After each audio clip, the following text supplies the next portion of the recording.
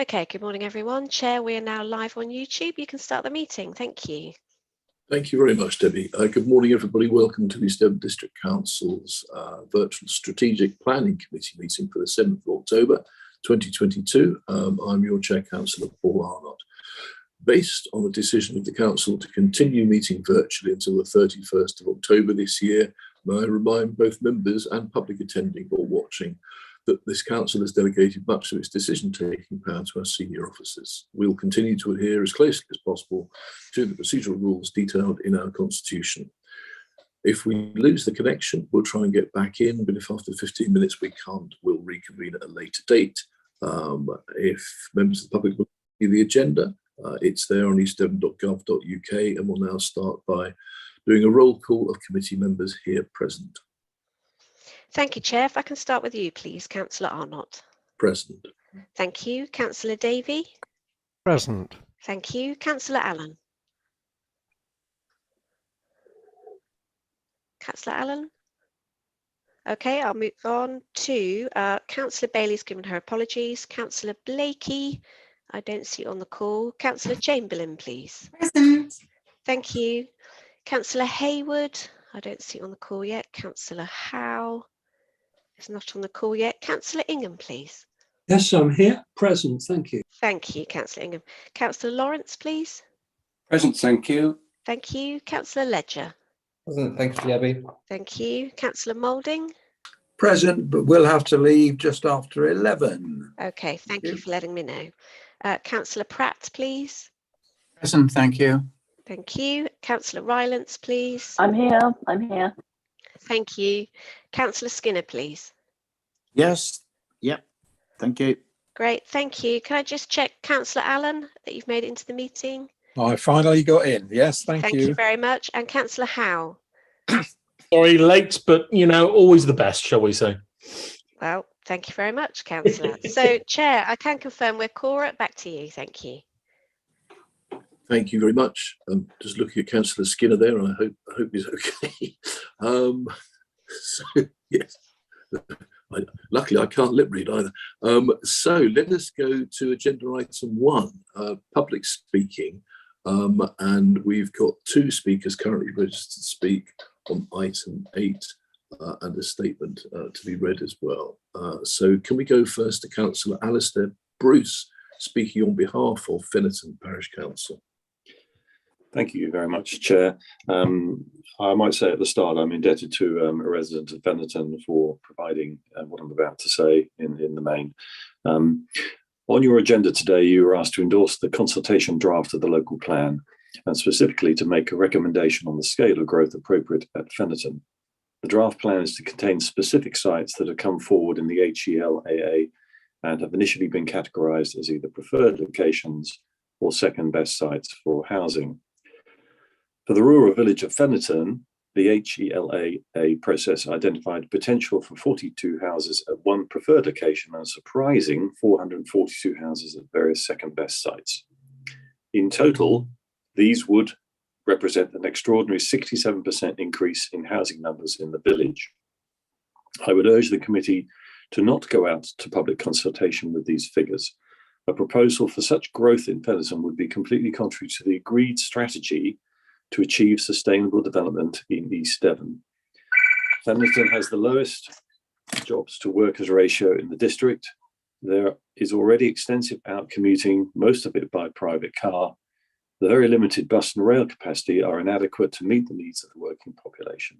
Additionally, housing at anything like the levels identified for Fennerton would exacerbate this already unsustainable position.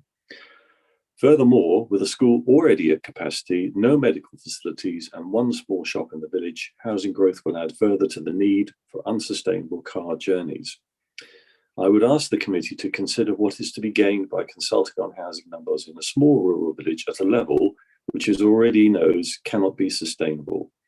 An expansion of 67% at Fennerton would make no sense in the context of the agreed strategy to locate new housing close to jobs, services and infrastructure. It will certainly make no sense to the community. The draft plan on today's agenda contains a holding statement about Fennerton with final text to be agreed at your meeting on the 1st of November. Please do not proceed to publish a consultation draft that includes the unqualified and unjustified figures resulting from the HELAA. The local plan must be driven by a sustainability strategy, not by development aspirations of landowners and housing developers. Thank you, Chair.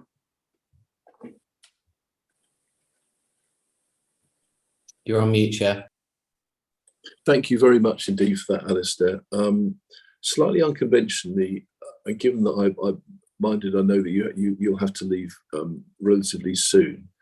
Can I bring Ed, if you're okay, can I bring you in at this point, just to perhaps explain what it is we'll actually be doing at agenda item 8, and perhaps that going out to consultation doesn't mean anything more than that. I don't know if you can help with that, Ed.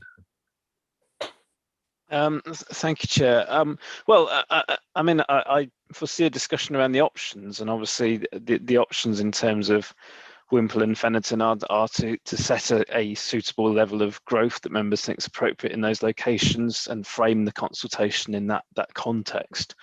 Or obviously, as an alternative, you could just leave that as an open-ended question. And seek views on an appropriate scale of growth in those locations and people's preference in terms of sites. I would admit, I think Councillor Bruce is correct, it doesn't align with the spatial strategy that we've currently outlined in the plan. However, we have a significant housing shortfall and we're presenting it as an option, given the number of sites that are potentially acceptable that have come forward in Fennerton and Wimple to put larger scale growth there. And I think it's important that members consider that, but it's up to members how you wish to frame the consultation, would be my point at this stage. Thank you, Chair. Okay, thanks, Ed. I'm sure we'll come back to that, I'm certain we'll come back to that soon. Can we come next to Councillor Graham Long, speaking on behalf of Up Ottery Parish Council? Hello, Graham, and very sorry that I missed your contribution. What seems like 10 years ago, but it was probably only last week. Over to you. A week ago, indeed. For those of you not at the September 29th meeting, I'm Graham Long, Chairman of Up Ottery Parish Council. And Chairman and Councillors, thank you for the opportunity to address you once again.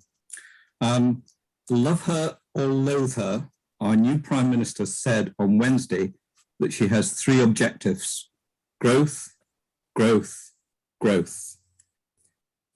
Delivering growth is not only essential for a nation, it's also essential for every county, city, town, and village. The only alternatives are stagnation or decline. Last week, I asked you to include my village as a Tier 4 settlement in your emerging local plan up to 2040. You chose to stick with the list of Tier 4 settlements that you agreed on last year, excluding Up Ottery, although the village has a 2017 HELA site suitable for approximately 20 houses. The lack of a village shop appears to be why we are not in Tier 4. I'm sure you appreciate that when the County Council and Central Government create their plans up to 2040 for bus routes, schools, highway improvements, etc., your local plan will tell them that you are content for villages below Tier 4 to stagnate or decline. And such organisations will then focus investment where the plan tells them people growth will happen.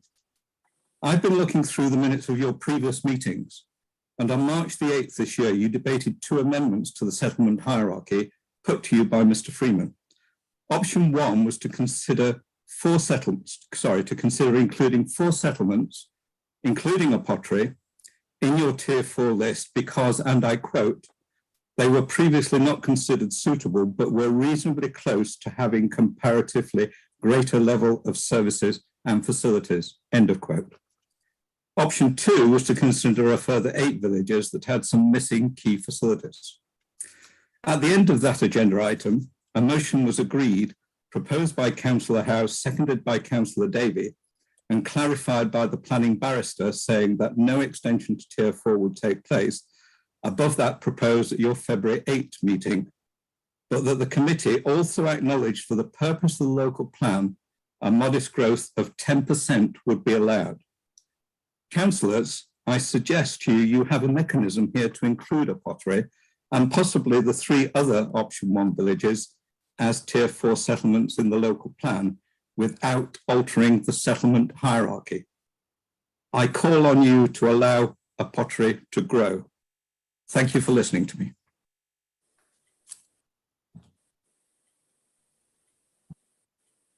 You're on mute again, Chair. It's one of those Fridays. Okay, thank you very much for that, Mr. Long. May I just ask you, from your local knowledge, in terms of what you understand those 27 houses, what the aspiration is to be? Is the aspiration for some of those to be affordable as well? Is that the idea for that? There is no, as my understanding is, the developer has certainly identified and submitted the field in 2017 to your call for Hiller sites, but I don't believe there is anything specified on it apart from the size being 2.3 acres, suitable for 20 houses. Okay, lovely. Thank you very much. Ed, you and I had a chat about this yesterday, didn't we? About what the best advice might be in terms of Upper Ottery moving forward. Are you happy to sort of mention that now for the benefit of Mr. Long?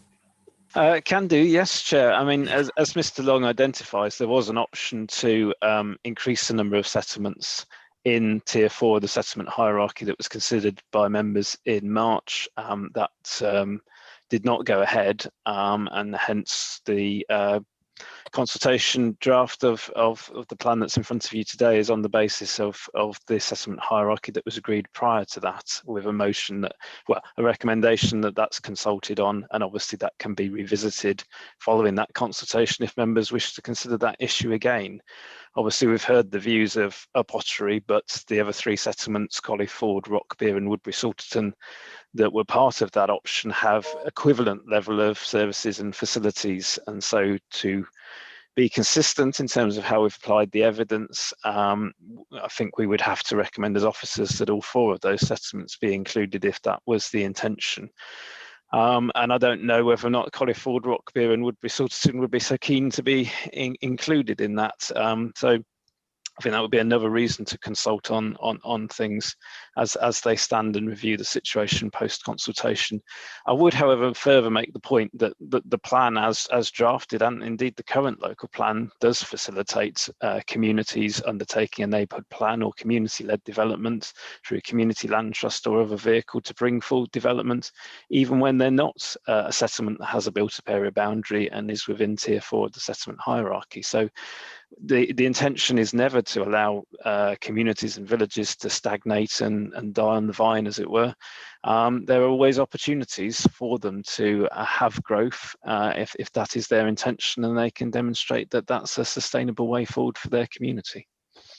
Ed, can I just ask to clarify, and I'll come back to Mr. Long in a second, just to clarify, therefore, under the consultation process, what do the people of Upper Ottery, what options are there for them to comment, as Mr. Long has just commented, and for us to hear that through the consultation? Well, there will be an opportunity through the consultation for them or residents of any other communities that are not within the settlement hierarchy and think they should be, to comment on that work and say how they feel their community should be included and why. And obviously those comments would be reported back to members next year when we go through those consultation responses for members to consider and decide if they want to make changes to the document at that point in time. But I wouldn't be recommending any changes at this point.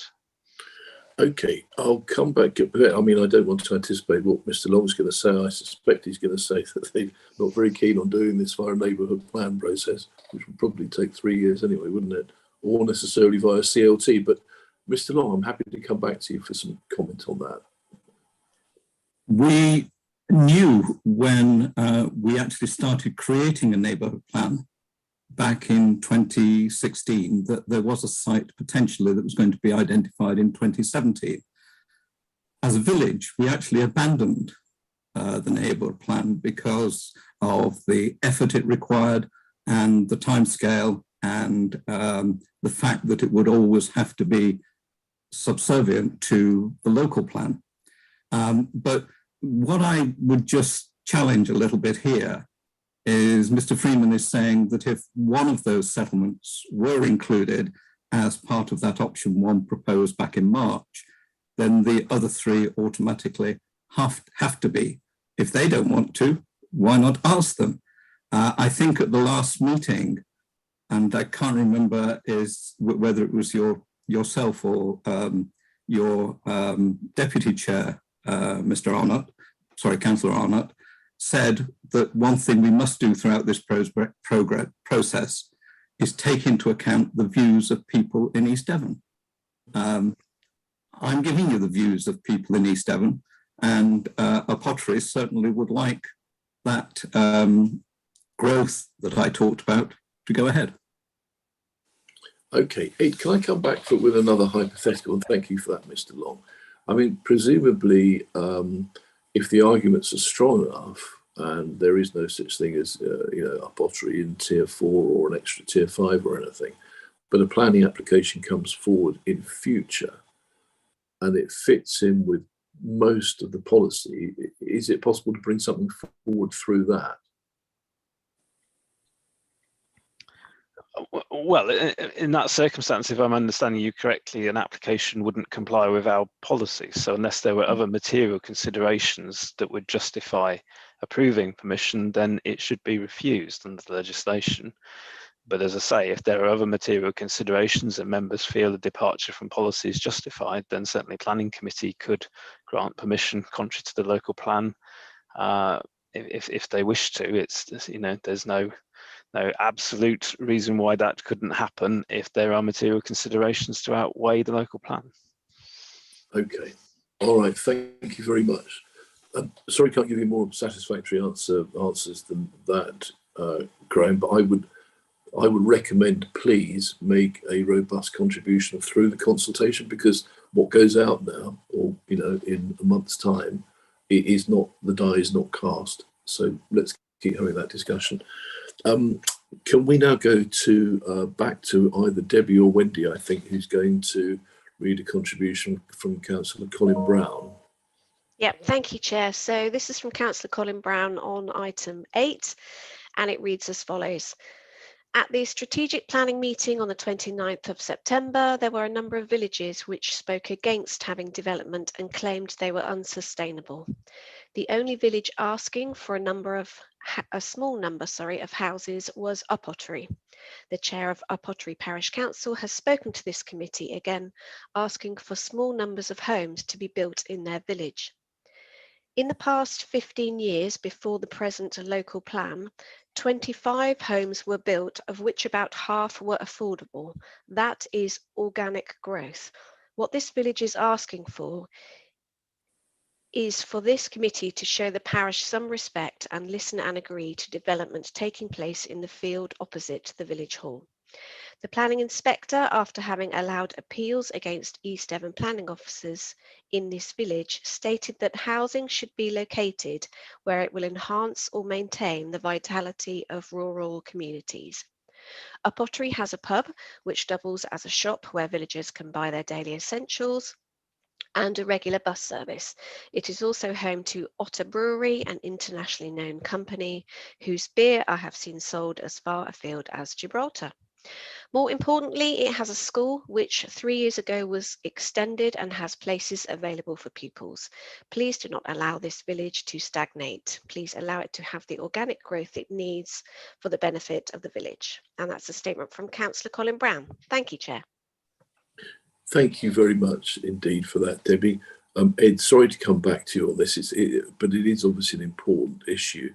Is there, without in any way prejudging, predetermining debate, is there an option we have at today's meeting or at a later meeting, 1st of November or otherwise, to include Upottery after all? The point I think would hold that Mr. Long has made is that, and I'm not advocating this is a hypothetical, just because Upottery of those 4 that we previously debated were to be in, not the other 3 that we discounted would either want to be or would have to be. So I'm just wondering what option we have today to make a decision that would please Councillor Brown and Mr. Long and others, or if it would have to be in another meeting, or if the door's already shut.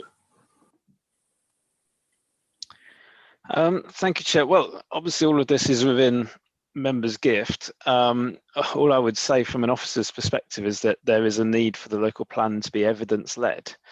And the reason why in, was it March, we presented it as options in terms of groups of settlements to be included is because they are on a par with each other in terms of the nature of the services and facilities available in those locations and the sustainability of those settlements against the criteria by which the settlement hierarchy was produced.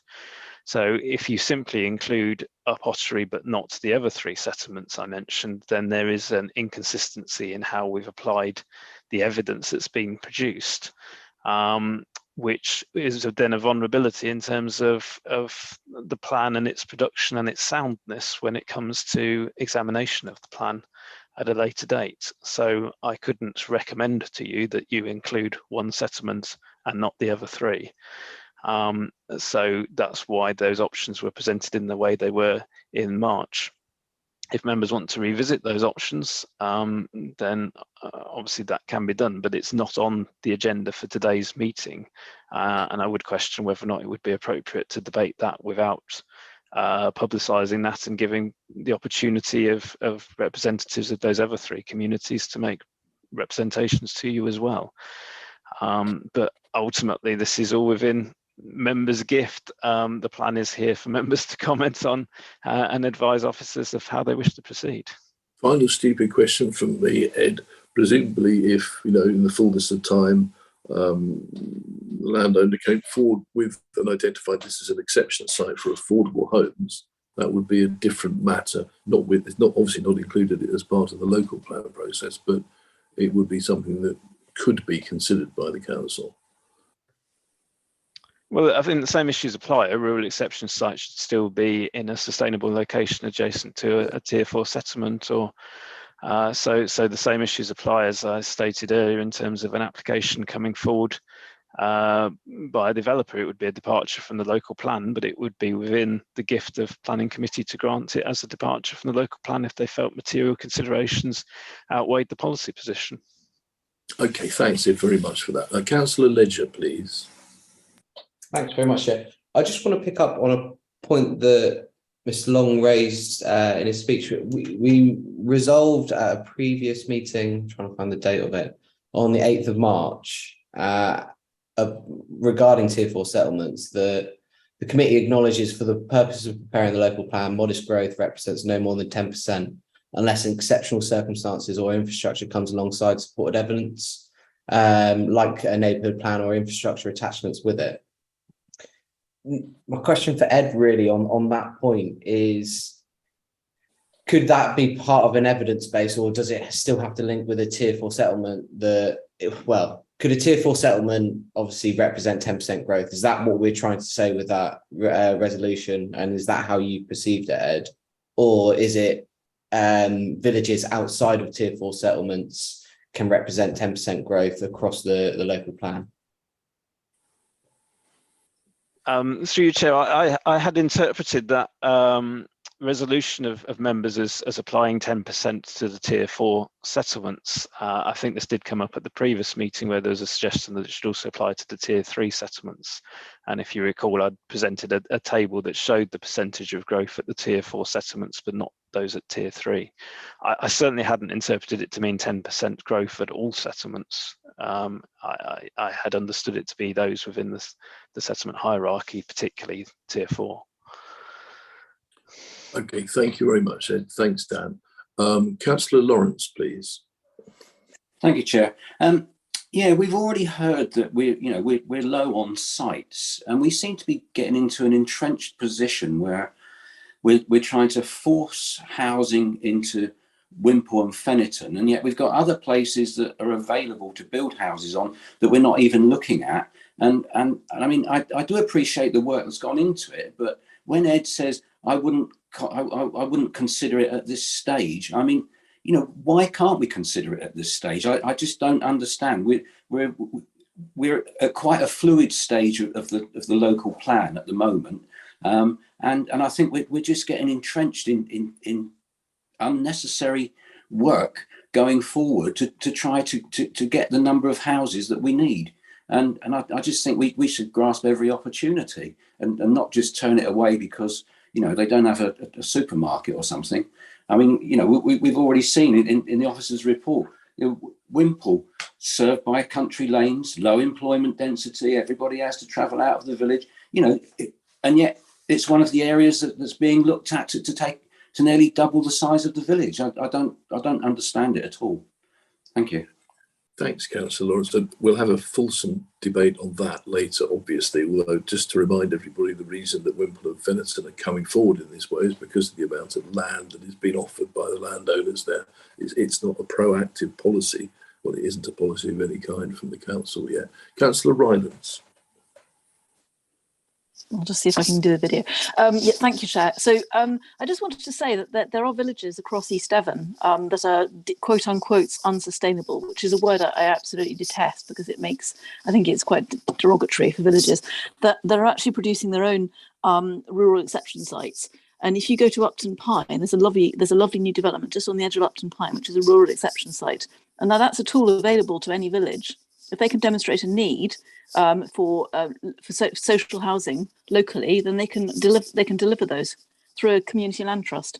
I would really recommend Councillor Long actually investigates this because I think it's just the most amazing fillip for any village if they can deliver housing for the young people that they know need them, or maybe the older people who want to downsize. I really recommend that you go and have a look at the ones in Upton Pine because they are absolutely lovely and obviously community led. Anyway, that's all I wanted to say. Rural exception sites are the way ahead, I think, for villages that are not assigned a development quota. Thank you. Thank you, Councillor Rylance. And this is a key point. And sorry, Ed, I'm going to come back to you again. In Colleton, we had exactly the same, which was probably in about 2009, 10, 11, something like that, with a development of getting on for 20 homes. Now, at that stage, Colleton didn't sit in any tier structure. I don't think there was a tier structure. But so therefore, it seems to me, you know, as an amateur, that option would still be available to our pottery. But is what you're saying, Ed, is that it wouldn't be, you know, I suppose the arguments for Colleton being sustainable might be stronger. Yeah, okay. Maybe I don't need to ask you that question at all. Okay, I've answered it myself. Right, Councillor Howe, please. Thank you, Chair. And actually, to back up Councillor Rylance, yeah, great community land trust, brilliant idea. Yes, they do great things, but not very often. And that's the problem. They are hard work as well. So we've got to be careful. Coming back to the whole emphasis around this, my understanding is we are still short on numbers even with the current proposal. And that's the fundamental. We're going to have to come back anyway and find more housing.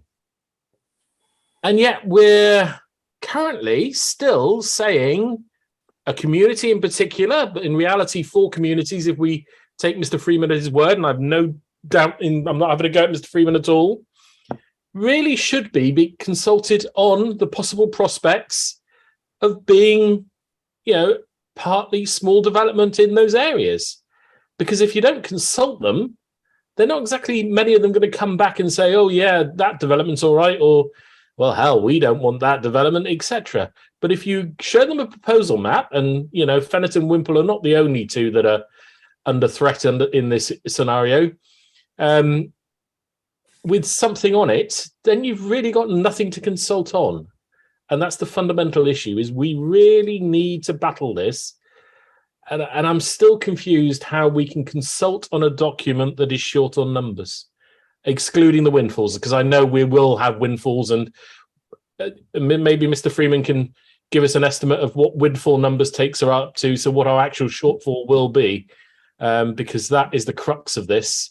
We need a compliant local plan with enough land allocated, unfortunately, to be successful. So thank you.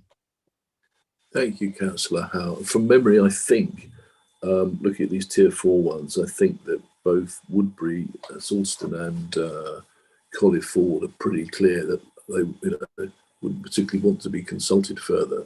I think it's a no for them, as I understand it. Collie Ford being in my ward, I should say.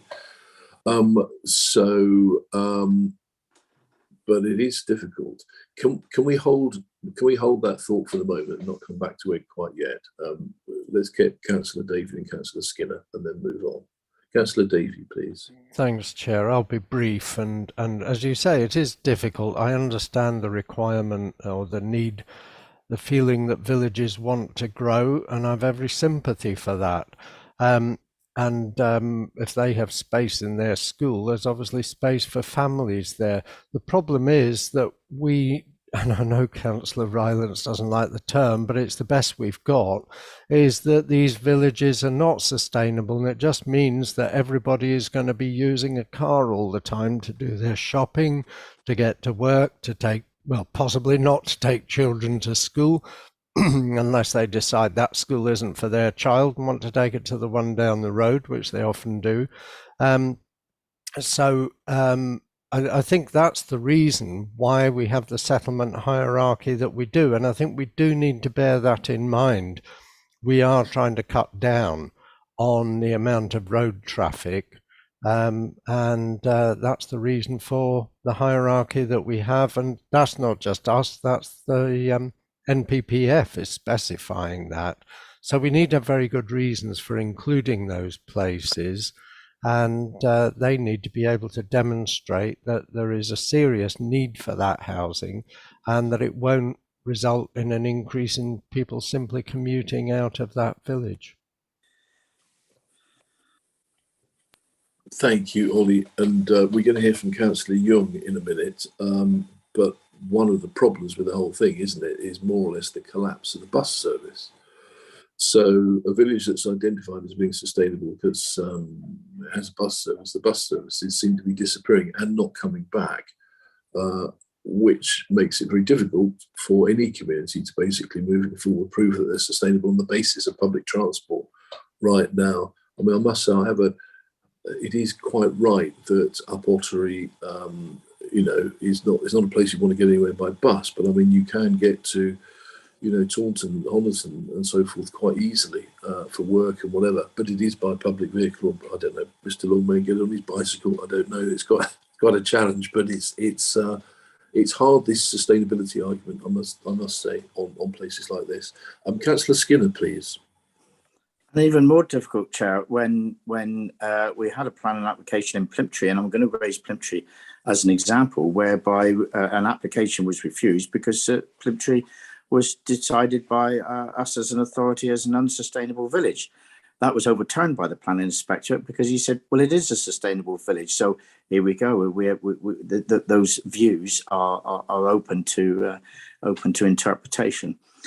And I really want to touch on that because we had in the village of Plymtree, and I mentioned this before the previous meeting, I won't ramble for too long, but I do want to make the point because it's really important because Mr. Long is here. He's trying to make his point. I understand about COTs. I understand about exception sites.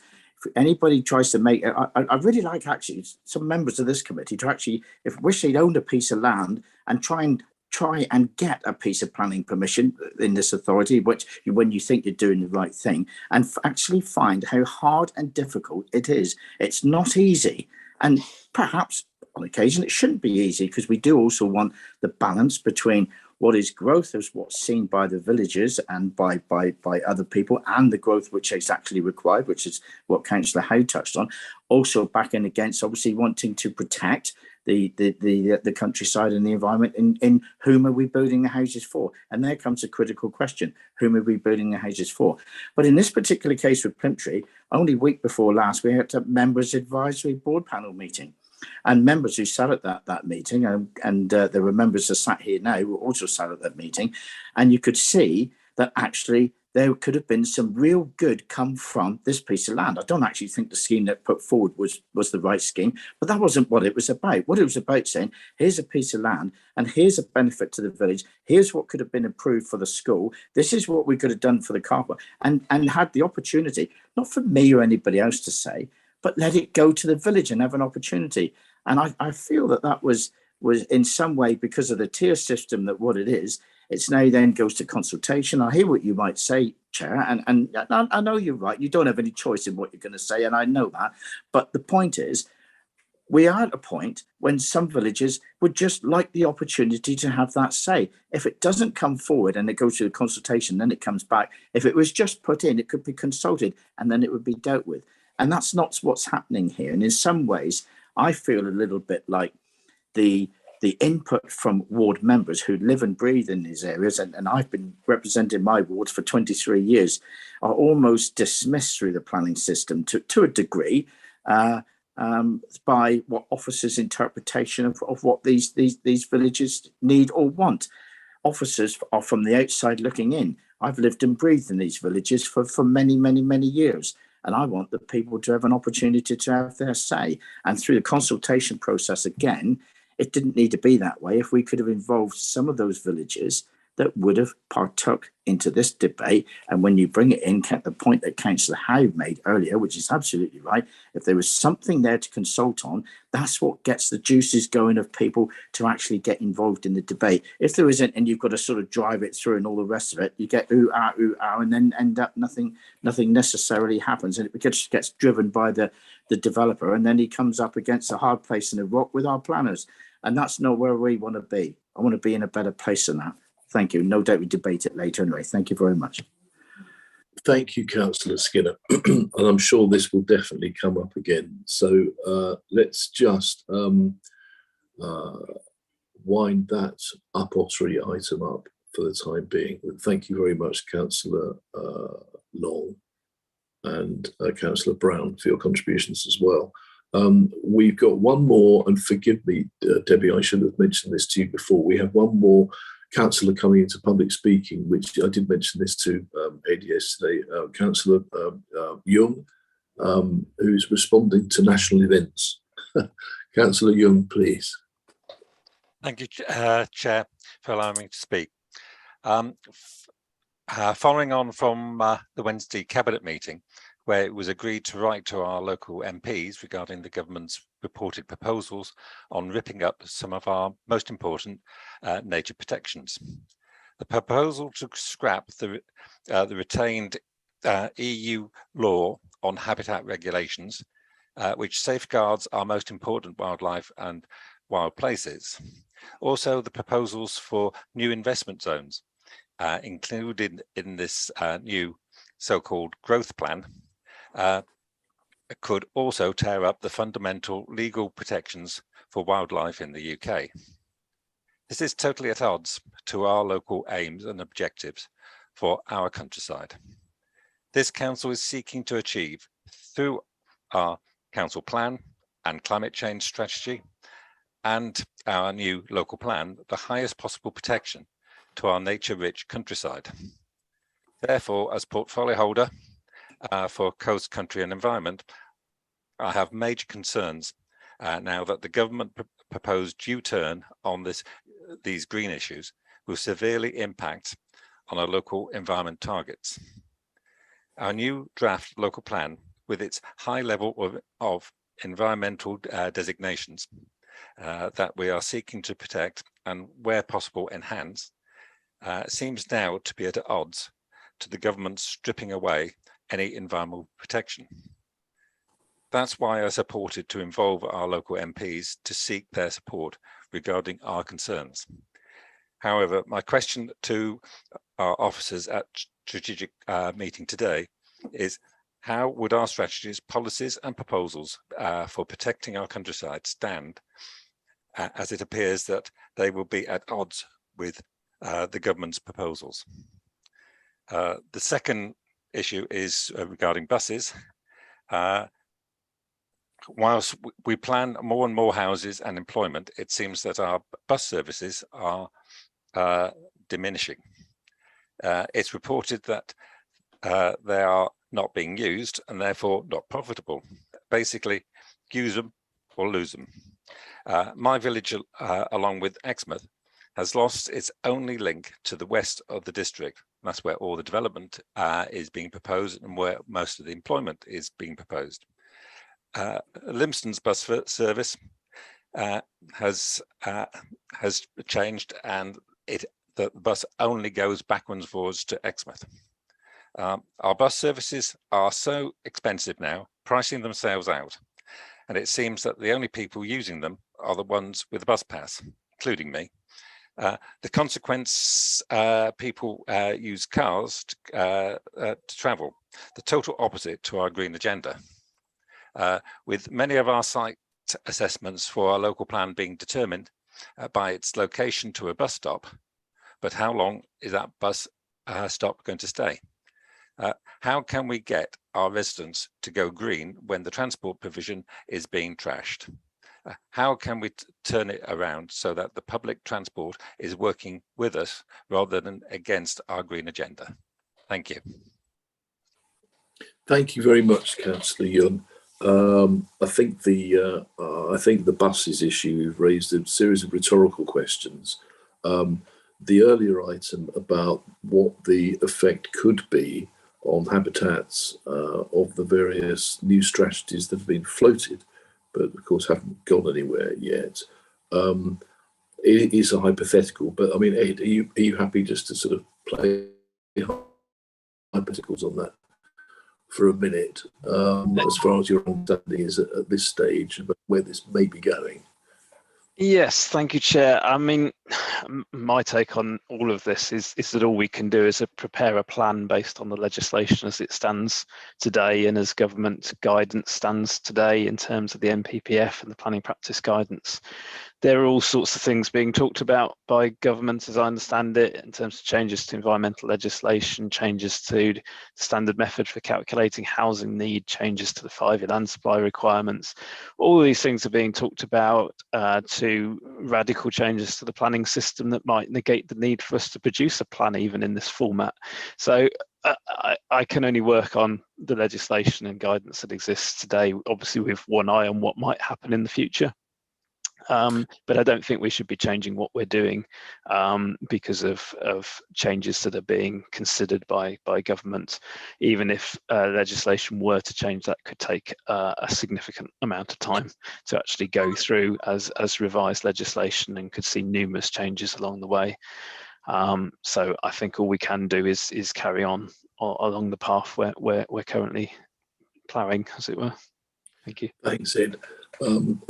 Councillor Skinner, I'm happy to let you in, but can you just be brief, please, on this? Yes, I will do, and I thank you for your comments in response to Councillor Young. What he suggested about what the government may or may not do is only rumour and conjecture, and it is hypothetical at this moment in time. In fact, actually, Mr. Freeman's answered that, so we've got over that one from what I can see. Regarding the buses, and there's always a continual within this council that blaming the government of the day, which is the Conservatives, for everything that's going wrong. At the end of the day, you did actually touch on it, Councillor Young. If you don't use it, you lose it. The bus service is a business that runs as a business. If actually those buses are running and there's nobody on them and they're continually running without people on them, they're not going to be profitable. That's as clear can be. So, you know, some of this stuff is around, we need to take responsibility for our own direction. The way to change that around is through this particular strategic planning team, in the way that what people want to call sustainable or non-sustainable, we're hearing all of the time, is actually if you're going to do away with the use of the car, well, the only way you do that is actually price the car off the road, which actually there might be a sort of a contingency to get that done at this present moment in time with the cost of fuel. But that's the only way that you do things. You need a step change in the way people are going to move around. And at the moment, the opportunities that are being offered by bus services are just obviously quite not fitting in with people's lifestyles. It's as simple as that, really. I don't see it's a government change. It's a case of how people want to choose and want to live their lives and how they can afford to do that. Thank you. Councillor Skinner. So I think Councillor Young and I have quite inadvertently triggered a profound debate within agenda item 1, public speaking. Happy to take 3 more, but can you keep it to 60 seconds each? Seriously, please, and I shall be setting my timer. First to meet the 60-second challenge is Councillor Eleanor Rylands.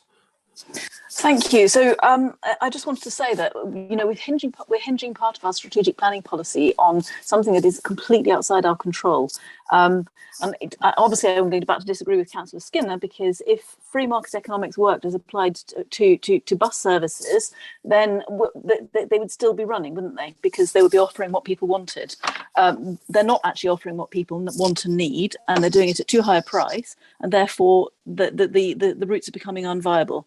So, you know, it's quite clear to me that there needs to be some level of market intervention from public authorities in how and when bus services run, so that they can actually truly be part of the infrastructure that we can rely on. And until we achieve some level of control over what the bus routes are and when they run and how they run and what price they are, then, you know, we're resting part of our public planning policy on something that we have no control over. And that is not a happy situation to be in. I hope it was under 60 seconds. Oh yeah, it was very good, spot on. It was, I think I made it 1:02. So let's see if Councillor can do even better on that. Mike, over to you, please. Thank you. And I'm going to walk the middle path, funnily enough, because quite frankly, what we're talking about here is sustainability and villages that are getting no growth whatsoever. Well, guess what? If you don't slowly grow these villages, these unsustainable villages, year on year, they get worse and worse and less sustainable. And that's what we need to talk about fundamentally, is how we stop the decline in our already supposedly planning-wise dead villages. That's not a euphemism, you get my meaning. But that's it. That's all I have to say. Thank you. You're on mute, Chair. I'm so sorry. I was congratulating Councillor Howe on doing that in 29 seconds and raising 2 key points. So thank you for that. An example to us all. Thank you so much, everybody, in agenda item 1. Let's go on to agenda item 2 now. Back to Debbie. Can we have apologies, please? Yes, Chair. So I have apologies from Councillor Jess Bailey. Are there any other apologies, Chair, that you're aware of? I'm not aware of any at this stage. Okay, thank you, Chair. Shall we move on to declarations of interest? Yeah, let's please. Well, in which case, let's do that. If you shall I say the little preamble, or would you like to say it? I'm happy to run through it, Chair, to give you a break for a second. Yeah, go on then, please. Members of the committee, when I call out your name, and obviously mindful that we're under the new code of conduct, can you let me have your declaration, please, which will include the agenda item, what your declaration relates to, what your interest is, and the type of declaration. So we'll start with you, Councillor. Chairman, sorry, it's Damien. Can you hear me? Yes, Damien. Oh, sorry, I was trying to speak and I don't think my microphone was working properly then. I do apologise. Before members declare their interest, could I just quickly mention something to them? Please do. Thank you. I've been contacted earlier by a member who was asking me what he should do with regards to declaring an interest in respect to part of the site that's being looked at in the local plan, which obviously is covering the entire district, is land owned by close friends of his. And he was saying, do I need to declare an interest? And it got me thinking, well, quite a few of the members may either own land in the district that's going to be affected by the plan, or may have friends within the district that own land that's going to be affected by the plan.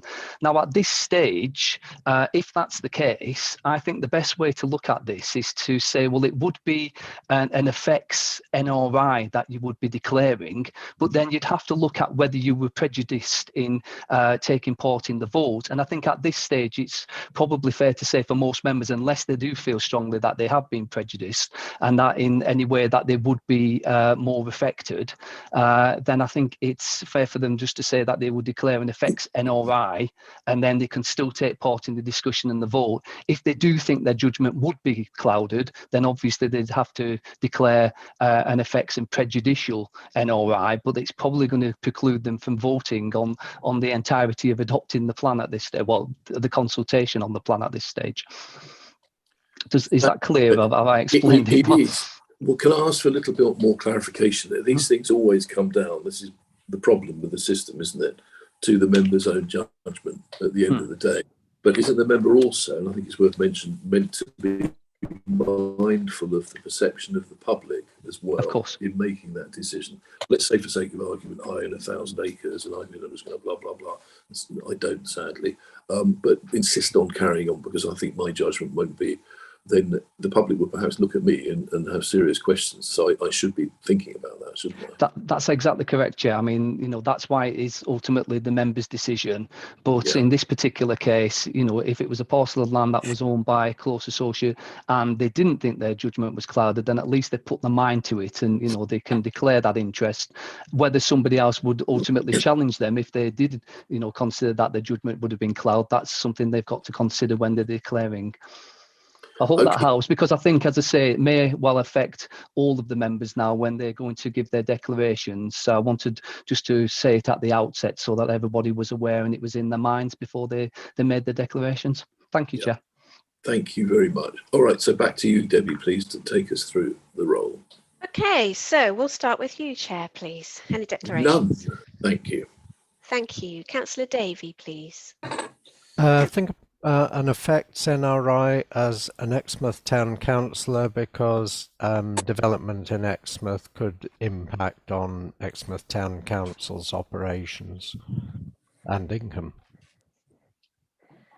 And is that in relation to item 8 then, Councillor? It is, sorry, yes, it's the local plan to do with development in Exmouth. Okay, thank you very much. I've got that down. Thank you. Councillor Allen?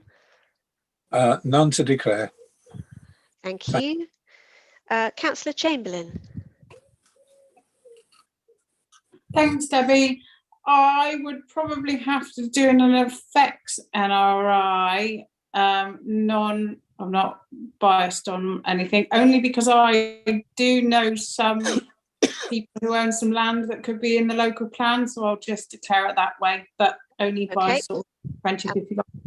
Thank you, and that's for item 8. Thank you, Councillor Chamberlain. I'll move on to Councillor Howe, please. You really wouldn't. Right, I'll go for an effects NRI because I'm a member of Bishopscliff Parish Council on item 8, and obviously part of that is the consultation. But I do have to raise the question because I own the shop in Cliff St Mary. Yeah. And this is a general consultation where Cliff St Mary is, and I am confused and perplexed as to what I should do, being as this is a consultation document. I don't come predetermined. I've generally spoken against nearly all the development in Cliff St Mary. In fact, I have spoken against all the development in Cliff St Mary, etc. So I'm happy to take legal advice, but I really don't know where I am on this. Thank you. Chairman, do you want me to just say again? So, yeah, I can see where you're coming from, Councillor Howe. It is a little bit of a tricky one at this stage because, as you say, all we are looking at is it's going out for consultation. There's not been a final decision made in respect to the document at this stage. Now, it may well be when we come to make a final decision in respect of it, if we're then looking at it in chapters and if a specific chapter would apply to land that your shop was within or indeed anybody's got some land within, because obviously as a general rule all of the members no doubt may well live in East Devon and have houses within East Devon and land within East Devon. It's whether it's going to be affected by what's proposed in the new local plan. So if you believe that what was your shop was going to be affected by what's proposed in the new local plan when we go further down the line, then I think at that stage you may well be having to declare an effects and prejudicial NRI. But at this stage, because it's consultative, I think from what you're saying to me, unless you do feel your judgment would be clouded, if you do feel your judgment would be clouded, obviously you would have to speak and then leave. But if not, then you can take part in the vote. Thank you. Does that clarify things a little bit? As always with me, this is a complex situation, but I'll go with your advice, and I'm not predetermined in any shape or form, etc. So I'm happy. It's good that we've got it out in the open and you've said it. So it's good to go through these things. But I think that's probably the right decision in this case, based on what you've just told me. Yeah, lovely. Thank you. Okay, so that's an effects NRI. Councillor Howe, just to confirm. Thank you. Yep, lovely. Okay, we'll move on to Councillor Ingham, please. Any declarations, Councillor Ingham?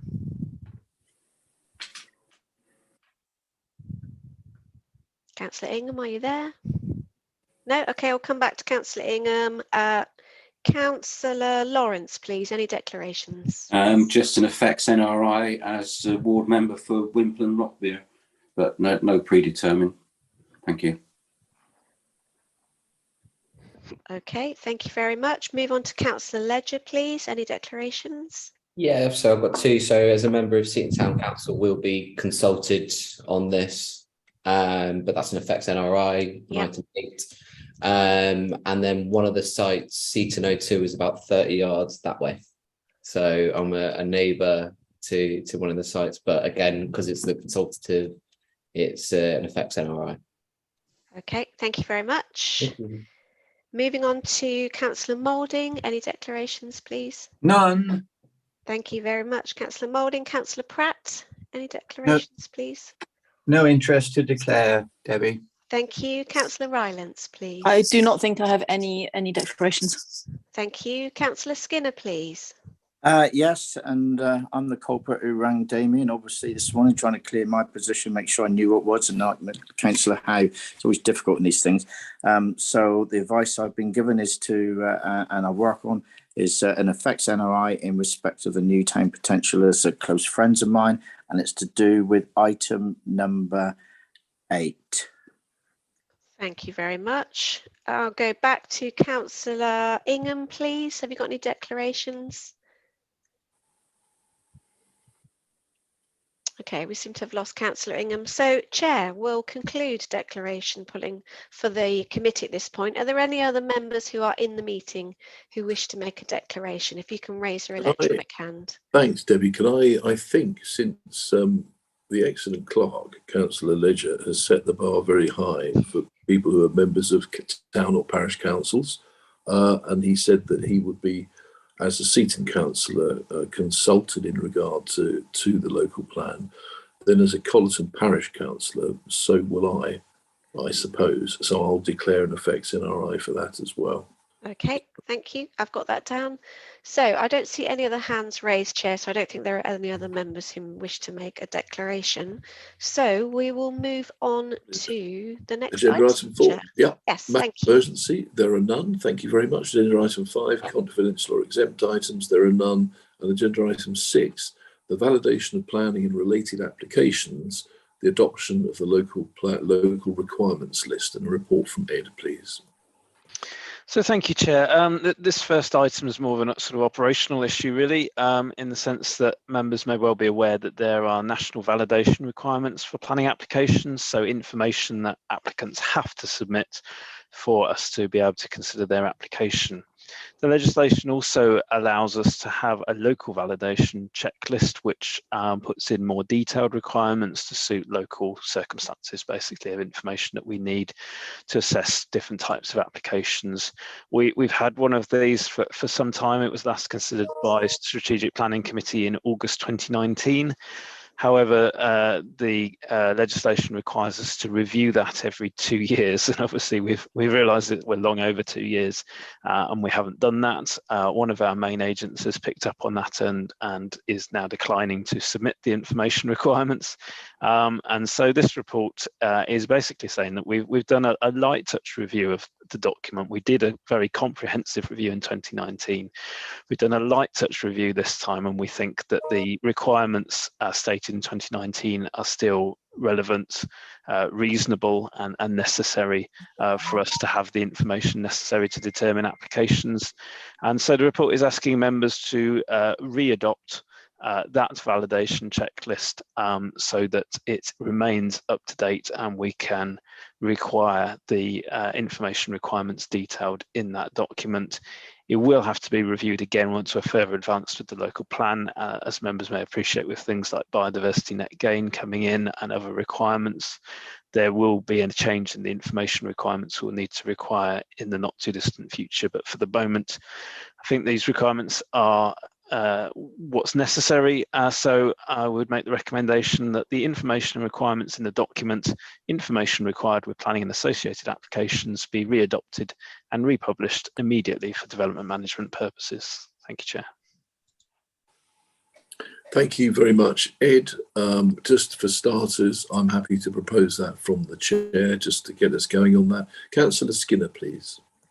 Yes, and it's something that bodes quite close to my heart. Really, I'm not against the proposal that's been put forward, but are members really aware of the vast sums of money that developers need to put up front to pay for lots of these, if you like,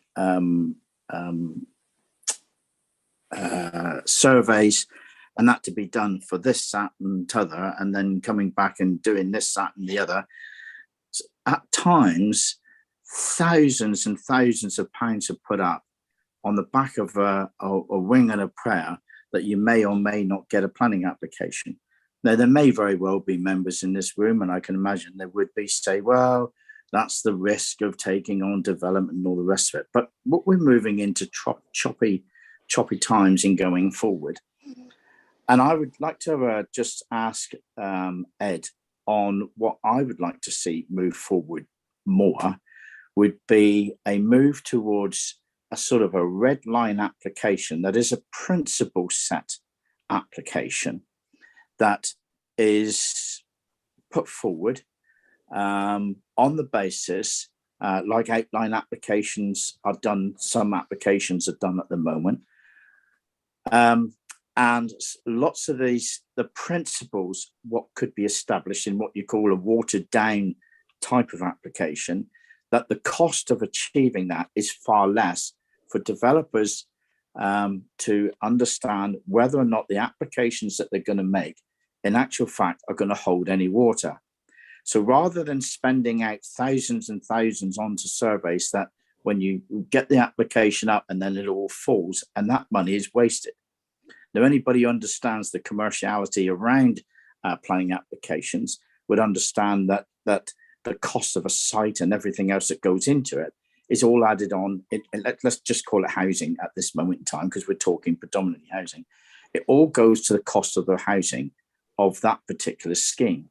And sometimes some of these things could actually be mitigated against in the fact of if there wasn't any chance, they need actually pushed it and pursued it, and actually from an officer perspective is pursued applications that really weren't going to get through the system. And that way, in some way, it works twofold. It works one whereby it gives a clear indication to developers early doors whether applications may or may not land. And the second thing is if it doesn't get pursued in a rigorous way, it means our officer time on applications that potentially could fail are then mitigated against. So I think there's a way. The document in itself is just merely a let's carry on as we did before. But as we're at strategic planning, Chair, through yourself, this is a way of thinking a little bit outside of the box in the way of trying to encourage developers to come forward if they so need be, but wheedling out those sites, if I may call it that, or the separation of the sites. So those sites that are good sites that would actually, you could say, yeah, in potentially, we think there's something here to happen. Doesn't mean to say it's going to happen. What it does a potential.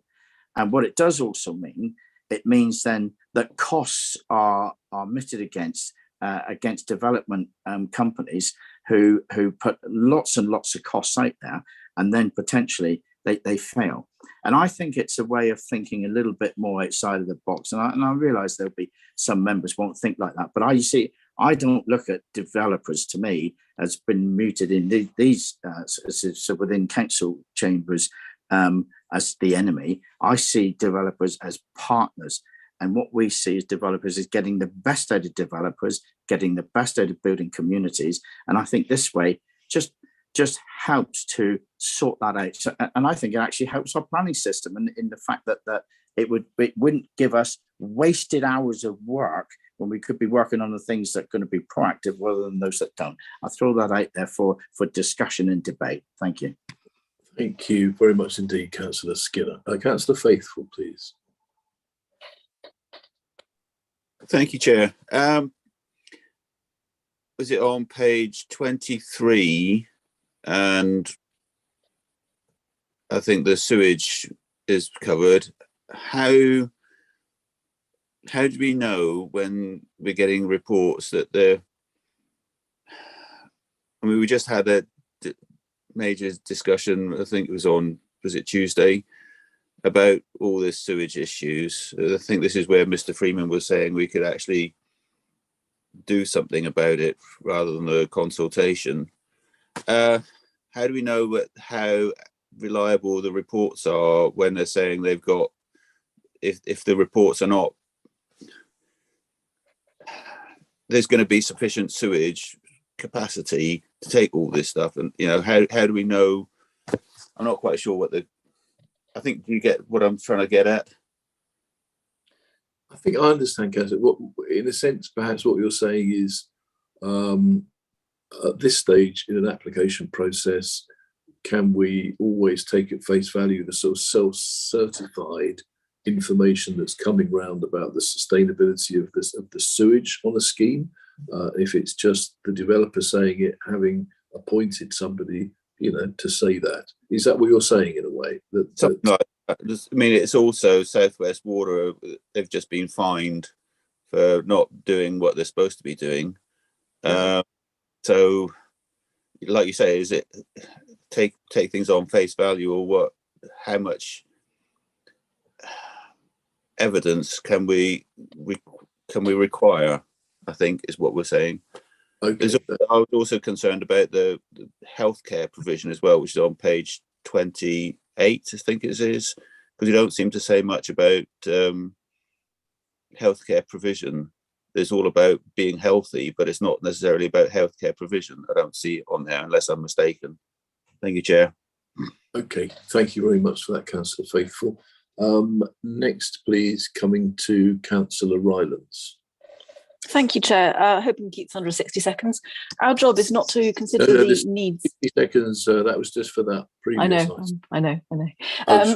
Our job is not to consider the needs of private businesses. Our job is to deliver the best possible public services at the best possible value for the residents of East Devon. That is what we do. We are not in the business of making things easier for businesses that have their own well-staffed departments. And Councillor Skinner, I'm sure, was expecting me to say something along these lines. Our job is to look after our taxpayers and our non-taxpayers alike, and produce the best possible policy for them. When I say non-taxpayers, I mean children, essentially. And anything we do must be geared towards that. So we need to be producing good policy, the right houses in the right places at the best possible value, and that's it. It's not our job to consider whether something is viable on behalf of Persimmon or Bowes Homes, just to quote two major developers. Thank you. Thank you very much, Councillor Rylands. Councillor Allen, please. Thank you, Chair. I was trying to look at the design and access statement requirements, and at present I can't somehow find them. My concern is that we were very concerned to get the right design, and we have a Design It Beautiful regime at present from central government. But the second thing is even more important, and that is the design aspects of both access to the house and internal access within the house for people who are disabled, particularly with wheelchairs. And I can't see any reference to that. So perhaps Mr. Freeman could explain, because we need some kind of guidance for that. Thank you, Councillor Allen. I'll bring Mr. Freeman back in after we've heard all the questions. Coming next to Councillor Lawrence, please. Thank you, Chair. Very briefly, I think Councillor Skinner touched on a very important point, in that if there is some easy pre-app form that can go through, at least officers won't be bogged down in chasing up reports that aren't going to be necessary because the developer will not want to go ahead with the development. And I think it's important to note that we are short of staff, short of officers, and I think we should try and make it a little bit more reasonable for ourselves if we had a different way of dealing with all these applications rather than getting all the reports in first. That's my own view anyway. Thank you. Thank you, Councillor Lawrence. Councillor Davey, please. Thank you, Chair. If I've understood Councillor Skinner correctly, he's kind of saying there should be a kind of baseline requirement for applications and then additional material only if needed. But that is exactly what this does. For instance, you're only required to do a land contamination survey if there's a likelihood of contaminated land. You're not required to do one if there's no likelihood of that. So I feel there is a basic level of information required, which is just the plans, the design and access statement that Councillor Allen referred to, and that is 214 of the agenda, page 13, Councillor Allen, if you're still looking for it. And that's only for major developments. So it very clearly states what's a major development, what's a minor development. I don't see developers being put off by the requirements that we're placing on them, because we seem to get huge numbers. And we don't know until it goes to planning committee whether it's going to be refused or not. So I don't see how we can kind of weed things out there. So I think the policy as it stands is perfectly acceptable, and the extra requirements that are placed on developers only apply if those circumstances are met, such as proximity to listed buildings, say. Otherwise, you don't have to produce one. Thank you, Councillor Daly. Councillor Pratt, please. Thank you, Chair. Location plans, one for Ed. Sometimes I've noticed on these plans that adjoining properties and roadways are not included when they are listed there to be included. And your comment on that, please. Okay, so that's a good point to come back to, Ed, please. Let's see if you can pick up some of those points. Thank you, Chair. Well, if I go back to the start and Councillor Skinner's comments, yes, I mean, I would say that we do only require these documents and surveys where it's necessary for us to assess the application against the relevant legislation. But in terms, so I don't think any of this is putting unreasonable demands on, but I understand the point he's making in terms of this can be a significant cost when the developer perhaps in the first instance simply wants to establish a principle. And this is why the government introduced something called permission in principle for housing-led developments a few years ago. And this is a two-stage process where developers can apply in the first stage simply for permission in principle. So red line plan, this is what we want to do on this site, yay or nay. And then there's a second stage whereby they get what's called technical details consent, where all of those technical reports and details come in as a second tranche of information and are then assessed. And only once both stages have been satisfied can development proceed. So I think that was introduced by the government to address exactly the issue Councillor Skinner raises about the cost and of producing all of those reports at the first stage, when the principle of development may not be acceptable to start with, and it's then wasted work and expense. Obviously, the traditional route of outline planning permission also exists, but there are certain reports and information you'd still need to provide at that stage, which is why permission in principle was introduced. So there's lots of information on the gov.uk website on permission in principle and how that works. It's not particularly well used, I have to say. I'm not sure necessarily many people are aware of it, but it is out there and is available to people. In terms of Councillor Faithful's comments, yes, I hear what he says about foul sewage. The requirements in the a validation checklist are designed to ensure that we get a good level of information from applicants from the outset on those issues and other infrastructure and utilities issues. We would expect those reports to be carried out by professionals with appropriate qualifications so that that information can have some legitimacy in terms of the professional expertise and professional membership of professional bodies that the person writing it has. We would then obviously consult with those providers, South West Water in the case of sewage, and obviously expect them to give us a response based on their infrastructure and their requirements. I know there were concerns expressed at Scrutiny Committee last night about the reliability of information coming from South West Water as a private company who obviously have a vested interest in more development coming forward and more customers. And that's part of the reason why we've commissioned consultants Royal Haskellane to do a water cycle study across the district as part of the local plan work, so that the capacity of their infrastructure is scrutinised independently by consultants working on our behalf. In terms of healthcare provision, yeah, I mean, I'm not sure there's much more information we can expect applicants to provide us on in terms of that. That really comes down to our consultation with healthcare providers and for them to guide us. And if they require further information in response to that, then obviously we go back to the applicant and require that. But that's such a specialist area. I think it's very hard for them to get access to that kind of information and for applicants to fully understand the implications of their development on healthcare provision. So we have to rely on consultees to guide us on that. In terms of Councillor Allen's points about design and access statements, so design and access statements are sort of lightly covered on this, but they are part of the national validation requirements, and this is a local validation checklist.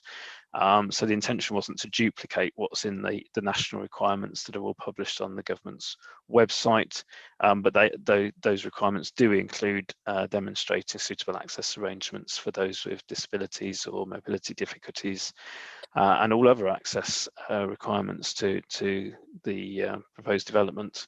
So that is all covered. Lastly, I think was Councillor Pratt's comments about location plans. I do agree actually that I have noticed since I've I've perhaps had a more hands-on role, shall we say, in development management since the departure of our development manager, that some of the location plans I'm seeing are of very poor quality. And members of the planning committee might have noticed that in the presentations I've started putting in our own ordnance survey maps location plans so that people can actually see where these sites are when they come to planning committee. So that is something I need to take forward and tighten up on that. They should certainly be showing the site and its surroundings, adjacent roads, key locations, so that people can see where these sites are from the plan that the applicant submitted and not have to go on Google Maps or whatever to work that out. So that is something we need to tighten up on. Thank you, Chair. That's superbly comprehensive answers. Thank you so much for that, Ed, and thank you, committee, for all of those questions and comments. I think we can now move to the vote. I'll just remind you of the recommendation in the report, which is that the information and requirements in the document, information required with planning and associated applications, be readopted and republished immediately for development management purposes. Over to Debbie, please. Okay, members of the committee, if you could use your green tick if you're in vote. So, Chair, I have 10 votes in support, 11 votes in support, no votes against, no abstentions. So that is carried, Chair. Thank you. Lovely, thank you very much. Forgive me, Debbie and Damien. I think maybe I should have asked Damien to be doing that. So I'll bring you on. You should, Chair. I wasn't going to get precious about it. It all went well, so absolutely no problems. I thought Debbie could just show you how it's been done over the years. Well, there we go. Then I've watched and learned now. Hopefully, okay, right. You're coming down. Thank you very much. No problem, Chair. Right. So I would suggest that what we do is let's do the next item and then take a comfort break before what's likely to be a more substantial. Even more substantial discussion. So agenda item 7, which is East Devon Local Housing Needs Assessment 2022, a report by the consultants ORS to be reported on by Ed Freeman. Thank you, Chair. So the local housing needs assessment is a key evidence document for production of the local plan. It tells us not so much in terms of the total housing need, because obviously we have the gold standard method for that, but really it breaks it down in terms of needs, in terms of affordable housing and different types of housing need, so that we can plan for those needs through the local plan. So members may recall that we did a previous local housing needs assessment in 2020, which was brought to members in October of that year, which was produced by ORS, and started to form an initial evidence base that was produced collaboratively with Exeter City Council, Mid Devon District and Teameridge District Councils. So this latest work is an update of that report. Fundamentally, things move quickly in the housing market and we need to keep track of that and make sure we've got up-to-date evidence. And members may recall, I think there was a virtual workshop in June of this year, I think, where the initial findings of this work were presented to some members who attended that event, and you had the opportunity to ask the consultants questions and feedback on their work. So section 2.3 of the report summarises some of the key conclusions. So you see we're obviously already aware of the housing need we have in the district. The report does refer to 918 dwellings per year. Obviously, more recently, it's been updated to 948. So that's what we're actually working to now. But it does break it down in terms of affordable housing need, as I say. So some key headlines: there's a forecast need for 8,011 households over the 20-year period to 2014 in terms of affordable housing. So that equates to 401 households per year in affordable housing need. And it also breaks that down in terms of the 10-year split, and you'll see at point G, which I think is another key point, that 64% of our total affordable housing need is for socially rented units. Perhaps not a surprise, but that's a key piece of evidence if we are to then develop policies that seek to secure a high proportion of social rent. But we do need to be mindful of the government's requirements in the legislation, particularly for first homes since May 2021, where we are required for first homes to form 25% of affordable housing delivery. So there are significant issues there in terms of balancing those requirements in the legislation and what is actually needed in the district. There's various sensitivity testing has been done in terms of this to make sure that this is a robust piece of work. And there's also quite a lot of detail about the needs of older persons. And another key issue is obviously around accessibility, accessible and adaptable dwellings. And you'll see there are some quite clear indications of significant needs in terms of those requirements, which transfer into policies, which we'll come on to later actually with the next item in terms of the local plan and policies that seek to secure these needs. But the need for accessible and adaptable homes is broken down into affordable housing with a range of about just over 1,000 to about 2,500 of those, and market housing of between 4,000 and 10,000 homes, market housing homes, with a need for it to be accessible and adaptable. So there's a substantial need there. A slightly smaller need for those for wheelchair adapted housing of about 1,000 homes over the 20-year period. So as I say, it's a key evidence document for the local plan. It's already very much informed the work that we've been doing while it's been emerging, and hopefully you will see that when we go through the draft plan in the next item. But in terms of this item, the recommendation is simply that Strategic Planning Committee recommend endorsement of the Local Housing Needs Assessment September 2022 for use as evidence for the purposes of the new local plan and other spatial plan making and for development management, and in support of achieving East Devon District Council's corporate objectives. And secondly, that Strategic Planning Committee recommend that the Local Housing Needs Assessment report be published on the Council's website as part of the new local plan evidence base. Thank you, Chair. Thank you, Ed, very much. Can we go to Councillor Eleanor Rylands first, please? Thank you, Chair. So, as ever, I find these figures quite maddening, really. They seem like a very, very blunt tool to tackle the very real problems that we know we have in East Devon. And we know anecdotally from our own areas that we have young people who can't afford to live anywhere, They are living, maybe in the back of their parents' garden or still with their parents. We know about the lack of affordable private sector rent. And young families are having to rent houses with 3 bedrooms at something like £1,200 a month at the moment, which is clearly unaffordable on average wage in East Devon. So why we're being told we only need 400 affordable houses per year when we know we have a waiting list of 4,500 is absolutely beyond me. It just strikes me that we are actually completely missing a trick here, because we're being told we also need to produce a quarter of houses for incomers, basically from elsewhere, who can almost certainly afford more money than our local young people can. And I just can't see why we aren't being more ambitious, really, with our housing and trying to deliver more social housing, a much higher proportion of social housing than these figures would suggest. I mean, even Tiverton's doing it. Tiverton announced yesterday that they were going to build a passive house standards group of 70 houses on the edge of Tiverton. If Tiverton can do it, if Mid Devon can do it, why can't we? So why are we constantly just allowing ourselves to be led by a really blunt tool offered by government when we know that we have these very conspicuous problems locally? We have young people who are paying an entire wage in rent, or who are chasing, 10 houses, 10 families chasing one rental, or sitting on a housing waiting list for years on end. So why are we only planning on building 400 so-called affordable houses per year when we know that we have 4,500 people who need them right now? It just doesn't make any sense.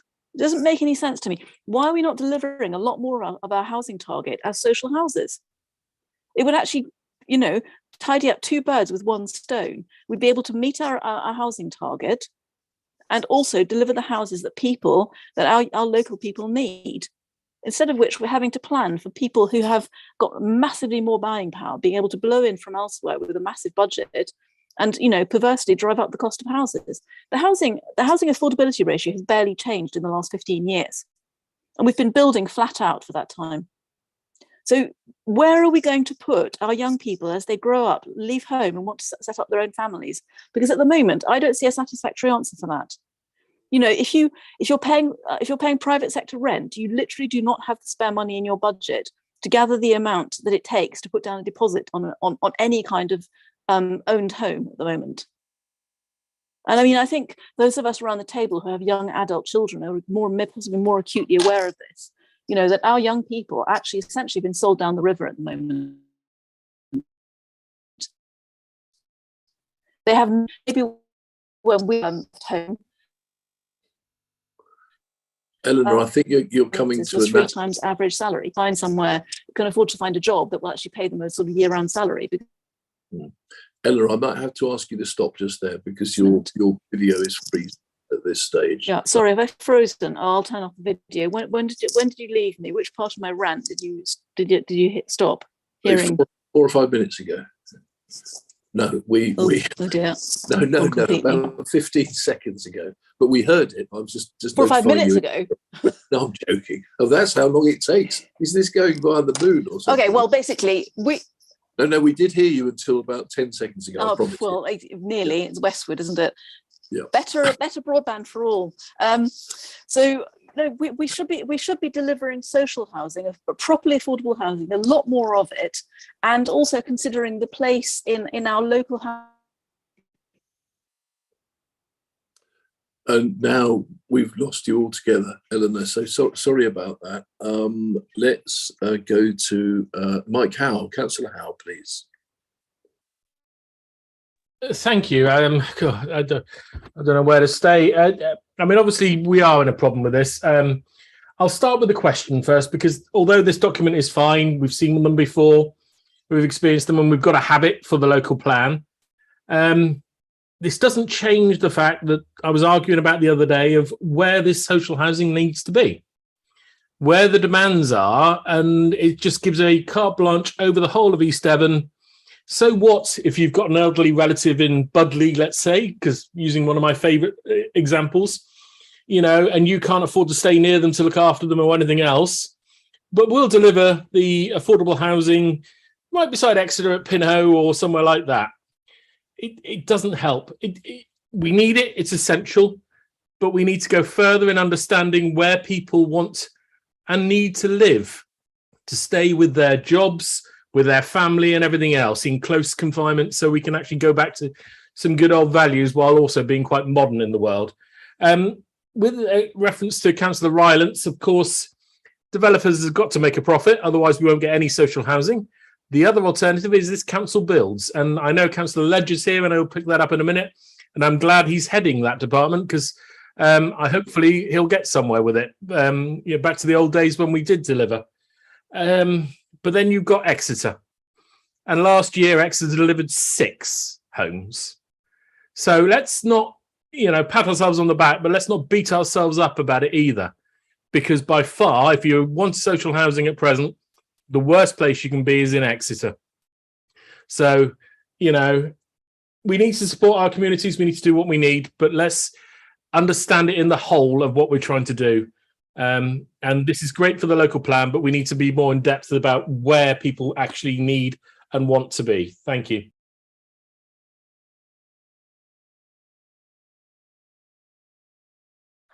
You're on mute, Chair.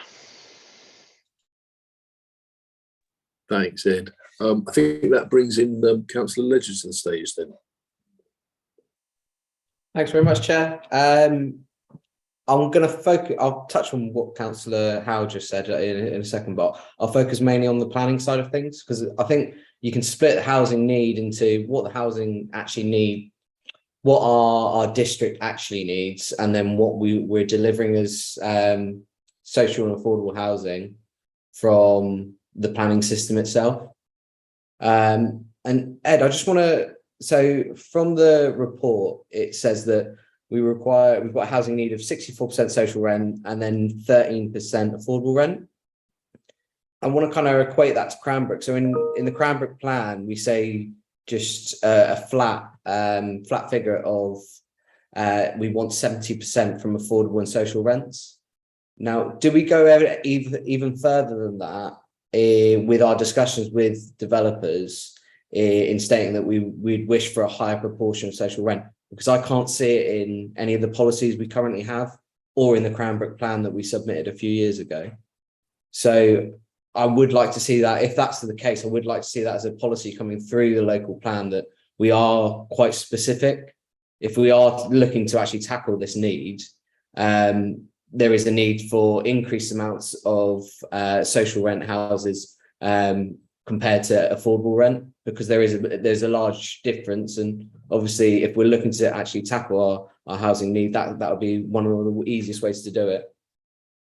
To quickly cover Councillor Howe's question, Jo Garford's doing a fantastic job along with her team. We're currently exploring a number of sites. Hopefully, we may have something delivered by middle of next year. And we've got a pipeline with about 50 homes already.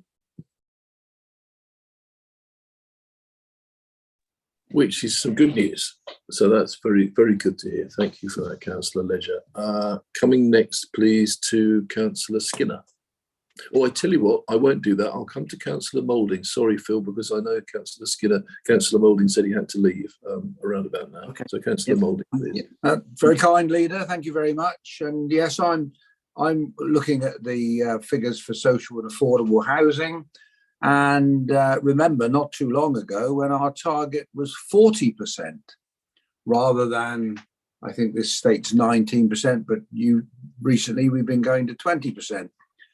But the concern that we all have, I am sure, is that although we have a considerable intention to build social and affordable housing, we get snookered by the viability test that developers can operate, and we are then reducing considerably the amount of social and affordable housing we can provide. Is there any way that we can overcome this business with a viability test? And I'd like Ed to answer that if he could. I think because I'm aware Councillor Moulding has to go quite soon, Ed, are you happy to pick up on the points made so far, including Andrew Moulding, Councillor Moulding now, and then I'll come to Councillor Skinner around. Yes, thank you, Chair. I mean, just first of all, I should clarify that the report is referring to needs rather than necessarily what we're going to be able to deliver through the new plan. So it refers to a need for 401 affordable households per year doesn't necessarily mean we're going to be able to deliver that. As has been said, viability is key to all of this fundamentally, because if housing developments aren't viable, then they won't happen and we won't get any affordable housing. So we have to make sure they're viable, and that's fundamentally what ends up defining how much affordable housing we get, and to some extent the tenure split as well, because different tenure types have different costs associated with them. And this is the dilemma we're faced with. All of this is that I'm sure we would all love to deliver much higher proportions of affordable housing, but if we set our policies to do that, then the plan won't be sound. And even if it were, individual developments just wouldn't be built, and we wouldn't have any affordable housing. So we have to take what we can get within the limitations of the system, I suppose, is my point there. So that's why we're not planning for more. You'll see when we come to the plan itself that we've got gaps in terms of the percentages, because we need to do a viability assessment of the plan in order to determine what we can actually seek in terms of proportions. I hear Councillor Ledger's point about the split between affordable and social rent. This largely comes down to a site-by-site negotiation, again coming back to viability because of the different costs of different tenures. We do obviously, the more evidence we gather about the need for social rent, the harder we can go in those negotiations and try and secure more and more social rent, because it ultimately all comes down to evidence to back up our arguments and give us a strong case in those negotiations. So we do try and get as much as we can, but it's challenging fundamentally in terms of the viability arguments and the position with the legislation, which I think is Councillor Moulding's point, really, isn't it, about viability is key with a lot of this, unfortunately, and I don't think there's any way around that fundamentally. You know, that's what the legislation says, and for good reason. As I say, if scheme's not viable, it's not going to happen and we won't get anything. So I think the moral is, and a lot of those councils that are delivering much higher levels of affordable housing than us are taking that more proactive approach. And as Councillor Ledger has set out, we are obviously starting very much down that journey to do that and to up our affordable housing through other routes other than through the planning system. Thank you, Chair. Thank you, Ed, very much. Councillor Skinner, please. Thank you, and I might suggest that this time, it's a pity because Councillor Rhinus has just left, ask you all to strap in, because I'm actually going to agree, and I don't do this very often, Chair, and I want it all noted, with Councillor Rylance. I think her rant, if she wanted to call it a rant, was actually spot on. Lots of things that she said, I absolutely agree with. And I think I've agreed with just about every speaker that's come along here to speak today on this issue. And I know it's more or less a format of, yes, we're going to recommend this, and jolly well, that's how we jolly well go on. But this is an opportunity for members to vent their views. And I think through you, Chair, you should hear what those views are, to hear what people have to say. And I think we're all sort of singing from the same hymn sheet. This just goes to show to me what I've believed for many, many, many years now, is that the planning system is broken. It's been broken for quite a considerable time. And I can evidence-based by what I'm saying is because here we are with a housing need that does not just happen. We've been talking about, I've been on this council 23 years, and we started affordable housing before I came on the council. That's 25 years ago. And it just doesn't seem to get addressed. And I hate this dialogue of affordable housing. It's almost like, oh, I've got an affordable house. Houses should be affordable for all people, and I really resent this sort of taking them out into another format. I don't know how we're going to solve this problem. I'm actually a little bit buoyed up by what Councillor Ledger spoke about, because I actually think, dare I say it, for moving down the road of becoming a little bit left within my politics, I actually think that local authorities are very well placed to provide the type of housing that's required for those people who need it most. Now, I think developers will always would develop those houses in quite that same way. The cost of land is too expensive, and that's been driven by commercial viabilities. So people drive the price up, and they've got to where they are. I don't know how we answer all of these things per se. I am taken I am taken on board, understanding that the presentation was taken through the Exeter Housing Market team and actually done with Exeter, Mid Devon and Teignbridge and our authority taking us as an assessment. That's really good, interesting to start from that point, because I think that's really important. I might just add at that point, that's obviously, that was the guest team, wasn't it? That's the way that was working. And it's really important that we work in that way, to work across the piece with other authorities as well in what they're delivering. I don't know how to come out of this one other than to say that I would very much welcome, I think, Chair, through you, as it was mentioned at scrutiny last night, that some things should be discussed at strategic planning. So I'm going to make a point here that I wonder whether or not, when we talk about these things sometimes, that there's a place where we could find within, if it's going to be within this remit, this is where we do a policy making, of actually listening to perhaps a developer on how, Councillor Moding put up that the suggestion that they start on these schemes and then they try to get the viability issues come through. Let's get somebody come to us and speak to us about how difficult things are into what they want to do, because I think our role as strategic planning is to ensure that we try to deliver on the housing need. Mr. Freeman just laid out 400 odd houses a year, when Councillor Rowland said even probably that's not enough. But anyway, let's just take that point. But we're not even able to deliver them because the system isn't allowing us for it to happen. What a dichotomy we are in. We're not really solving the problem, are we? Which just seems to be butting on. And I don't know how to come across this other than we just keep pulling the same document out, using it next time round and for the next plan and all the rest, because it's all what we've got. How do we get to a point where we can have a real good discussion and say, do you know what? Hey, there's a better way of doing this, and take that to the powers that be. And we come up with some sort of methodology as to how we think that could work, and working with the other authorities around us, the other three authorities around us in the same way, because quite clearly this system isn't working. And I don't have the answers for all that now, and I really don't. But Chair, what I'm saying to you is, let's use this format, that your committee that you have, to try to formulate some way of getting some people in, not in an analytic way. I just want to get people in to understand how it all works, how developers, how we can build communities, how we build the right houses for the right people in the right place at the right time. How do we do all this? And let's bring it together. Let's have a discussion with some outside people, and instead of just always listening to ourselves, just because I think it would just broaden our aspect. And we might just come up with something that says, hey, that's an idea. Well, why hadn't we thought of doing it that way? And I think conversations to be had could actually be something we learn from. Thank you.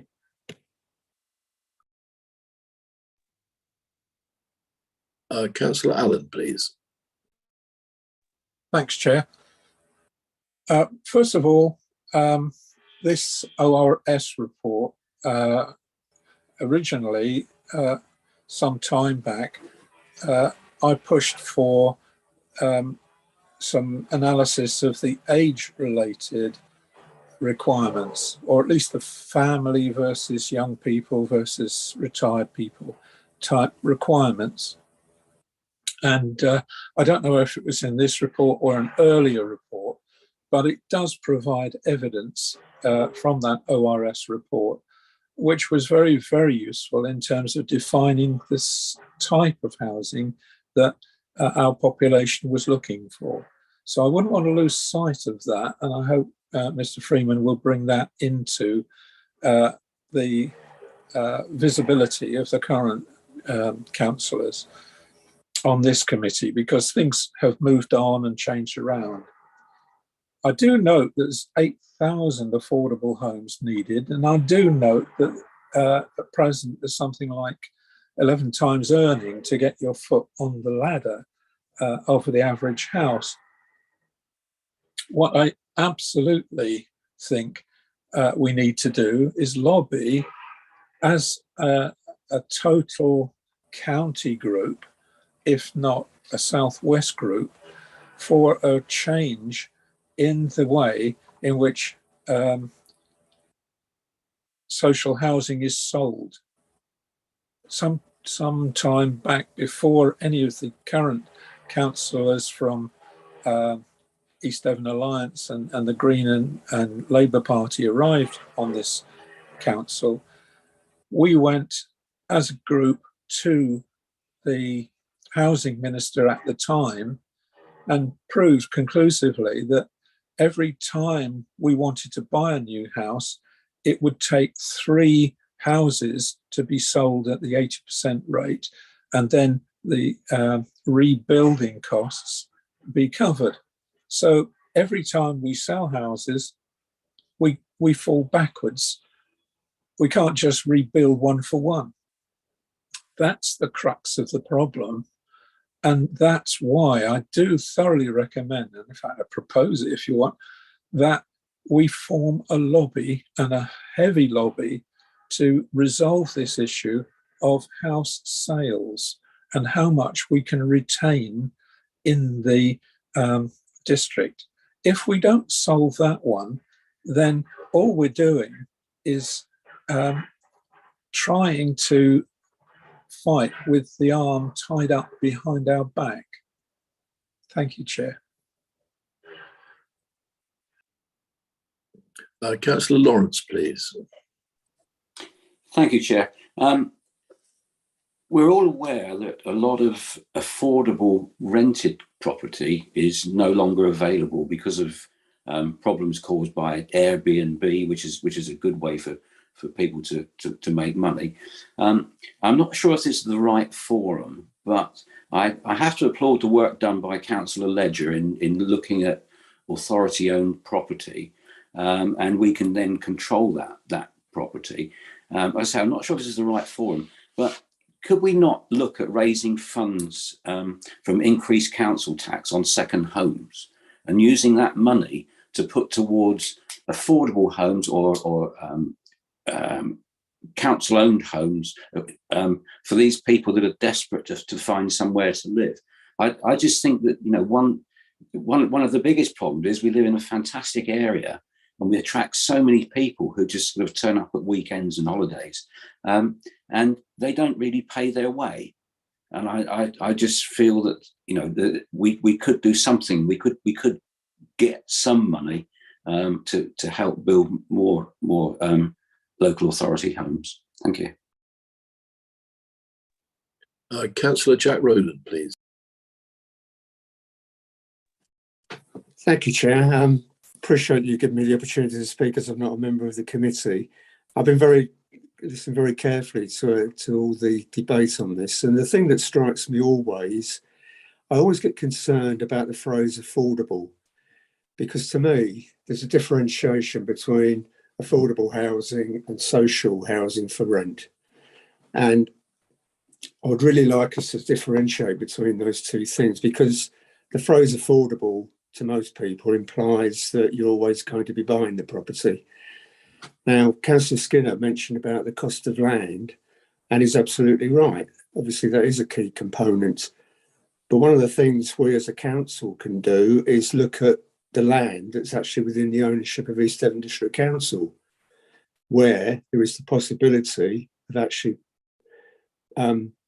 producing social housing at truly affordable rents, which would go a long way to tackling some of the issues that face our younger population. I really like to, I mean, we are making a start down that road, but Councillor Allen is also totally right. The actual legislation around right to buy is a complete nonsense at the moment in terms of how it works. And it definitely does need to be, either that legislation needs to be changed, or if we can as a council, look at it as a long-term investment to actually build our own social housing on land that we own, whether we could look at being creative in saying, well, we'll give you 1% of ownership of the building, which means that in fact you can then get around the legislation by actually giving that small ownership to the tenants, but still giving them 99% would be then a very affordable rent. So I think there are creative ways around the current legislation, but the current legislation definitely needs to be repealed or changed in some way. Thank you. Thank you very much, Councillor Rowland. Coming back to Councillor Ledger, please. Thanks very much, Chair. And I'll make one last point on this before going back to what we need to actually discuss, which is the housing needs.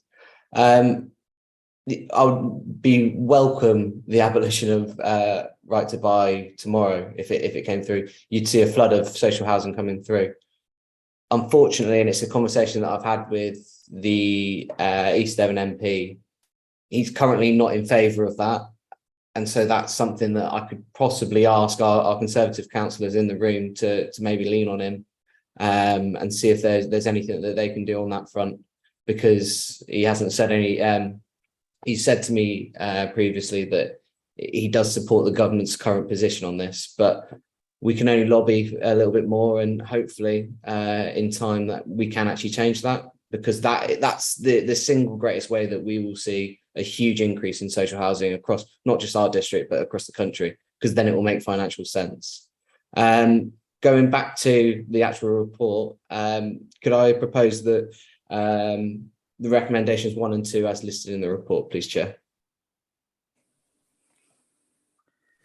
Can I look for a seconder for that, please? I'll do that. I don't have a problem. Skinner. Can I just add quickly? Can I just add quickly? Well, not well quite done. yet. Oh, go on. Yes, go on. Yes. Just quickly, just well done, Dan, for that. And what I will say is that I welcome the opportunity for you to get in touch with myself, and I'll talk to my members. And this is not a political thing. This is something across all political parties, which side you come from. We're trying to solve a housing issue here. It's really, really important, and we need to do it together. I'll leave it there. Thank you, Chair. Thank you. That is true. But it has to be said, Phil, right to buy, the great behemoth of Mrs. Thatcher, who's now being channelled from the heavens, I hope, by Miss Truss, whose apparatchiks in the localities like Mr. Jupp are still singing the same tune. You Tory boys, you need to go in there and tell them, get rid of it, because there's been a hole in the bucket ever since right to buy came in, and we all know it. So, well, let's not do politics here today, shall we? Let's move on.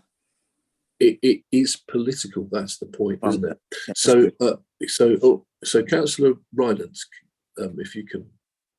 Let's see if we can manage this. Thank you, Chair. So what I was trying to say when I was so rudely interrupted is that various of our neighbours, including Teignbridge, Exeter and Mid Devon, are seemingly able to deliver passive house standard social housing on their own on land, and we need to get together with them and find out how they're doing it, how they're financing it, or whether we can do the same.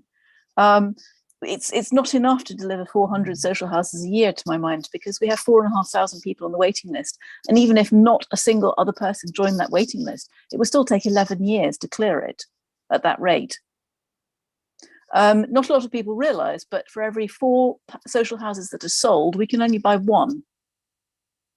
So 1 social house bought in a year, it means that at the present, 4 social houses have gone in that year to finance that. That's not sustainable.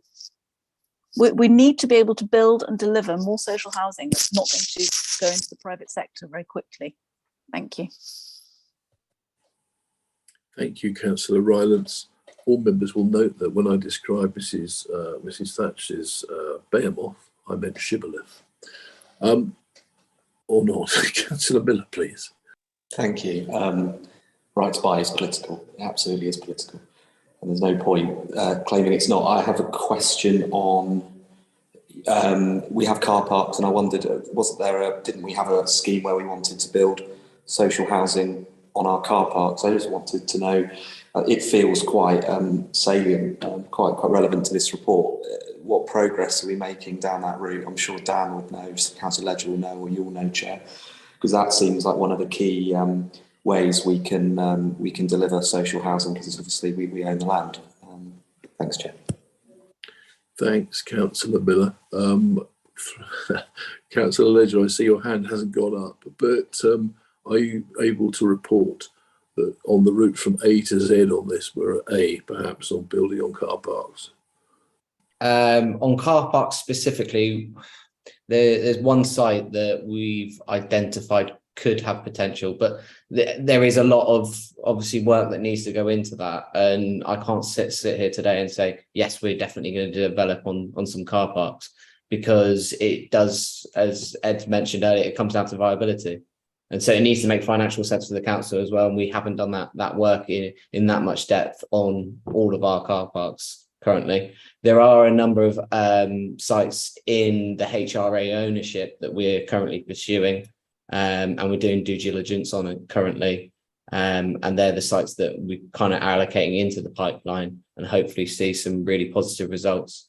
We've put 3 sites through to a contractor that we think will be able to do a turnkey solution for us, and hopefully that will deliver between 25 and 30 units from those 3 sites, and they see that there is potential in them. So Ed might be getting very busy from our own department soon. Very good. Okay, thank you very much, everybody. So we have a proposer and a seconder.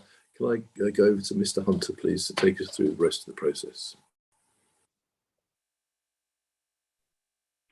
Thank you very much, Chair.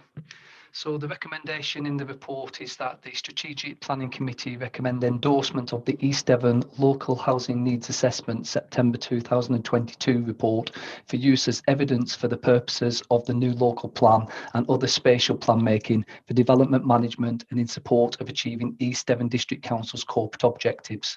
And number 2, that they recommend that East Devon Local Housing Needs Assessment 2022 report be published on the council's website as part of the new local plan evidence base. Could I ask members that you use your buttons, press your tick button to vote yes, and your cross button to vote no, and raise your hand if you're abstaining from the vote. Thank you very much. Okay, so for the benefit of those watching online, the vote is now taking place. So I'll give that a few moments. And Chair, I have 10 votes in support, no votes against, and 1 abstention. Thank you, Chair, that is carried. Thank you, Mr. Hunter and Ms. Meakin. Can I just, I've seen a hand there from Councillor Ingham, which I suspect may not have been an abstention. Ben, were you wanting to say something? No, okay. In which case, thank you very much, everybody. I think it's absolutely, I was hoping to get to this point at 11:30, we're 11:28, so well done. Let us take I think we should take a 10-minute break, just have a proper break, because the next one's quite a biggie, isn't it? So if we can meet back at 11:40, please. Members, if you can mute your microphones, because obviously the live stream will still be running while we're in a break. I'll just share the screen. Thank you, members.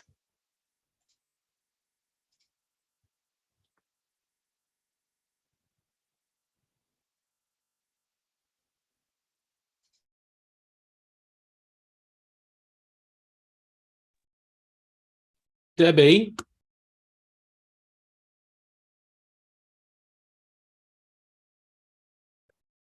You're muted, Debs. Yes, Mike. I'm going to have to go. I will try to get back, but it's looking unlikely. So I'll pass my apologies from this point onwards. You know what I mean. All right. Thank you for letting me know. Thanks. No worries. Thanks, Debbie.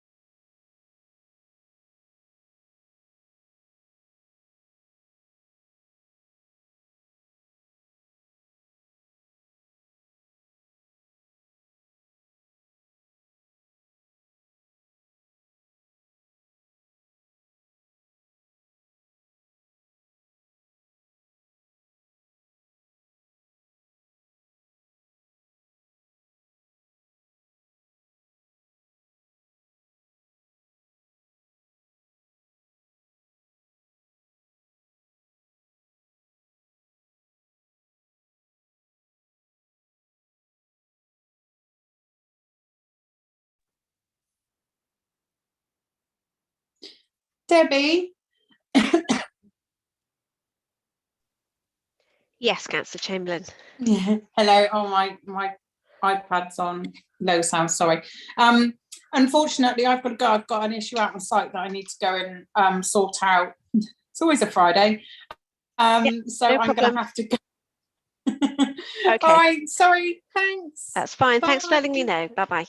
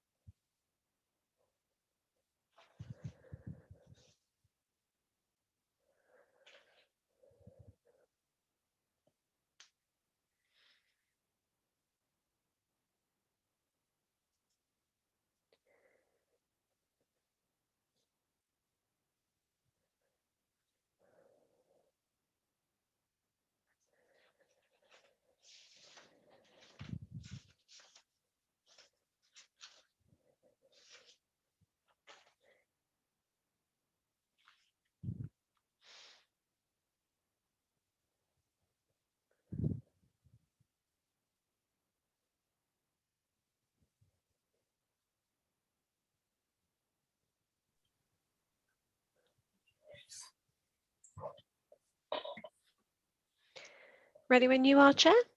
Thank you very much, Debbie. Ready? Okay, just to let you know, Chair, we're now down to 9 committee members, but of course that's still quorum. Okay, thank you very much indeed. Can you, because I can't actually see, well, actually I can see, I'll just see on my screen who we've got. Oh no, could you tell me, Debbie, who they are, just so I know? Yep, so obviously yourself, Councillor Davey, Allen, Ingham, Lawrence, Ledger, Pratt, Rylance and Skinner. Okay, lovely. Thank you very much. Thank you very much, committee. Hope you enjoyed your 10-minute break. We now come to the final agenda item of the day, but quite a substantial one, which is agenda item 8, the consultation on the draft East Devon local plan, the first draft of the proposal local plan consultation draft. That seems to be the same sentence said twice, but backwards once. But anyway, we've got a report here from Ed Freeman, please. Thank you, Chair. Excuse me. So the purpose of this report really was to bring to members a sort of first draft of a proposed local plan for consultation to get members' feedback at this stage, so that there's an opportunity for further amendments and tweaks to be undertaken in time for a final version to come to your meeting on the 1st of November, prior to consultation starting after that. What you have appended to this report is a version of the plan that has come forward following members' discussions earlier in the year of the working draft local plan. So taking on board the comments the members made at that time, the various straw polls that were undertaken on the various options that were set out at that time, and some various further refinements and changes that have come about from evidence that's emerged since that time. The further call for sites, and obviously we've sought to incorporate in the site assessments and the sites for consultation, the preferred allocations and the second best choice sites that members have debated at recent meetings. So I won't go into huge detail about presenting the plan itself, or we'll be here for hours just while I present 300 pages of the plan. So no doubt we'll go through that in due course. There are references in the document you'll see to various plans, most notably the policy map, which is a statutory requirement which goes with the plan. I had hoped we'd have those finished to publish with the agenda, but unfortunately that's not been possible. We will of course have those for the 1st of November and for the consultation, but apologies if you were reading the plan and the references to the policies map which wasn't there. I do realise, just having a quick read through, that in a couple of cases that's quite critical. So for example, you'll notice that an addition to the plan is a proposed allocation for Egyptian traveller site that refers to the policies map, and you don't have the map. I will see if I can pull up a map to show you where that is. And when we get to that point going through the plan, you'll see there are some employment land allocations, particularly around the Growth Point area, that we haven't had a chance to bring you in terms of site assessment work either. So we'll pick up on those as we go through the plan. Other issues particularly highlighted in the report is the issue we've already touched on today in terms of capacity for development at Fennerton and Wimpole. As we said earlier, there's a lot of sites come forward in those locations through the HELAR process and through the call for sites that are second best choice sites in our assessment. This is using the same sort of criteria across the district. We've just ended up with lots of second best choice sites in those locations, and we presented in a previous report an option of potentially accommodating more growth than you might otherwise have done in those locations to help to address the shortfall in the housing numbers that we've identified through the work that we've been doing. So that is a question for members to consider as to how you want to sort of frame the consultation in regards to Fennerton and Wimpole. It's important to understand in terms of the housing numbers that obviously if we were to allocate all of the preferred allocations and second best choice sites that have been identified in the settlements, then we would have enough to meet the housing need without these additional sites at Fennerton and Wimpole. But obviously some of those sites, the second best choice sites, have some challenges, so I don't think we can necessarily rely on that at this stage. Section 4 talks briefly about the allocation of land for development of a new town. You will note that that is a notable gap in the document at this stage. There is still work being undertaken by our consultants in terms of assessing the 3 options for a new community, which we will not have and be able to report to you until the 1st of November. members may well be aware that there's a workshop on Monday with the consultants, which I think you have all been invited to. So certainly members of the committee have been invited to. So if you haven't already, you may wish to attend that, but we'll bring the reports to the 1st of November, as I say, along with a refined version of the plan following members' discussion today. The other thing to just touch on, well, two more things, sorry, to touch on is presentations. So you've obviously heard a number of presentations from developers and land agents over the last few weeks, and prior to that in relation to the tier 1 to 4 settlements within the settlement hierarchy. Mindful that that hasn't included those sites that have been put forward and are first, well, preferred allocations or second choice sites that are not within the tier 1 to 4 settlements. So, for example, we have land in the Growth Point area within new community proposals and the proposed urban extension to the north of Topsham, where you haven't heard presentations. You did hear some in January, I think it was, with the 2 meetings that were set aside then. But we obviously changed the criteria by which we were hearing presentations since then. So there is a question there for members as to whether or not at the 1st of November meeting, you wish to hear presentations from anyone remaining within that area who didn't present previously, whose site is a preferred allocation or a second best choice site, to help to inform your consideration of those sites. Oh, I just should touch on the sustainability appraisal, which is being produced as well. This is a vital piece of evidence that sits alongside the plan and assesses all of the reasonable alternatives that have been assessed through the plan making process. So that work is ongoing, and we'll have a current draft for the 1st of November meeting. Mentioned we did consultation before, said the revised timetable is the final thing. So as you appreciate, we have been slightly delayed due to recent events in terms of the passing of Her Majesty the Queen, which delayed some of these meetings. The other issue there, as I mentioned, has been delays with work in terms of assessment of new community proposals, particularly delays in terms of the highway modelling there, which has meant that we haven't been able to present those findings to this meeting.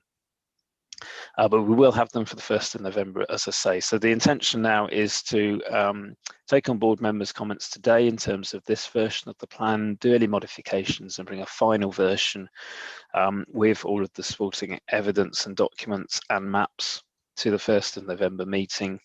For members to hopefully agree for consultation, which would then, we envisage, start on the 7th of November and run through to the 21st of December, using the commonplace software and other proposed engagement tools mentioned in the report you considered on Tuesday, I think it was, of this week. And obviously, as committed, then I'll bring in additional reports looking at the potential for face-to-face engagement as well as part of that. So if I just go back finally to the recommendations, you'll see there's 5 recommendations to this report. The first is seeking a recommendation of endorsement of the draft local plan as completed to date, subject to refinements to be set out in members' debate today, and that's a refined version to then come back to you on the 1st of November. The third recommendation then relates to the scale of housing development that may be appropriate for Fennerton and Wimpole, and whether or not that should then lead to amendments to the plan strategy, so seeking members' views on that. The fourth one relates to the issue of presentations from landowners and agents in respect of land being promoted on the western side of East Devon. And finally, the committee recommend that the revised timetable as set out in section 9 of the report for consultation on the draft local plan be agreed. Thank you, Chair. Thanks, Sid. I think you might have gone from the first one to the third one. Did you mention the second one? I think I inadvertently covered the second one when I was talking about the first one, because I mentioned about bringing the refined version to the 1st of November. So I think I covered it. Thank you, Chair. Lovely. Right. Thank you very much for teeing us up on that. Members, so we've got there's some big ticket items here. I'm very mindful of Fennerton and Wimple, absolutely. What will be helpful is if on the first item, which is basically endorsing what we've got before us that's been done to date, what I'm going to do with your forbearance is just go through this chapter by chapter. So it may be that nobody's got anything to say about a particular chapter. Chapter 1, for example, would be quite helpful if you didn't, but that's what I'll do. We've got 18 chapters, so you can see where this might be helpful. Now, for members who may be thinking, where are the chapters? They're on page 78, is the summary of what the chapters are. That helps you. So I won't rush anybody. I'll give it sort of 10-15 seconds before we get going. But at this stage, can we then have a look at chapter 1? Richard Lawrence, Councillor Lawrence, I can see your hand up there. Do you want to come in at this stage? No, thank you, Chair. I'll come in a little bit later. Thank you. Okay, lovely. So I think if we can just do it like this, if there's no comment on the chapters, I think we can say, okay, that's all right, to move on to the next chapter and so forth. So on chapter 1, Councillor Allen. There was a suggestion which I made to you a while back about introducing the concept of equitableness into the policy. And I wonder whether or not you might consider that this is the appropriate time to reconsider the suggestion that was made then. Maybe that's for chapter 2. Yeah, that would, yes. Councillor Ingham, please. Yeah, thank you. It's just to highlight that way back, a number of us did say that we thought we were starting in the wrong place when we started. I think it was chapter 8, wasn't it? Because we failed to have a full overview of what we were trying to do.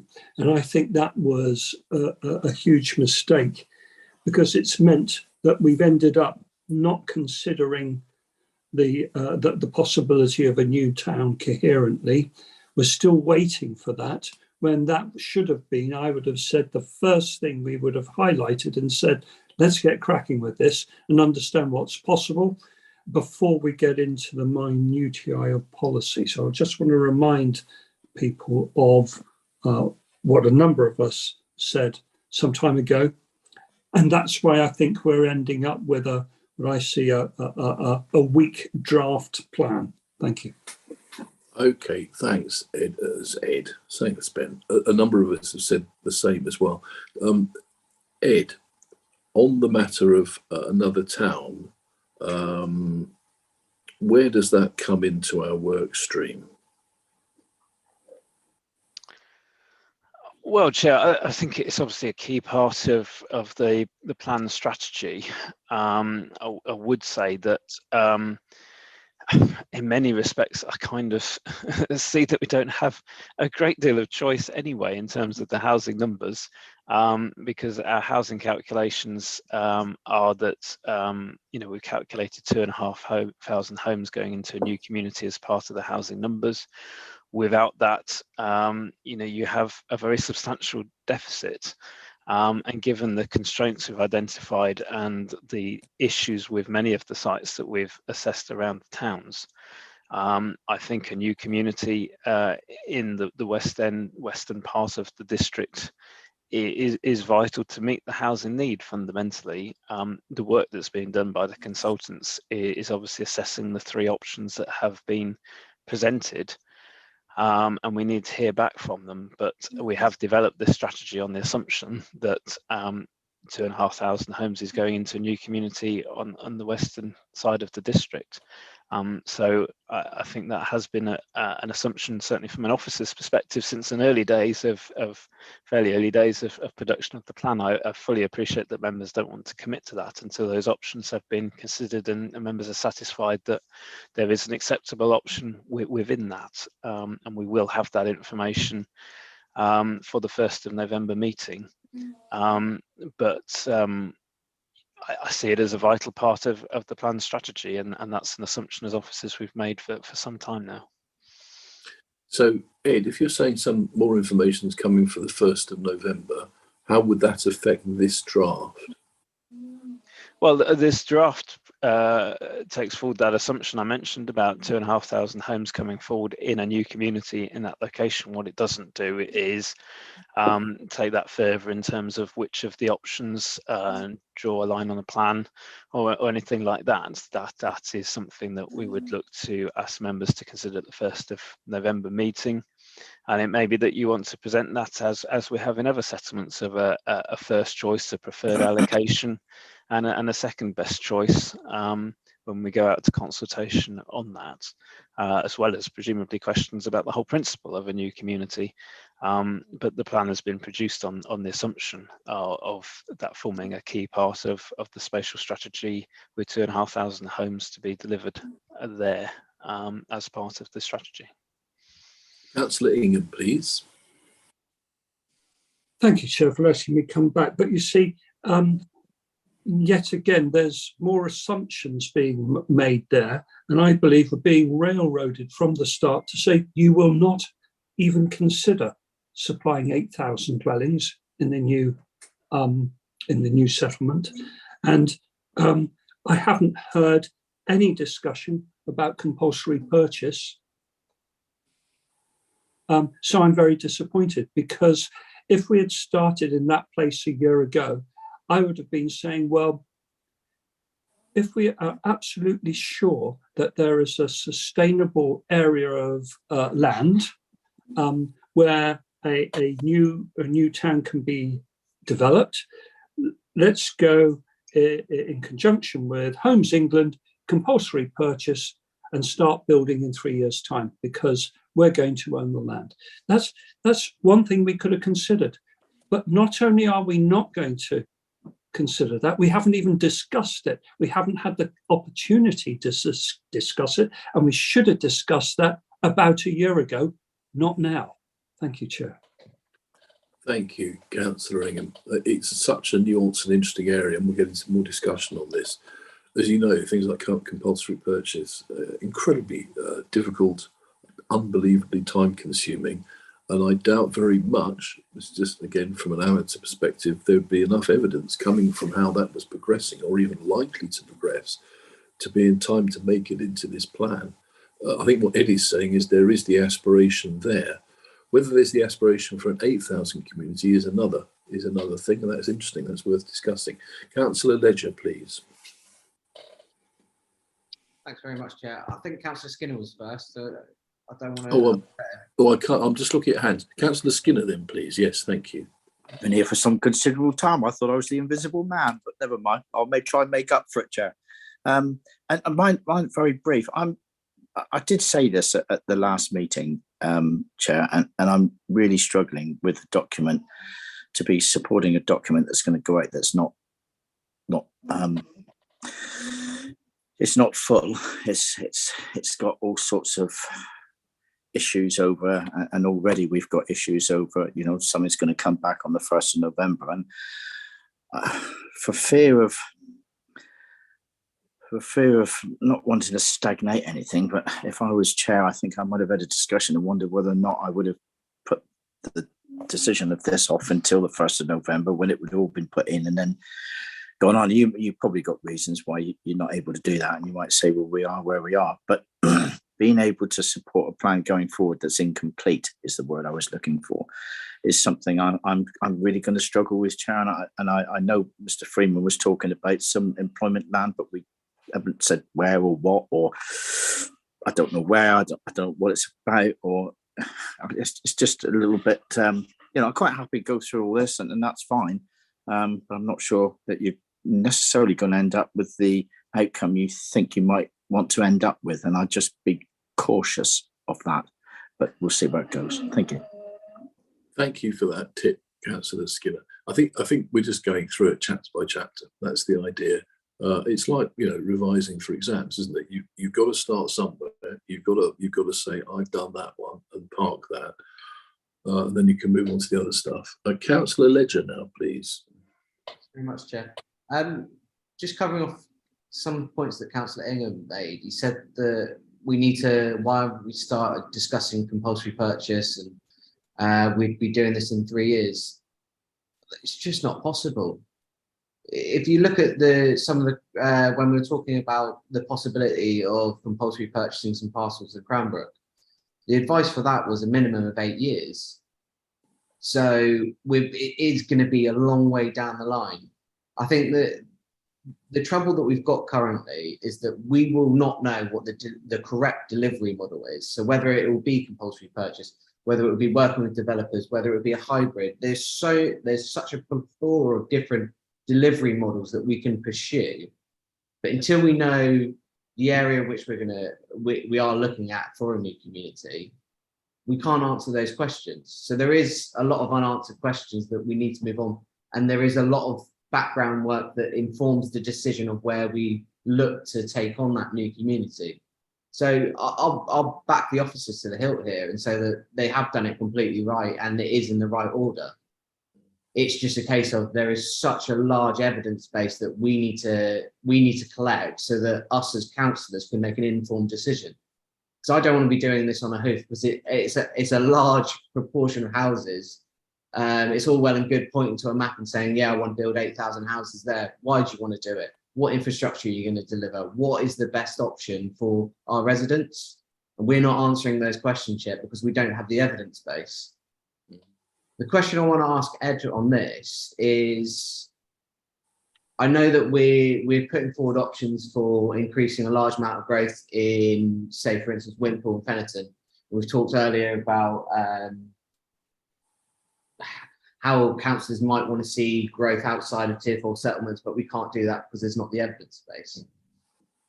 I'm just trying to look at it from a point of view of what would give our residents the most amount of options. So when we go out to consultation, we are giving them as much as they can have a free choice. What is your advice against talking about two additional communities? We have 3 options on the table at the moment. Is it the simple fact that we do not have the staff or resources to do that, Ed? Or is it just not feasible or palatable that we could look into those options? I'm not saying that that is the way forward. I'm just trying to think of different options so that it gives everyone as much free choice as possible. And hopefully it might give Councillor Lawrence a way out from a plethora of houses being built all over Wimpole. Okay, I think letting Ed have some time to think about the answer to that. I'll take 2 more speakers and then come to Ed on this, please. Councillor Allen first. Again, just to remind, we're looking at this chapter by chapter at the moment. Yes, I want to go back slightly to page 73 and point out it says in point 5.1 that for reasons summarised above, the impending draft proposed consultation document should be regarded as being very close to being the proposed finished document for consultation. It isn't. And sorry, Councillor Allen, you know me. I like to see stuff complete and straight and honest. That the rest of that sentence is to being the proposed finished document for consultation, but not the absolute final document. I do think that needs to be said out loud, don't you? Yes, yeah, I thought I'd said it. I do beg your pardon because I intended to read the entire paragraph.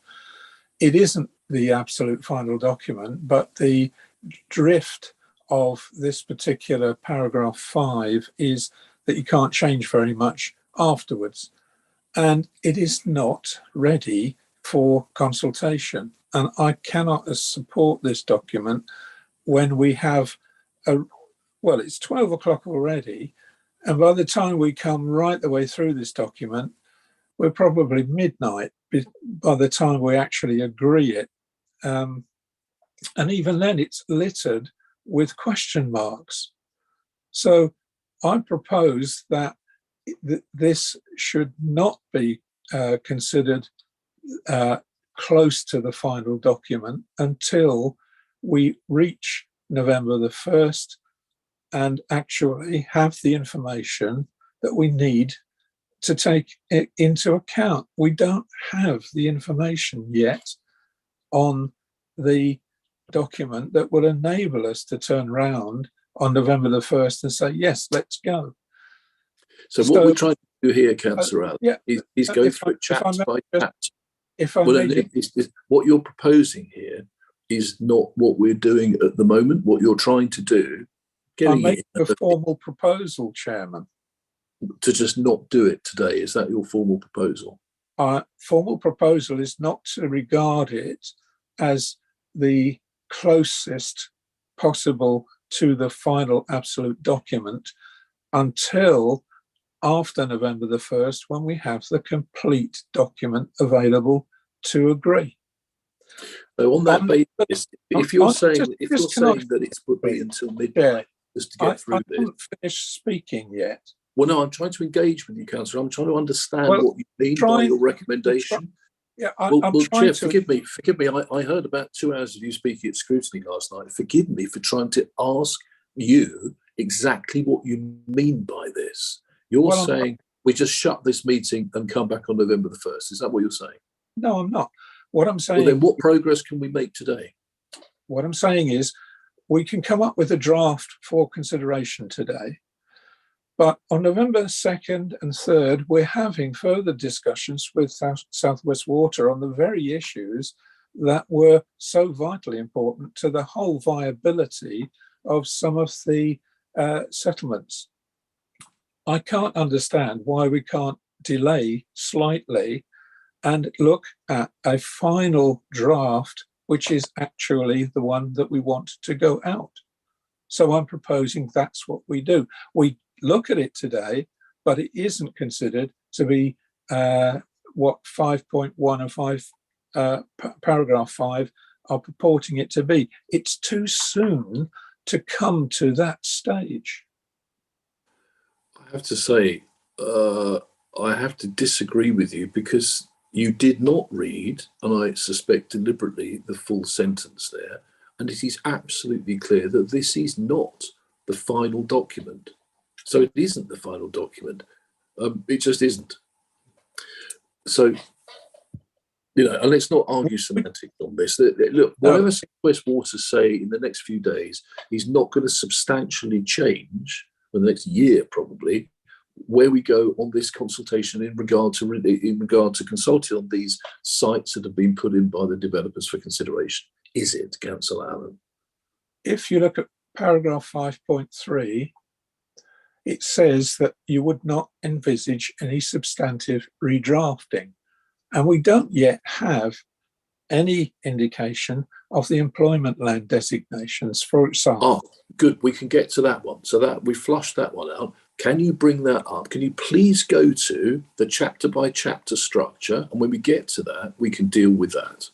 Okay? But what I'm not taking at the moment is a recommendation from you, which is just to stop it at this point today until we have gone through chapter by chapter.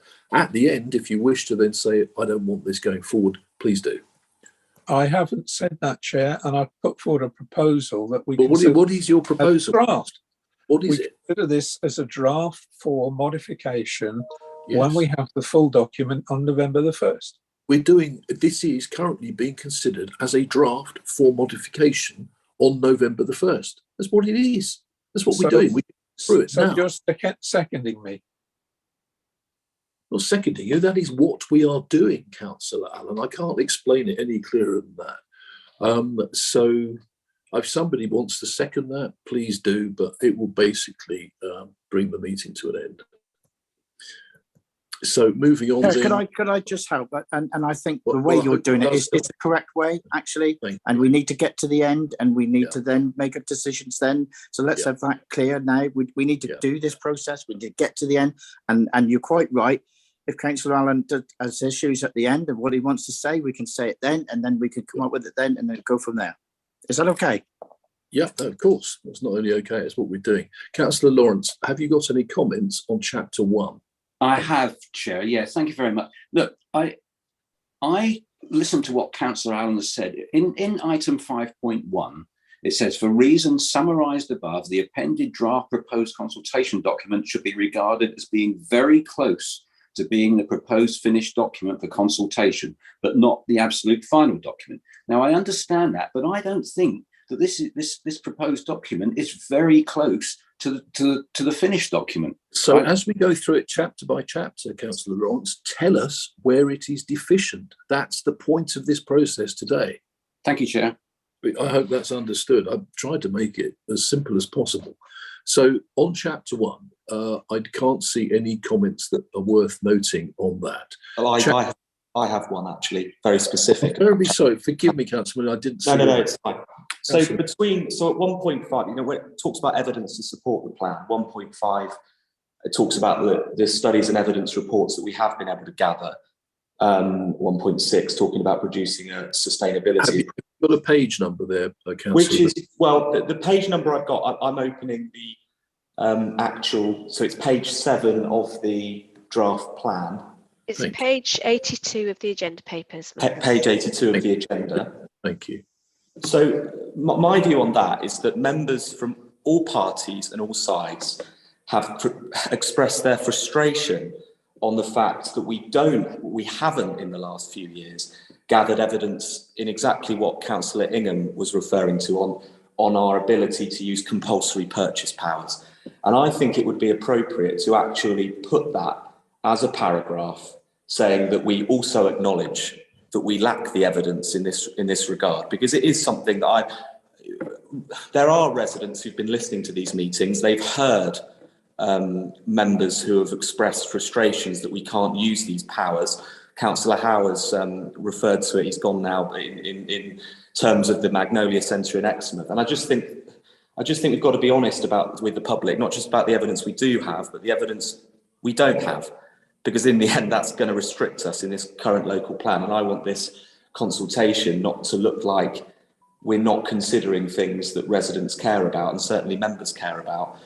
It's obviously too much to ask for an officer resource to gather the evidence to start a process of compulsory purchase. We don't have a compulsory purchase policy, but if you do a quick Google, you'll see a lot of councils across the country are using those powers to do development in the right place in our urban centres rather than the urban sprawl that we're getting from this plan. So I think that needs to be added there.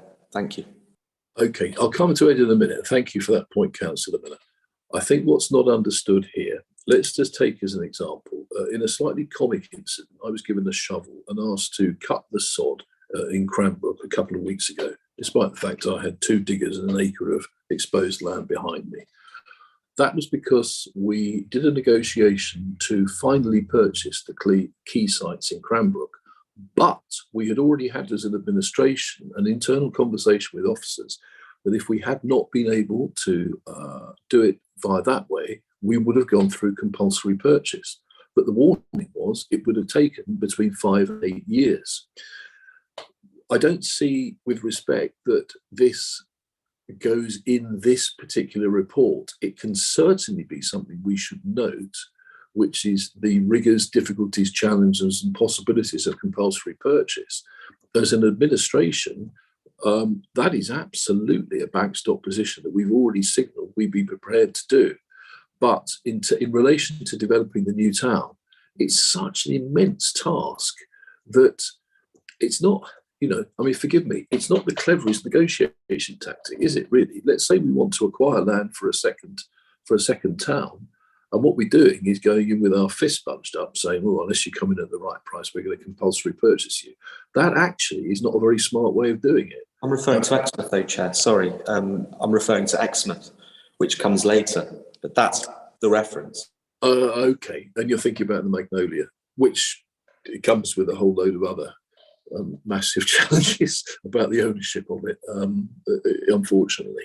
But thank you. So don't diminish the power of your point at all. Right, so that was 1. So going to 2. So I'm just trying to find my way back, having gone to the wrong page. Going back up to chapter 2, which is nearly there. Vision and objectives. Would anybody like to speak to vision and objectives? Chairman, it's Damien again. I'm sorry to interrupt. I just wanted to clarify something.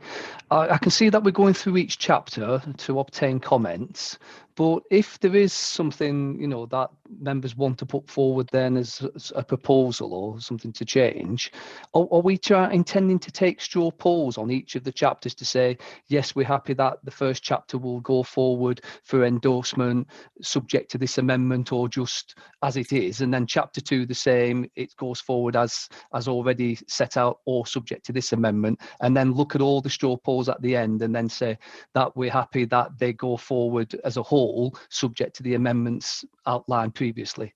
Is that how we're going to do it? That's a very helpful suggestion, Mr. Hunter. So we would need to go back. Should we do a quick vote then on each chapter? So before we move on to chapter 2, could we have a quick vote then that, as I understand it, correct me if I'm wrong, members, but chapter 1 then, we're just saying that we'll endorse chapter 1 as it's already set out.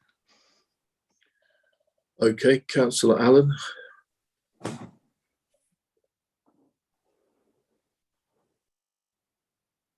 You're on mute, Councillor Allen.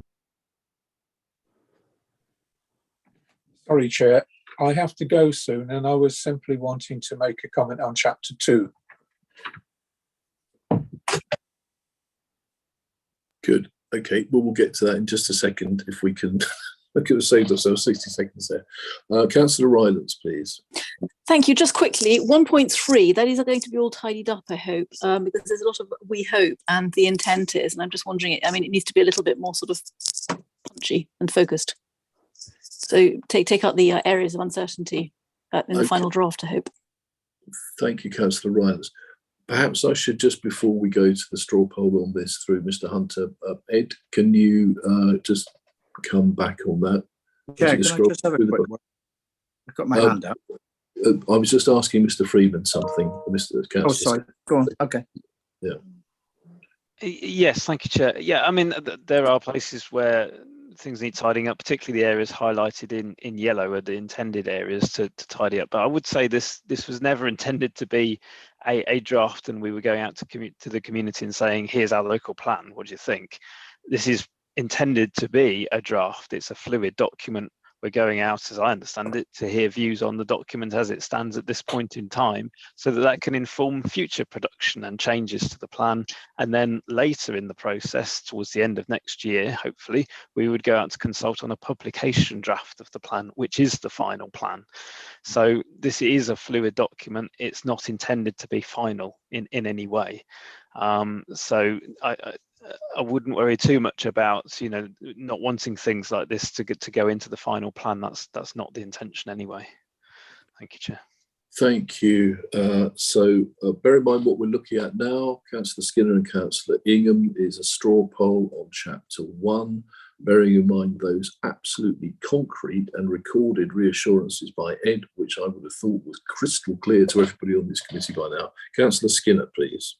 And it's only quickly, and I just don't see the relevance of having a straw poll. I think that what your original plan is just cracking on and get to the end and see where we're at, and I don't see the relevance of that really. I wouldn't be doing that, but anyway, that's my view, and that just food for thought, Chair. Food for thought. Yeah, well, I'm as council knows, I'm always very agreeable to taking officer advice, particularly legal advice.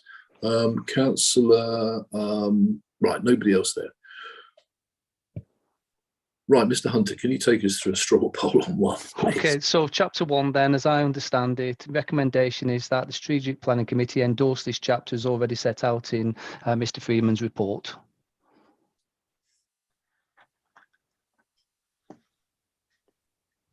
Okay, so for those watching online, this straw poll is currently taking place. I'll just give it a few more moments, Chair.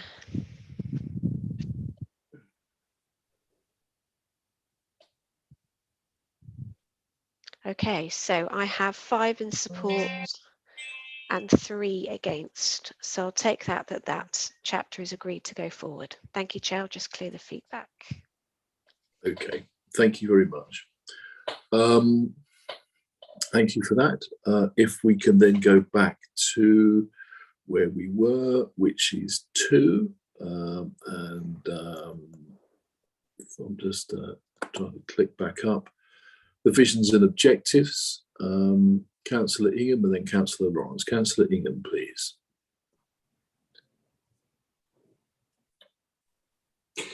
Thanks, Chair. I like chapter 2. It's a bit basic, but it's in the right direction. My concern is all the other chapters not supporting that vision and objectives, but it's a good start, and I'm sure the public will help us embellish it. Thank you. Thank you, Councillor Ingham. Councillor Lawrence, please. I've read through chapter 2, Chair, and I find it very, very good. I think it, if we can do all that, it's going to be brilliant. So I have no problem with chapter 2 whatsoever. Thank you. Thank you, Councillor Lawrence. Councillor Faithful, please. Thank you, Chair. In paragraph 120, we're talking about promoting vibrant town centres. And then you go to the bottom of villages and we're talking about supporting, where has it gone? Lost it. Supporting villages. Maybe, shouldn't we maybe be promoting rural villages? We just had the conversation right at the start of this meeting with a pottery, and they're wanting to be a sustainable community. If they're missing features like a shop or whatever, surely we should be promoting and supporting them in bringing their standards up, rather than just, keeping them going at the same level. Or, that, because we were talking about watching the villages dying and disintegrating. We should be promoting them and encouraging them. That we've lost so many features in villages, shops and schools and whatever, and surely we should be promoting them rather than just helping the ones who are surviving. So I think if we be more active in promoting those rural communities and show that. Okay, thank you very much, Councillor Faithful. Councillor Rowland, please. Thank you. Just picking up on the point that Councillor Faithful just said, the actual comment in the report does say protect and enhance, which I think is sufficient as it stands, to be honest about it. Because if you're enhancing something, you are still going to be promoting it in some way, aren't you?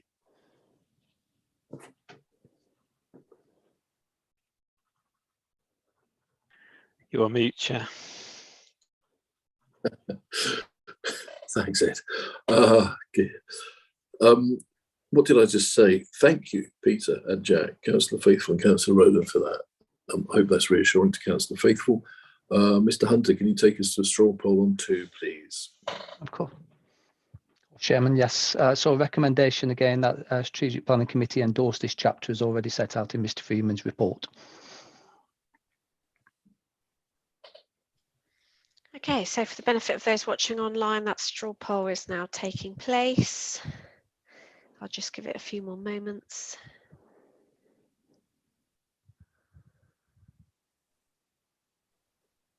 So I have 8 votes in support, no votes against, and no abstentions. So I'll take that is a supported chapter 2. Thank you, Chair.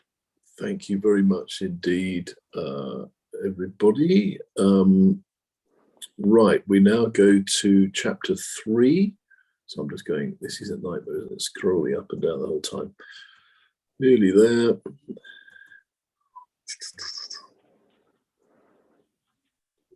Shoot, don't you? Chapter 3, the spatial strategy. So very happy to hear any comments or anything at all on chapter 3, please, from members. Councillor Ledger. Thanks very much, Chair. It's a kind of question. I'm quite happy with the the policy as it's written, what I want to do is ask whether we can basically insert things that we want to see when it comes to the consultation, and whether that will be possible. So, for instance, what I'd like to see is us consult on the settlement hierarchy and ask the question to the members of the public, like we've been asked previously, whether we should include the other 4 settlements into tier 4. I'd like to ask the question of whether we'd like all villages to have a 10% growth added to it, or just the tier 4 settlements that we've suggested previously. And then also I'd like to see if we do include the 4 settlements that we spoke about earlier, which was Colliford, Pottery, Woodbury Salterton, and I forget the last one. What kind of windfall would that, what if bringing that into a tier 4, how many sites would that open us up to? And that then can give us some quantum of where we're moving forward and where we are then looking at growth. Okay, again, I'll come to Ed in a minute for that. Not certain that it's. I mean, can you explain again, please, Councillor Leisure, why we'd want to be doing numbers on those other settlements when we've already decided recently not to put them in a tier 4? Well, if we consult on it and it comes back overwhelmingly that, for instance, we've asked today, what I'd like to see from Wimpole and Fennerton is that the members of the public put those sites into hierarchical order on what they see as the most beneficial site, what's the worst site, so that can help inform decisions. But the benefit of it, we'll see if, for instance, you can get another by bringing, and I just use Colliford as an option there, not because it's your ward, Chair, but for instance, if we could get another 100 homes in Colliford, would that reduce 100 homes elsewhere? And it could really inform growth. I don't know how many sites we've got that have come forward in those areas, but I'm sure Ed can advise at a later point. But it would be very helpful. Okay, so which subsection of Chapter 3 does that refer to? It's as a checking I'm not on mute. It's the section as a whole. It's more so. It's not so much on the spatial strategy itself. It's asking questions that I'd like to see in the consultation on our spatial strategy. So this is what we've come up with, but I'd like to see what options. Well, there is an abundance of options that we can come out of this. It's some things that I'd like to see in the consultation for alternatives that we can ask the general public. I think that's the key thing for this. We've got where we are with the draft. We want to give options to members of the public to then help inform us when we come to actual full plan production. So the more options we give them, the better it is that we end up with a plan that is akin to the opinions of our residents. So what you're suggesting is basically rescinding that previous decision about tier 4? No, not at all. What I'm suggesting is that we consult on it, and that is one of the questions that we consult on. So yes, in the future, we might rescind some of these decisions. A lot of this draft, we could go to consultation. The general public could say, you're wrong on all of these, and it's a fluid document, but we need to ask these questions in the consultation to find out these answers. And right now, I don't know what questions are going to go into the consultation. I'm happy with the policy as it is to go out for consultation. It's more so the consultation questions that we're going to ask to then inform our plan production later on. Okay, thanks, Councillor. I understand what you're saying. I'll come to Ed in a minute on that one as well, please.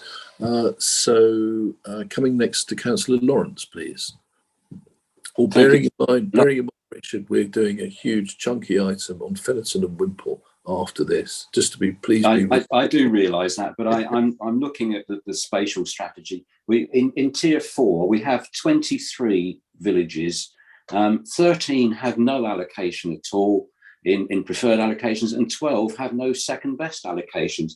And I just think we're missing a trick here. The spatial strategy says allow limited development to meet local needs. Well, I'm sure all of those villages must have local needs. There must be a way that we can look at them in a different light and try and find out why, well, look at why we can't build and try and find ways in which we can build new homes. I'm sure that most of those villages would welcome 10% or 5% growth and ease the pressure elsewhere. That's my only comment. Thank you. Thank you, Councillor Lawrence. I wholly agree with the principle of what you said. I think the problem is if you look at the comments on the sites that have been put forward in various of these settlements, it's quite often because it's on a slope, it's on a flood zone, it's, you know, within 10 metres of an AONB. There's all sorts of reasons they've been dismissed, but I will come back to Ed on that definitely in a second. Thank you. Councillor Pratt, please. Yeah, thank you, Chair. This is paragraph 1, strategic policy. The second paragraph promotes significant development at the principal centres of, and then the towns are listed, including Ottery St Mary. And I would just like to make the point that the town council at Ottery did hold an EGM on this very subject of the preferred sites, which were put forward by the planning officer, and they were rejected in total. This is going out to the public, but I just want to make that point clear to everyone. Thank you, Councillor Pratt. That is indeed very well noted, and one would expect a robust consultation response from Ottery. Councillor Ingham, please. Thank you, Chair. You won't be surprised that I don't support the intent of Chapter 3 whatsoever. I think it's completely flawed, starting with the hierarchy. And when you bear in mind, you know, from 2012, we started doing neighbourhood plans, 2015, the first ones issued. And here we are, for all intent and purpose, as far as I can see, totally ignoring what people have told us in the last few years and saying, no, we're going to keep rolling dice with property developers and let them decide what our future is going to be. And we'll have scant regard for our climate emergency policy that we subscribe to, owned by Devon. In no way have we been able to look at this first and say, well, how do we want to roll this out? I remind members that we were told there is one hierarchy, you either opt for it or you don't. It's flawed. I cannot support this chapter. Thank you, Chair. Thank you, Councillor Ingham. Councillor Skinner, please. Well, Chair, I think you're getting the theme here that there's challenges within this particular chapter. And you know the challenges where I was with, and I've raised it several times now, is the one with Plymtree. And it's quite strange because if I could have some clarification a little bit, please, from Ed perhaps. And that is because when you look at the spatial strategy at 1 in the green box, it does say allow limited development to meet local needs at the service villages, and then blah, blah, blah. And Plymtree's a part of it. And yet we had our plan the other day when we went through the plans, and actually Plymtree didn't have any that were in it, and it was decided, it was agreed that that they wouldn't be a part of it. So Ed, could you clear this up for me? Because we just had our last meeting where we decided that it wasn't in the preferred option or the second sites, and there were none. And then it was supposed to have done, suggested a motion, of which then the chairman said he wouldn't have taken it. And so on that basis, now looking at this, it's almost alluding to the fact, well, perhaps there could be some room for movement. Could you clear this up for me so as I can understand what this means? Gladly. Thank you, Councillor Skinner. Right, so Ed, I'm sure you've taken note of all of those questions there. Can I come to you, please? Yes, thank you, Chair.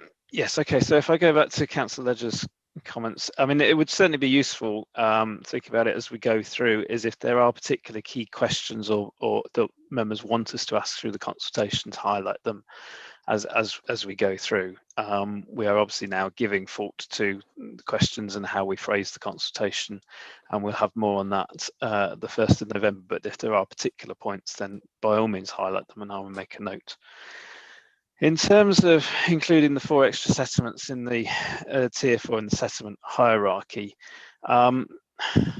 I have to express an element of frustration having brought the settlement hierarchy, I think, 3 times through the committee for it to be agreed, because it is fundamental to this plan, and this is why we wanted it agreed at an early stage, so that we knew which settlements we were where in the hierarchy, where we're focusing growth. We've then done all of this in terms of site assessment on those settlements that are in the settlement hierarchy. So if we now add 4 additional settlements in, or open up the door for 4 additional settlements to come in the consultation, then it's going to raise the question in residents in those minds is, well, what sites are potentially going to come forward as a consequence of that? And we haven't assessed sites around those 4 additional settlements because they weren't within the settlement hierarchy. We don't have time to do that assessment work now. So you could ask a question within the consultation about whether or not those 4 additional settlements should be added to tier 4. If as a consequence of that you then resolve to add them in next year, then we would have to do the assessment of the sites around the tier 4 and do an additional consultation, I would suggest, to those settlements on any sites that you were potentially looking to allocate in those settlements.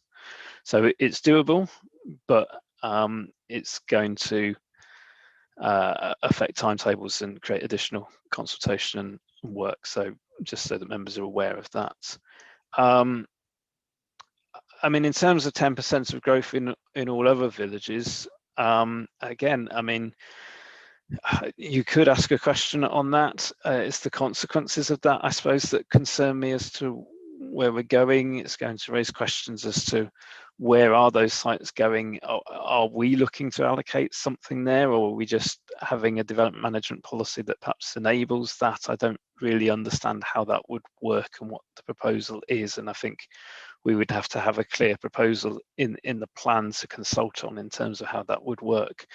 But I would say that it is directly contrary to the spatial strategy we've been promoting, which was to locate developments wherever possible in the most sustainable locations. So opening up 10% of growth to all the villages creates problems in terms of not adhering to government policy, in terms of locating development in sustainable locations, or the strategy that we were trying to promote in terms of that, and addressing the climate change emergency by doing that.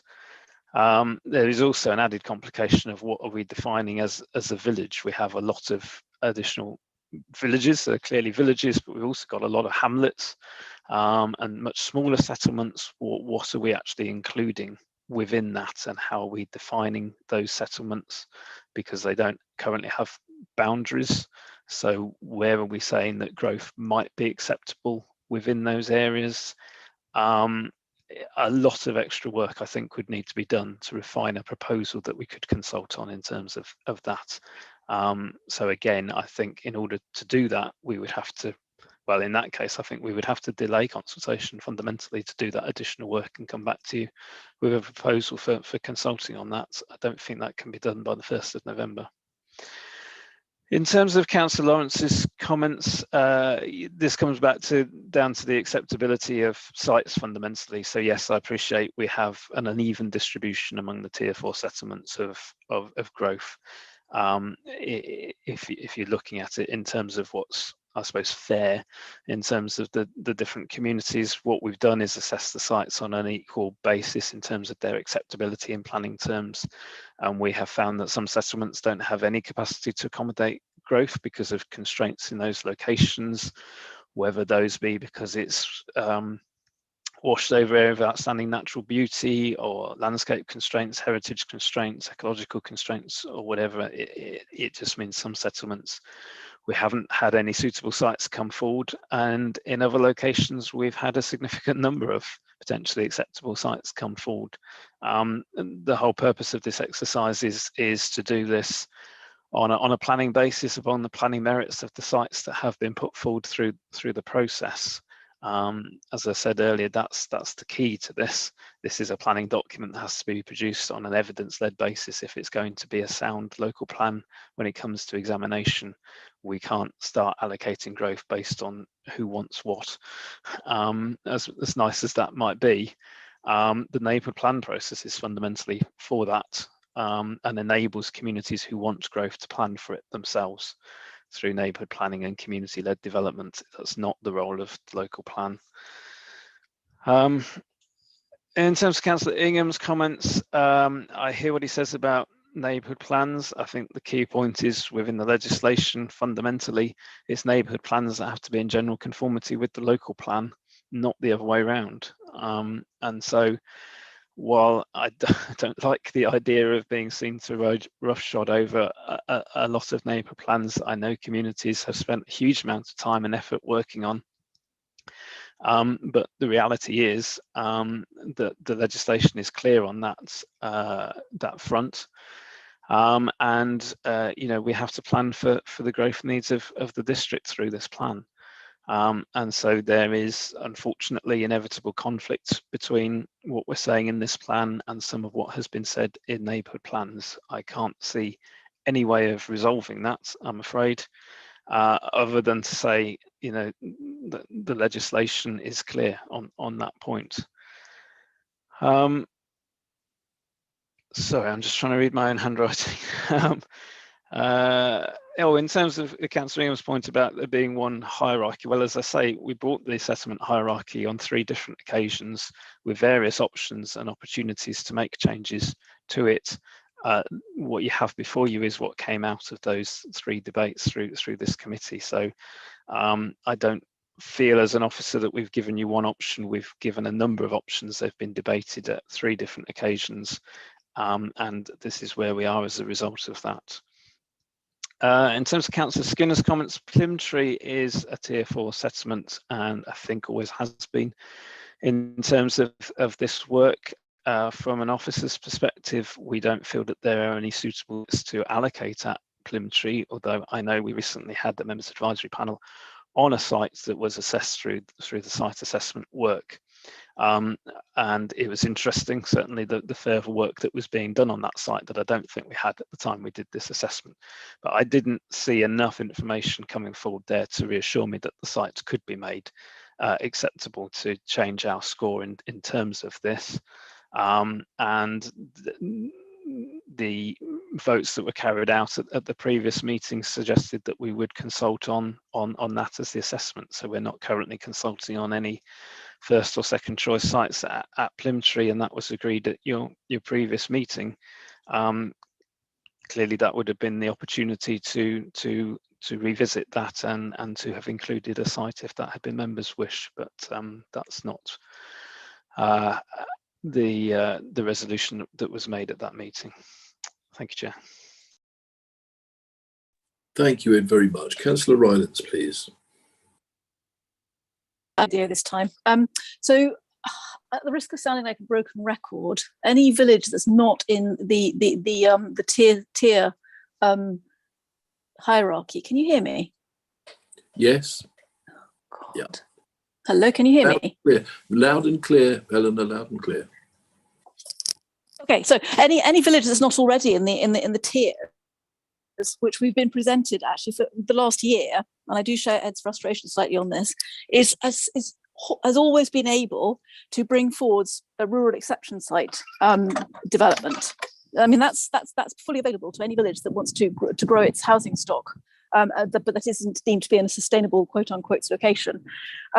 So I don't really understand where the accusation is that we're trying to stifle growth. That's just not true. But our planners do have to work to a particular set of criteria and rules and regulations, and those rules and criteria are known by everybody. So I mean, I must admit, I'm a little bit baffled by why this is coming forward at this stage. It almost seems like an attempt to derail the planning process. So, I mean, if we're not going to abide by our spatial strategy and the rules and regs that we have drawn up, then we may as well just be weplananywhere.com, to be honest. And we build anywhere.com, because if we don't have rules and regulations about where stuff gets built, then what's to stop anybody from building anywhere? These sites that have been brought to us today for inclusion very, very late in the day, they could be included at a later date and data revision. I don't see any case whatsoever for delaying our timetable to include sites that have come forward so late in the day and can be included at a later date in a plan revision. And that's really all I have to say. Thank you. Thank you, Councillor Rylance. Councillor Ingham, please. Thank you, Chair. In answer to what Councillor Rylance was saying, it's not just a concern about certain communities not being able to expand and growth. As you may find, Councillor Rylance, over the next few years in your own ward, it's what extra happens as well. And planning that meticulously so that we know what's going to happen, rather than things happening outside of our control. And it has to be that any local plan we put forward is robust. If it fails to be so, then we will fail our 5-year land supply. We will not have an agreement for us to develop as we plan to as a strategy for East Devon. And then it will be wholesale development, and quite possibly within your ward. So you have to listen very carefully to the concerns of all of our parishes. And I would go back on, I'm sorry, that what Mr. Freeman said earlier about we had 3 options. We had 3 options of the same tree. And that was, are we going to, expand tier 4 or create a tier 5? It was not a new tree we were looking at of hierarchy. And that's why I cannot support this chapter. Thank you ever so much, Chair, for letting me speak again. Thank you, Councillor Ingham. Councillor Skinner, please. And I'm going to be very brief. So in essence, then, to Mr. Freeman through you, Chair, is the on one in the green box. It says the strategic policy spatial strategy allow limited development to meet local needs at the service villages of Beer and blah blah blah with Plimtree. So it doesn't mean that, then, Mr. Freeman, because it's not actually going to allow anything in Plimtree. Is that what it's saying? And the supplementary to that is, if we go out to consultation and it comes back that actually Plimtree would have been interested to have one of the sites, does that mean it could then manoeuvre itself to coming back in, or are you saying this is a carte blanche? We've looked at Plimtree, it's not going to happen and it's done. I want to know the answer to that, please. Thank you. This is becoming East Devon's equivalent to the Midlothian question, isn't it? So Plimtree again. Ed, can you help us on finally understanding that?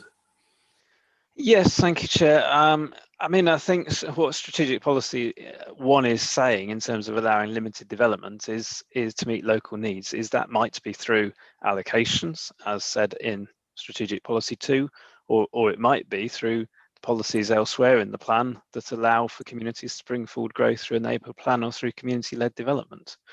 This is a strategic policy. It's setting the vision for the document. It's not just what's being delivered in strategy 2. There are policies elsewhere that allow for that limited development to meet local needs through other means than allocations. And no, it's not fixed. Nothing's fixed. The idea is to consult on this document and seek views, and then amend, redraft the document for a further consultation later in the process. All I'm saying is that some of the changes that have been suggested now in terms of changes to this document would have consequential impacts in terms of what else we should be consulting on at this point if we're going to say, for example, that other settlements are within or potentially within tier 4. The knock-on is that we need to assess the sites around those settlements and make suggestions as to what the potential allocations would be in those settlements if they were in tier 4 now, which we don't have time to do, or we end up doing further consultation later. But as you say, it may be that a consequence of the consultation is that you then want to add into that tier 4 as a response to this consultation, at which point we need to then consider the consequences of that. But to add something like that in at this late stage is quite difficult, I think, is my point. Thank you, Chair. Thanks, Ed. I think that's a really helpful point. Just to remind members, this is about going out to consultation. Some of what we're trying to suggest, some people are trying to suggest that, and I understand why, are slightly kind of Stalinist ideas of, we need to do this and that, and we must plan for this massive community and so forth. That isn't the exam question today. That's not what we're doing. But there is time to bring all those things through. But we have to build on the work that's been done in recent years that has fed this document. And it is right. I take Councillor Ingham's point that it was, the same tree, perhaps with similar branches in terms of hierarchies, but we did discuss that 3 times and we took votes on that. Councillor Davey, please. Thank you, Chair. Yes, this is kind of what I thought might happen, and I was trying to make sure I wasn't one of those councillors coming forward with a draft plan and then wanted to go back and revise everything that we'd previously agreed.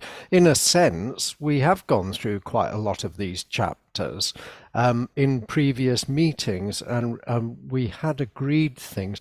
The spatial strategy, in any case, is dictated very much by the NPPF, and so we're really just following what government guidance already tells us. Anyway, I wanted to ask a specific question about strategy 5, Ed, strategic policy 5, about mixed use developments. I just want to be clear. It says for a new town and any development comprising 100 homes or more, we will require some employment land. Does that apply to all developments of 100 homes or more? I noticed that's at tier 1 and 2 settlements, that we're going to require that employment land. If so, I think that's to be welcomed.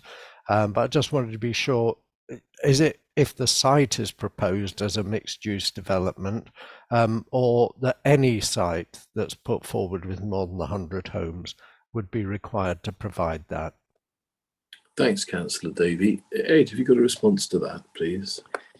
Yes, certainly it would be any site. The intention was that large-scale housing sites in the higher tier settlements would deliver employment alongside the housing to ensure that these were sustainable communities, that we minimise out commuting, people can walk and cycle to work, and help to achieve a key part of our vision, which was about addressing those issues, reducing out commuting, self-containment within settlements. It achieves all of those things, and I hope it would also help to deliver employment spaces in those locations, because as we know, employment spaces struggle to get delivered in our towns because they're really not viable on their own. So by locating them on housing sites and phasing their delivery alongside the housing, I hope it will help to make them more financially viable to be delivered. Thank you, Ed, very much on that. Thanks, members, for that. Councillor Ledger, please.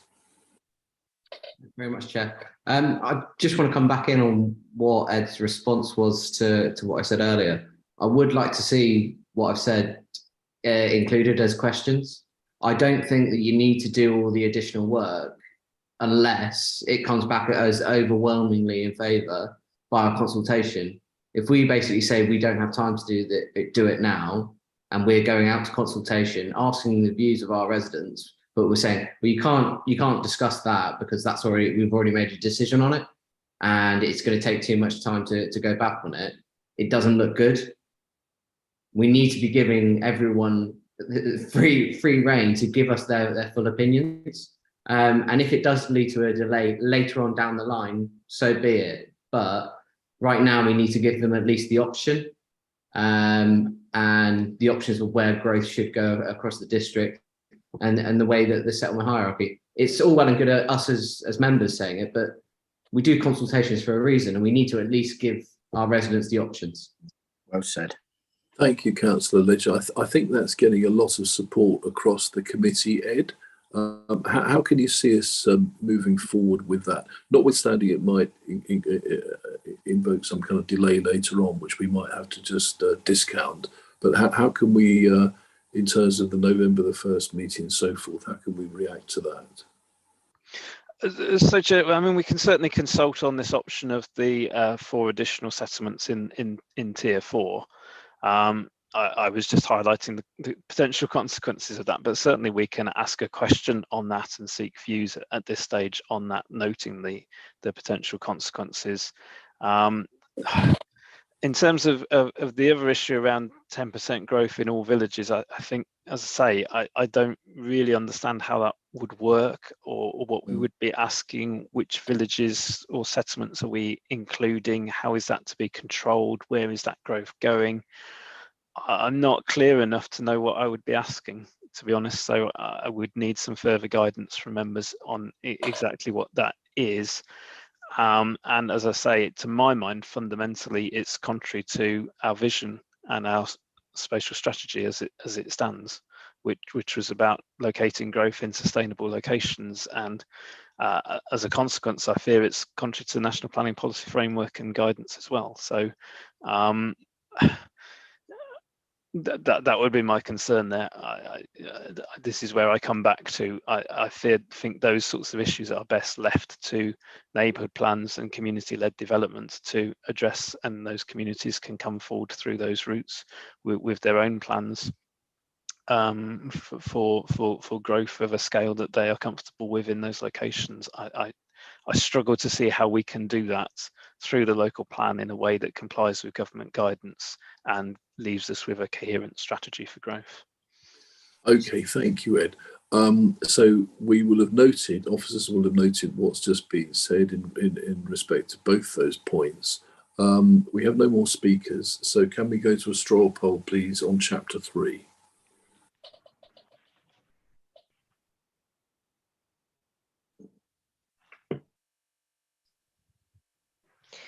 Okay, so for the benefit of those watching online, that straw poll is currently taking place.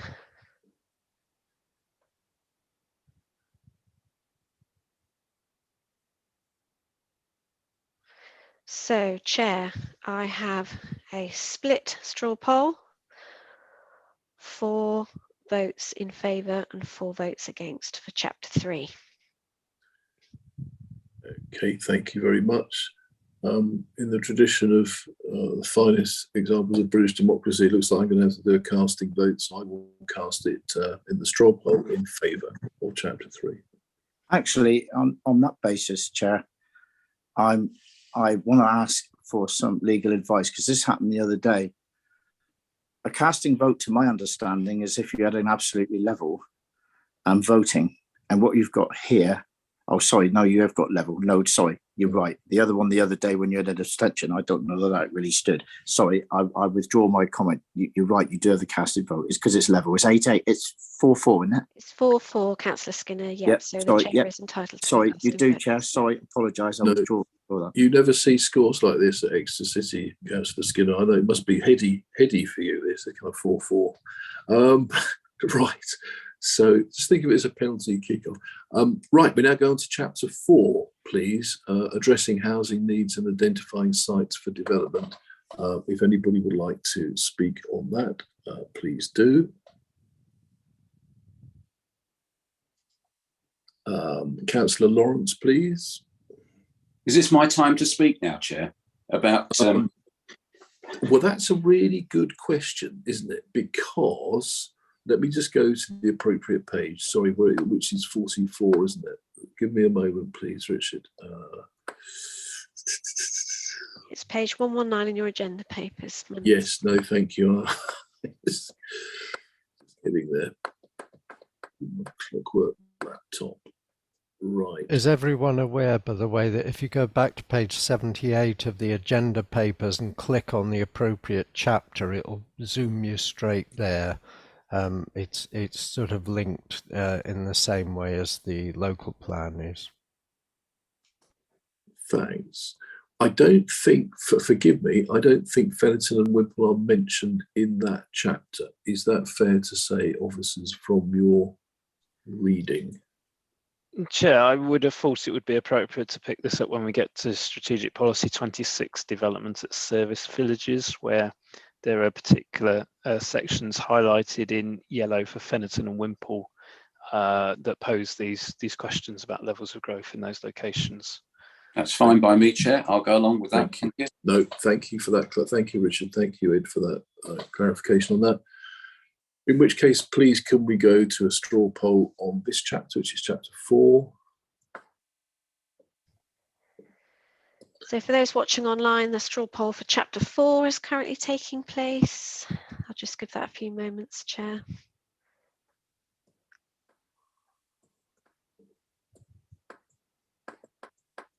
So, Chair, I have 8 votes in support, no votes against. That one is carried. Thank you very much.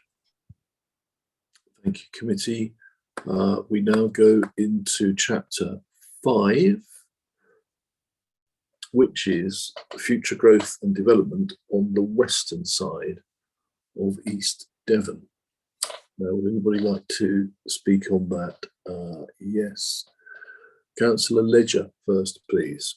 Thanks very much, Chair. I'm pretty happy with the policy as is. I just asked Ed if he could cover off my previous question of just obviously throwing out more options there and obviously making his life an absolute misery looking into the next few months. Where there could be an option of having 2 additional towns. Okay, let's park that question and come back to it after Councillor Davey, please. Thank you, Chair. This isn't enough to make me vote against the chapter. I'm quite happy with most of it, but I am unhappy about Strategic Policy 13. I've got to put this on record. I'm not happy about further expansion of Exeter Airport. Particularly, and domestic flights are mentioned, particularly for domestic flights where alternatives exist. So I know, in terms of most people's carbon footprint, flight is a relatively small part, but it is an incredibly carbon intensive way to get around. So I do feel I have to say that I'm not happy about further expansion of the airport, and I think there's some much better uses of that land. At the same time, I do welcome the idea of research into sustainable aviation, but I think it's a long way off. Thank you very much indeed, Councillor Davey. I think if you look at what's going on in regional airports at the moment, expansion of Exeter is extremely aspirational at the moment, but absolutely take your point there. Councillor Skinner, please. I take the exact opposite view. My whole ethos of whether Cranbrook should be built or not, I was against at the time. We've moved on from that, I understand that, but just put some backdrop to where I'm coming from. Because the very existence of Exeter Airport is the lifeblood of the whole of the southwest region. And my belief would be that, taking on Councillor Davies' view, and I know Councillor Davey, he likes riding around on his bike and all the rest of it, and it's all very commendable, and I respect him for that, and I don't have a problem with any of that, or his type of thinking. That's absolutely fine. I don't have a problem with any of that. This is made up of people with different views coming from different arenas, and that's fine. But without Exeter Airport, the ability for the whole of the southwest region to be of any notoriety, either now or going into the future, would be absolutely stymied. It is the jewel in the crown of this particular area. And my belief is anybody who doesn't get that just doesn't understand the economic trends and how we can move ourselves moving into the future, moving into whether we trade with the Europeans, the Americans, or wherever it is, from wherever they are. Exeter Airport is a key functional port for us to see our economic growth, and particularly around that area. Many of the reasons why people want to come and do business in this part of the world is our links with the M5 motorway, our links with the railway station, the railways running on 2 lines all over the country, our sea links that we have, and our airport. And without the airport, it would be a start of a nail of a coffin of the decline of the economic growth of this area. So I absolutely agree, and I couldn't disagree with Councillor Davey any stronger than I am now. So, Councillor Davey, you and I are at different ends of the spectrum of this one, and Exeter Airport, and I hope there's people going to come in and support this, because Exeter Airport is the key for our future, going into the future of our economic strength and our economic growth, providing all the things that you talk about, better jobs, better this, better that. Well, you won't do that without infrastructure. And Exeter Airport is a part of that infrastructure. And I couldn't level it, even if I could level it any harder, I would. So I absolutely disagree with Councillor Davey on that one. Thank you. Thank you, Councillor Skinner. And you both have the right to your individual views. Just worth noting for members' benefit, I will be sitting, as I do at least every other month, in the committee run by the owners of Exeter Airport, with the relevant leaders of Exeter and myself, with the MP or his representative. And certainly we've been very supportive of their efforts in the last 2 or 3 years, particularly around green and sustainable aviation, which, you know, personally, I'm still not sure how a plane gets more than about 100 metres without coming straight back down again, but it's an aspiration, isn't it? And I think in terms of the employment land around the airport, it doesn't necessarily have to be anything that increases flight-related pollution or the use of fossil fuels. It is around skills and engineering. And it's business that we have won in Exeter. I think some that's actually come at the cost of airport buildings in Dublin. So to that extent, I'm possibly, Councillor Skinner, I think most of my feet on your side of the fence here, but whilst being respectful to Councillor Davey. Councillor Rylance, please. Stop it, leader. Stop it, for goodness sake. Thank you. Thank you, Chair. So I'm not sure that the fate of global aviation rests in any of our hands. We'll have to wait and see what happens with that, because it may have escaped Councillor Skinner's notice, but we are in the middle of a climate emergency, and a lot of things have changed in the last 3 years to affect aviation. And in fact, we don't even have an airline operating out of Exeter Airport anymore. So that I think the actual fate of aviation generally is probably still in the balance. That's not actually what I wanted to talk about. That I actually wanted to talk about gypsy and traveller sites, because it seems that we're spending quite a lot of energy as a council essentially shooing people away from places where they set up camp very, very temporarily, as it turns out. And I just wonder how much progress is being made on our already planned gypsy and traveller sites, because we need to get them installed. People need to have somewhere where they can pull off the road, where there is loos, and where there's a place to dispose of their rubbish.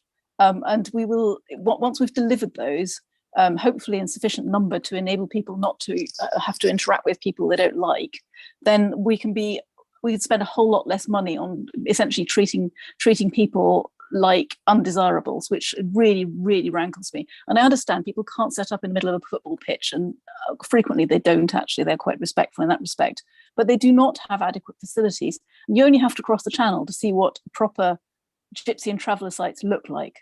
They're signposted off the outskirts of every single town, properly set up, properly managed, with proper disposal facilities for waste and for rubbish. We are not treating people properly. We need to stop treating gypsies and travellers like undesirable people, and we need to actually just accommodate them. And we need to do that quickly, because they don't have anywhere proper to stay at the moment, and we need to get on with that. So yes, I'm very happy that we've got gypsy and traveller provision penciled in, but we need to actually deliver the stuff that we've already got planned as well, please, quickly. Thank you very much indeed for that, Councillor Rylance. Councillor Ingham, please. Thank you, Chair. I was interested to see that the new government are considering support for free ports. 2.5, 3 years ago, I was very keen for Exeter Airport to be part of one of those free ports, but instead, unfortunately, over the last couple of years, a number of basket cases have been identified instead, which is a great shame. I do agree with what Councillor Skinner has said. There's great opportunities for a coherent green energy growth around the airport, not just limited to the airport. And if people think that humans hankering for flight is going to stop, they're wrong. We're just going to have to change the energy we use to do so. And that may take us some time. But I'm absolutely confident we will get there. I'm more worried, actually, in this chapter, Chairman, about the identification of Exmouth. I know some of the people here voted for to support the extension of Deanon Way, which I see as totally the wrong direction to enhance Exmouth as an even bigger dormitory town, encouraging commuting to Exeter. That's what I worry about, and that's why I can't support this chapter. I'll be voting against it, although there's aspects of it I do support. But if you're going to identify Exmouth as an area to grow in the manner that you have done, rather than providing jobs in that area, then I won't be supporting this chapter. Thank you. Thanks, Councillor Ingham. I think I'm probably being very stupid here. Strategy 6 is the one that's got Exmouth and its future development. Which part of Chapter 5 is the stuff about Exmouth that's of concern? Councillor Davey, I very much enjoy your new backdrop.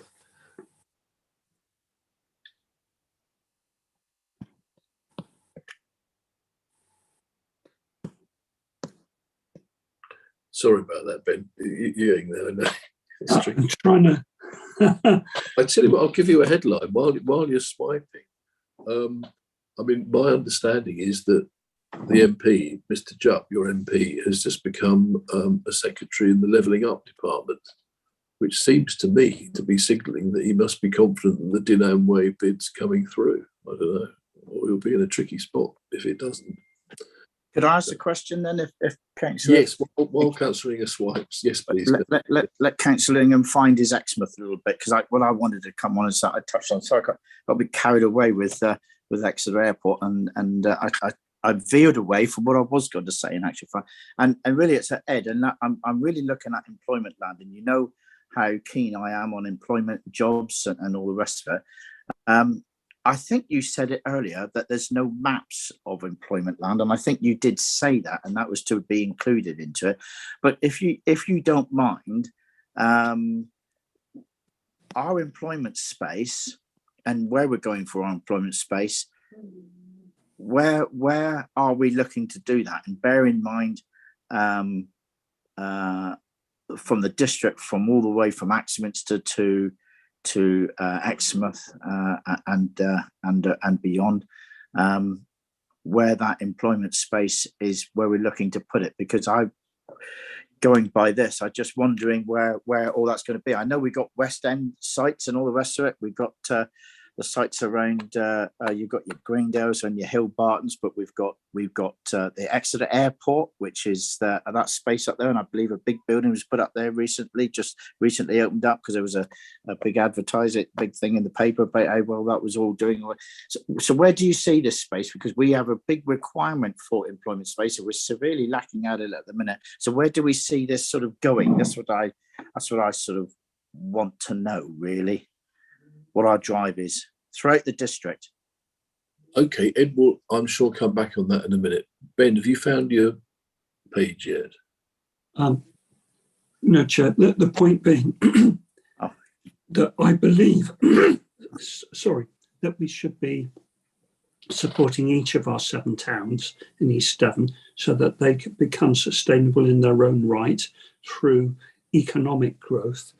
But you're also right, because I tied the 2 chapters together.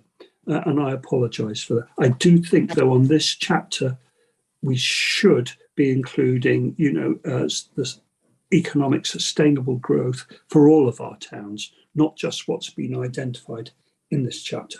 Thank you, Chair. Okay, so on this, so Ed, if you'd like to come back and comment, and then perhaps we can take a vote on chapter 5. Yes, thank you, Chair. So if I come back to Councillor Ledger's question about, which I think was about promoting 2 additional new towns in the district.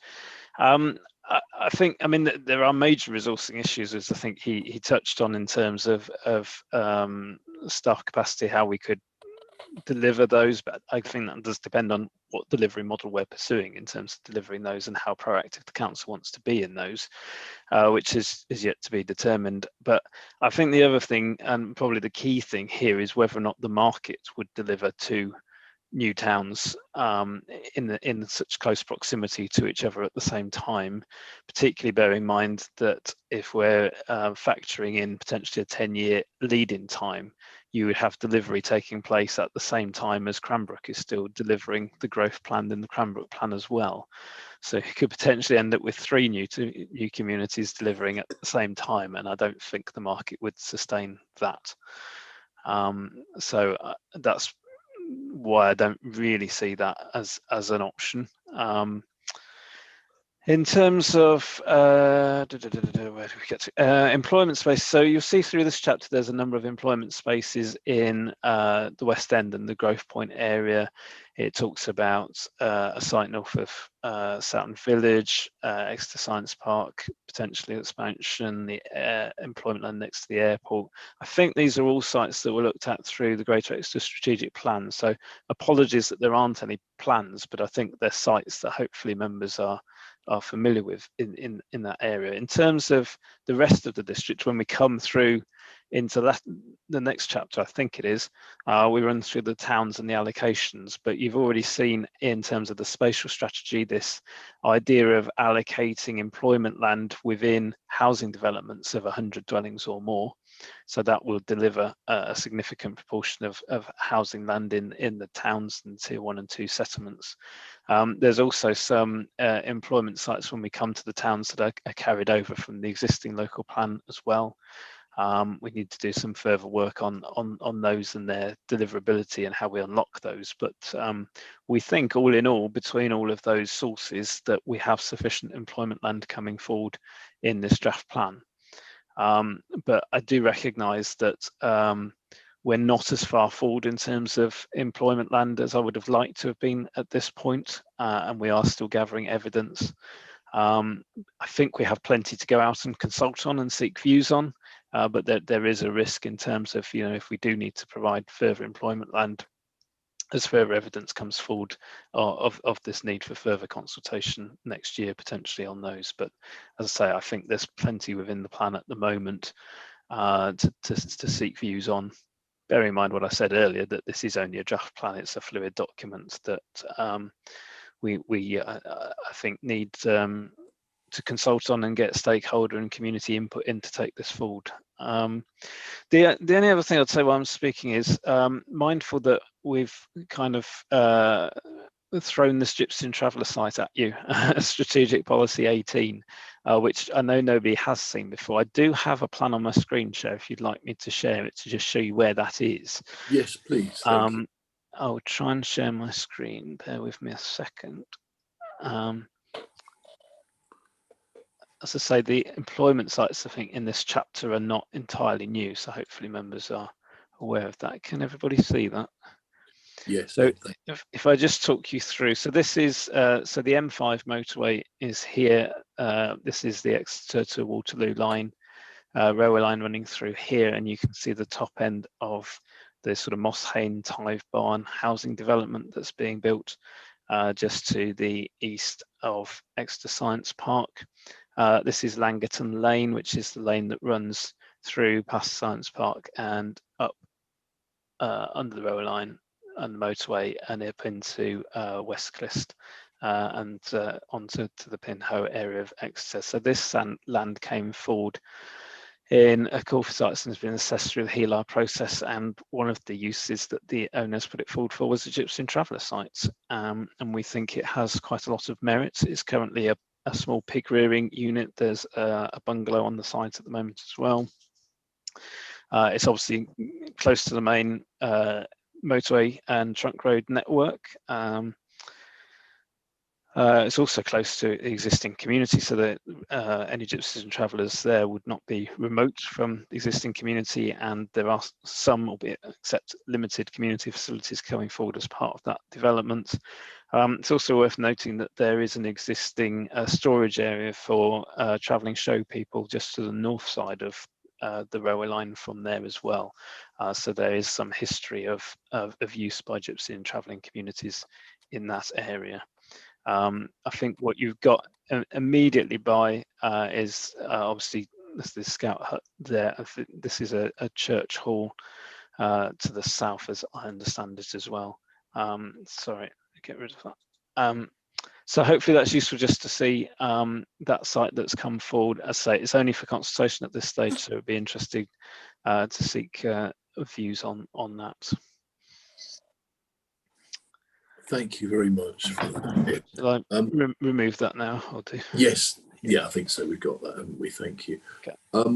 Members, would anybody like to comment on that, or just take that as noted? Looking for any hands up at all? Yeah, Councillor Chapman, please. Thank you, Chair. I would just like to say on travellers and gypsies, there's three types of communities here. The culture is completely different. Some travellers, they travel around the country and they work on farms and they are a community. Likewise, gypsies, I know my family down in Cornwall have gypsies come every year.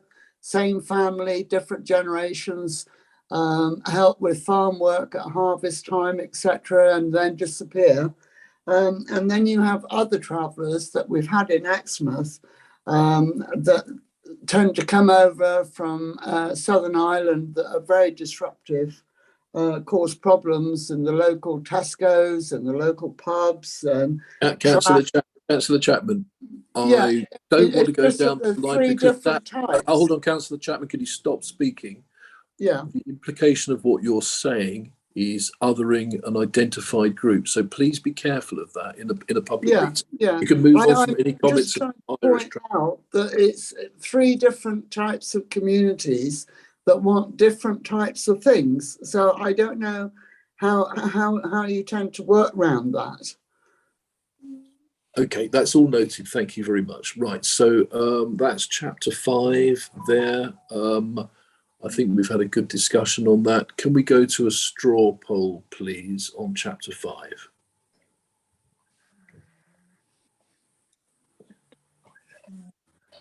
Okay, so for those watching online, the straw poll is currently taking place.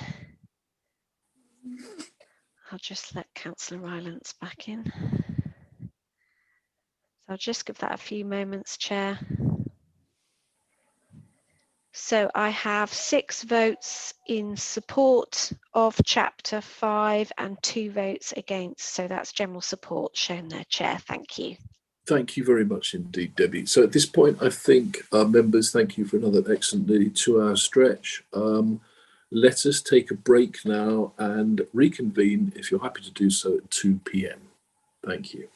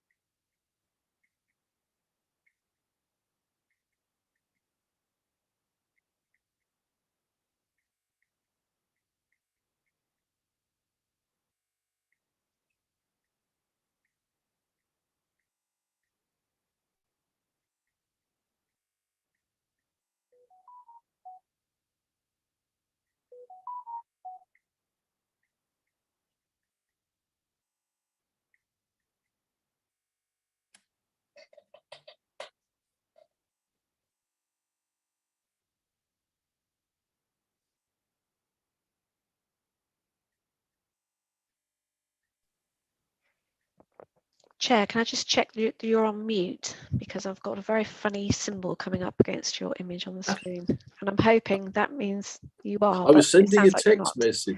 No, I'm not. I'm not on mute, Debbie. No, thank you. Thank Thank you you for very being so much. vigilant. No problem. Thank you, Chair.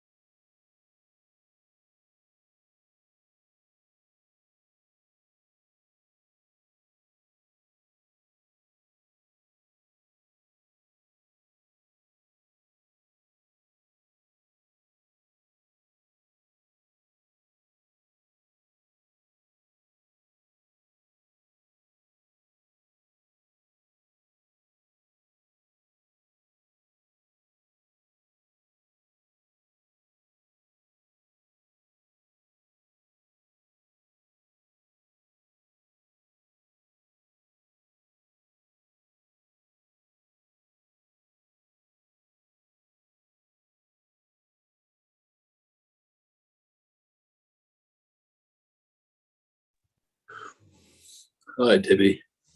Hello, Chair. Ready to go? Yeah. Okay, Chair. So just to give you an update, you are currently sat at 8 members of the committee, so you're still quorate. So that's yourself, Councillor Davey, Ingham, Lawrence, Ledger, Pratt, Rylance and Skinner. Thanks, Chair. Okay. Thank you very much indeed, Debbie, for that. Right. Hello, members. Hope you've had a good break. Thank you for all your work this morning.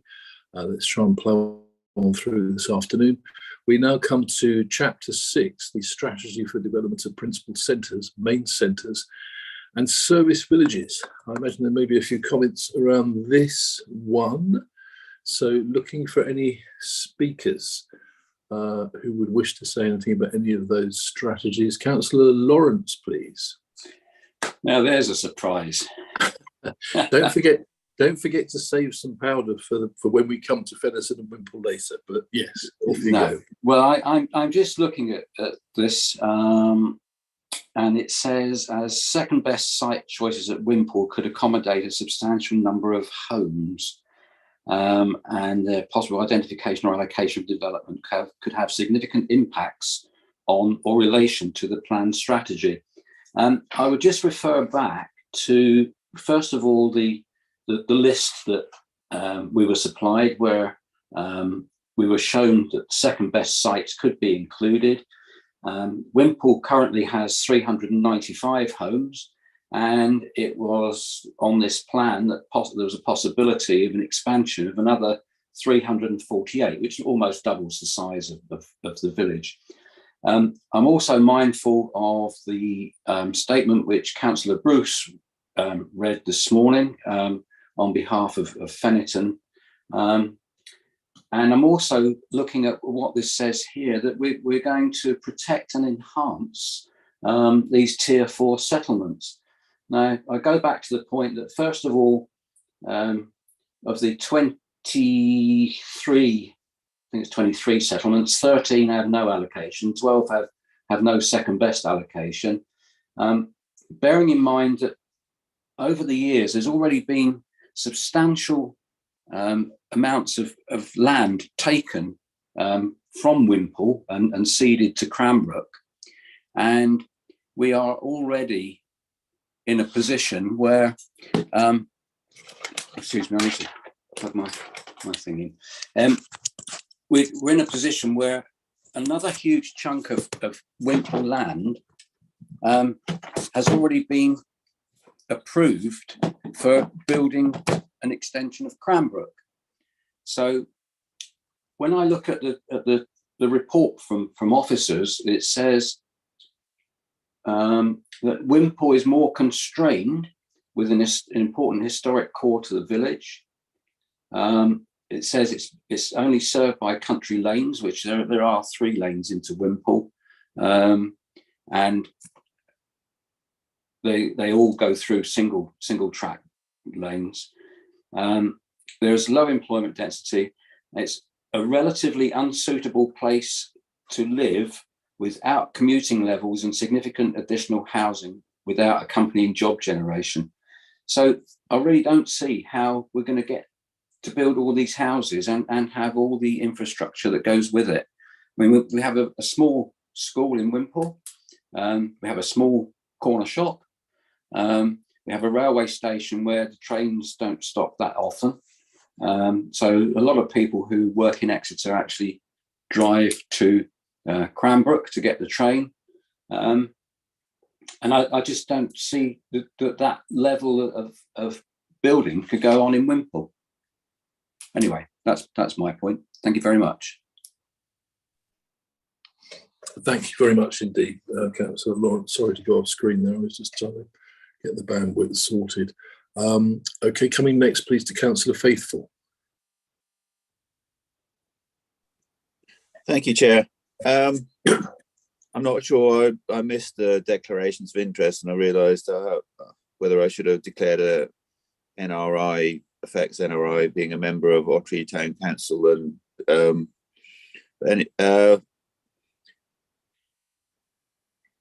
first, I mean, Councillor Pratt has already mentioned that the Town Council had an EGM, and they've rejected all the sites. I think some of it was to do with highways and flooding.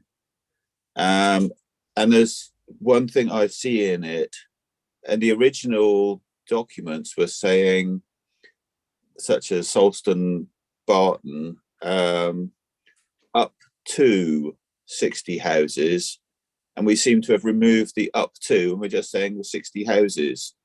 And the southern section of Sutton Barton is right next to the brook and is prone to flooding. So you could almost take away the whole south section because it's not fit for building on. It's a flood zone.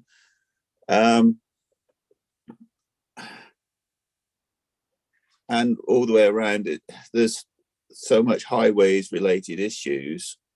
I mean, the town council is actually in the process of doing something, working with local landowner about improving highway related issues. But a fundamental issue is all the way around. There's highways and flooding issues all around the town. But I think that the comment of, is it possible to put back, I don't know if it's relevant to all the rest of the towns, but the comment of up to 60 houses or up to however many houses, can we have that part put back rather than just claiming 60 houses full stop? Thank you, Chair. Thank you, Councillor Faithful. Councillor Chairman. David. Yes. Chairman, sorry, it's Damien. Sorry to interrupt. Yes, Could we please. just get Councillor Faithful then just to clarify, because he mentioned that Okay. he didn't know whether he should be declaring an effects NRI. I think he should be. So can we just get that on record, please, Chairman? I believe it was an effects NRI member of Ottery St Mary Town Council. Could you just confirm that, please, Councillor Faithful? Yes, that is correct. Thank you very much. Thank you. Thank you very much. Thanks, Damien. Thanks, Peter. Councillor Davey, please. Thank you, Chair. I'll get off aviation and get on to Exmouth, which obviously is dear to my heart. I just wonder if it would be helpful for the purposes of the consultation to just point out whether they're preferred or second choice sites that are listed here. I'm on page 147 of the agenda, and I'm looking at Strategic Policy 20. And it doesn't state whether those are preferred allocations or second choice, and I think that would be helpful. Also, the numbers don't add up, because if you add up the numbers on all the sites there, I get 833, but it says in the text, in the event that all preferred allocations and second choice sites were allocated, this would lead to 455 homes, but that's not what I get when I add up the allocations. Maybe that's the first choice ones, I don't know. But I think it would be helpful, and that probably is the case, Ed, for all of the consultation in all locations. I'd have thought it would be helpful to distinguish between the preferred and second choice sites. Thank you. Thank you, Councillor Davey. I'll ask Ed to come back on that in a minute. Councillor Ingham, please. Thanks, Chair. I've mentioned a lot on what I believe on this subject, Chair. I just want to register that I won't be supporting this chapter. We've been through it several times. Thank you. That's much appreciated, Councillor Ingham. Thank you. Councillor Skinner, please. Thank you. And I've got a couple of ones. I do welcome the part around, obviously we're all going to get a bit parochial around Broad Henbury. Broad Henbury is really doing a CLT and want to do their bit. delivering. And obviously, I want to get to Plymtree as well, but I've touched on that 2 or 3 times. I won't bore you again, Chair, with Plymtree, because I think everybody's heard it from me several times there, so we know where we're going. I'm going to battle that one through the process. But Fennerton to me is obviously Fennerton's only just a mile and a bit just over the road from me here at Tallerton, and in actual fact, that's quite strange, really. We get pushed from Fennerton from one side, and I got Wimple the other, and I'm stuck here in the middle of it all. And both of them looking to take fair bit of housing. And I think Fennerton is one which is, I understand Fennerton from the perspective of having a train station, but the level of potential development at Fennerton is really quite high. And one of the things I'm sure you and other members will be aware of, and I was very much involved in part of the flooding that took place, put a machine over there and try and help out as much as I can there and in Ottery. But it was horrendous at the time. And there is some serious issues at Fennerton, but I'm just making it note, just trying to make a note, please, Chair, that the amount of and you did touch on it earlier, saying this is what's come forward, but that amount of level of potential sites coming forward was quite worrying for Fennerton. And I need members to understand that. And I certainly wouldn't be supporting the amount of housing that looks like it may be going to come. And I take it it's all just going to, when we get through the consultation process, it's going to level back to a place that is more in scale in keeping with the size of Fennerton itself. And I'm just making those points known, really. Thank you very much. Thank you, Councillor Skinner, for that. And as I was saying, we'll come when we come to recommendation 3 to look in even more detail at Fennerton and Wimple. Councillor Marianne Rickson, please. Thank you, Chair. Just like Councillor Faithful, unfortunately, I wasn't here earlier, so I need to declare an effects NRI because I am representing Sidmouth Town Council. I would just like to say yet again that well, unfortunately, Councillor Davey just mentioned about preferred sites and second choice sites. Well, I've already mentioned in the past that unfortunately in the Sid Valley, we've got no high ranking sites at all. Every single one is either poor site, very poor site or undeliverable. Yet we are still, as a town council, objecting to site 06 in particular. Because of the danger of coalescence. There's also flooding on this road. And unlike site 14, which was deemed to be located entirely within the AONB, the description of 06 states highly sensitive and exposed site within the AONB.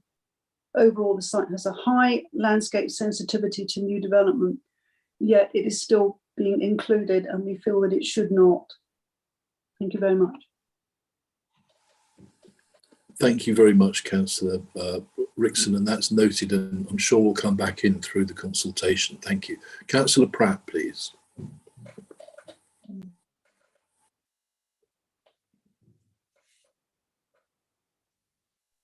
Sorry, Chair, there was a delay. I was muted. What I'd like to talk about is Ottery St Mary, and in particular, 2 items there. One is the proposed development of Barrack Farm for 70 new homes and 1.25 hectares of employment land, a preferred site. And the other one is the one at Thorn Farm, Ottery 09. That one is for houses for 90 homes and was part of the site for the new school, the new primary school. There's a conflict here between the neighbourhood plan and the proposal here on Barrack Farm, and I do appreciate that the local plan has priority over the neighbourhood plan. I was on the committee that prepared and made the neighbourhood plan, so I am aware of all that right from day one.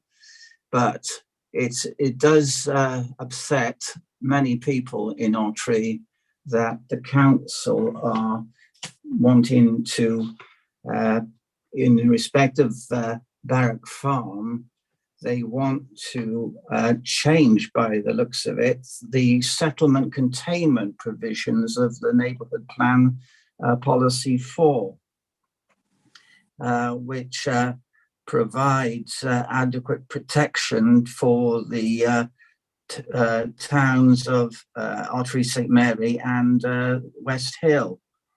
And the settlement containment area is an area which needs protection because of these proposed developments. However, part of the settlement is in fact covering the Barrack Farm development. And the position there is that the council want to take out part of the settlement containment land, and in order to allow the proposed development of Barrack Farm to proceed under the preferred provisions of the local plan. So that will upset a lot of people in Autree, that the provisions of the neighbourhood plan are being taken out of the scheme. The other one is the school site at Thorn Farm. Part of the site is going to be used for the school, apparently. And then Devon County Council, who own Thorn Farm, want to build 90 houses there. And the whole of that land is protected under provisions contained in the neighbourhood plan. And what the council want to do in that regard is to clear the provisions relating to the school site and take out take out Thorn Farm, so that the building of houses can be placed on that site instead of the school. So that again will upset so many people that it's really beyond belief that that should happen, but they're legally they are allowed to do that because they have priority over the neighbourhood plan. So those two matters are not helpful as far as these provisions are concerned, and I think we'll leave it there. Thank you. Thank you, Councillor Pratt. Again, I'll ask Ed to come back on all these when we've heard our final speaker on this item. Councillor Skinner, please. Well, it eluded me, Chair. Dare I say it, if you members will just go to page 129, and I'm not going to say Plymtree again, it says suitability for development. It's quite contradictory. Although in a rural location, Plymtree contains a range of services and facilities and is consequently considered appropriate to accommodate a small level of growth in the local plan. There we have it. Thank you very much. I've got that bit in. We're covered, sounds like. Thank you very much. And it's like a drinking game, isn't it? Every time you say Plymtree, I'm going to have a swig of my tea, Councillor Faithful. So terrific. Thank you. Councillor Rylance, please. Thank you very much, esteemed Chair. I just wanted to say that the sites at Broadclist have actually come through the neighbourhood plan. So I'm perfectly zen about everything that's happening in Broadclist, unlike what Councillor Ingham said earlier, when he said that we're going to be hit with masses of houses. We're very zen about these. We've planned for them. We've had 17 years in Broadclist to cope with the notion of added houses to our community. And eventually, in the West End of East Devon, we will run out of space. So other communities are going to have to get their heads around expanding. We can't just keep saying, no, not here, not here, not here, not here. Just put it all in the West End of East Devon, because eventually there won't be any space left. So I really would urge ward members to be really level-headed about their resistance to development in their own particular communities, because you all have young people in your communities, you will have people moving in, you need somewhere for them to live. So you need to consider what your community will look like going forwards. A neighbourhood plan shouldn't be a device for resisting development. You need to really think about where development will go in your community and who you're building for. So I just wanted to say, we've had 17 years, so we're coping very easily with this. And these have actually come through our neighbourhood plan. And I would like to see more neighbourhood plans updated to include more practical sites for development within communities across East Devon. Thank you. Thank you, Councillor Ryland. This is a very constructive insight there. So I see no more speakers at the moment on this chapter. So please, can we go to a straw poll on this one? Did you want to have Ed come back first, Chair? Ah, that would be very good. That would be Ed. I nearly managed to let you off there, but yeah, Ed, please. No, terribly sorry, members, for forgetting that, because incredibly important points have been made by all of the councillors. So yes, Ed, please. Yes, thank you, Chair. So just to run through what I've noted down.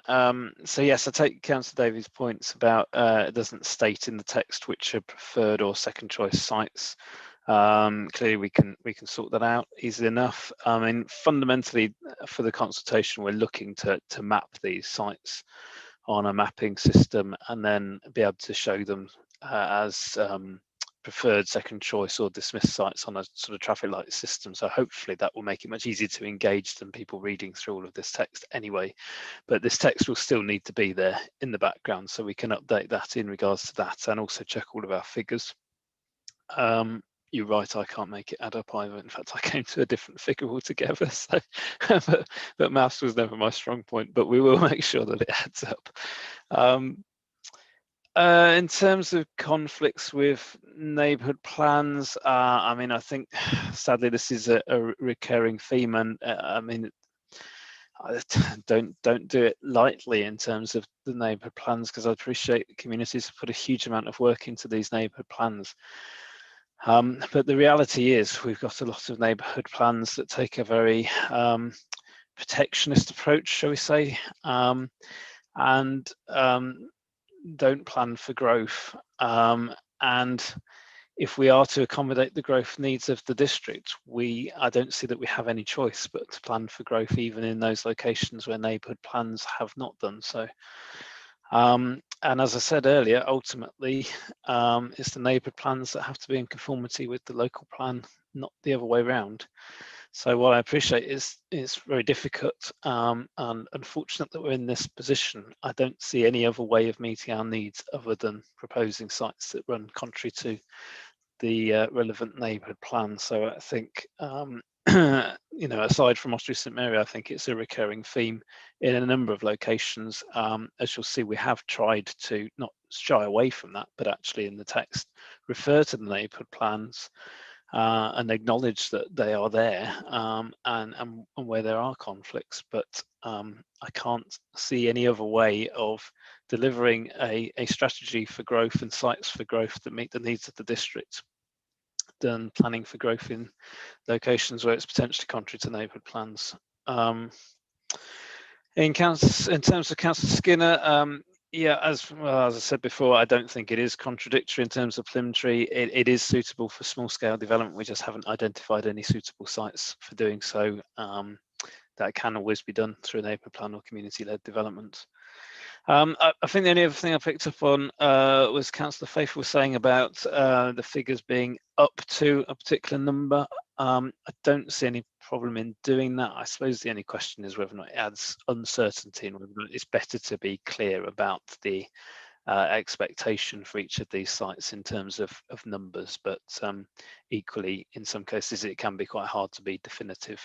So I don't know if anyone else has views on that. I think in the past we've said up to a particular number, whereas we're now saying that these sites are proposed for a specific number.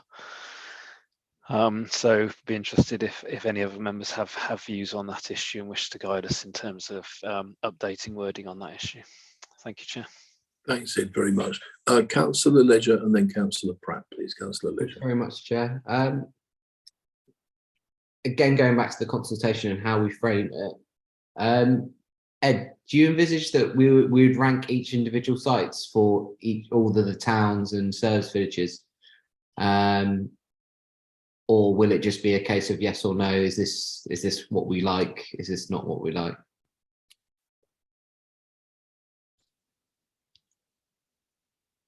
I think the chair's frozen. We lost the chair. I was going to say. I was going to ask if he wanted me to reply now or later.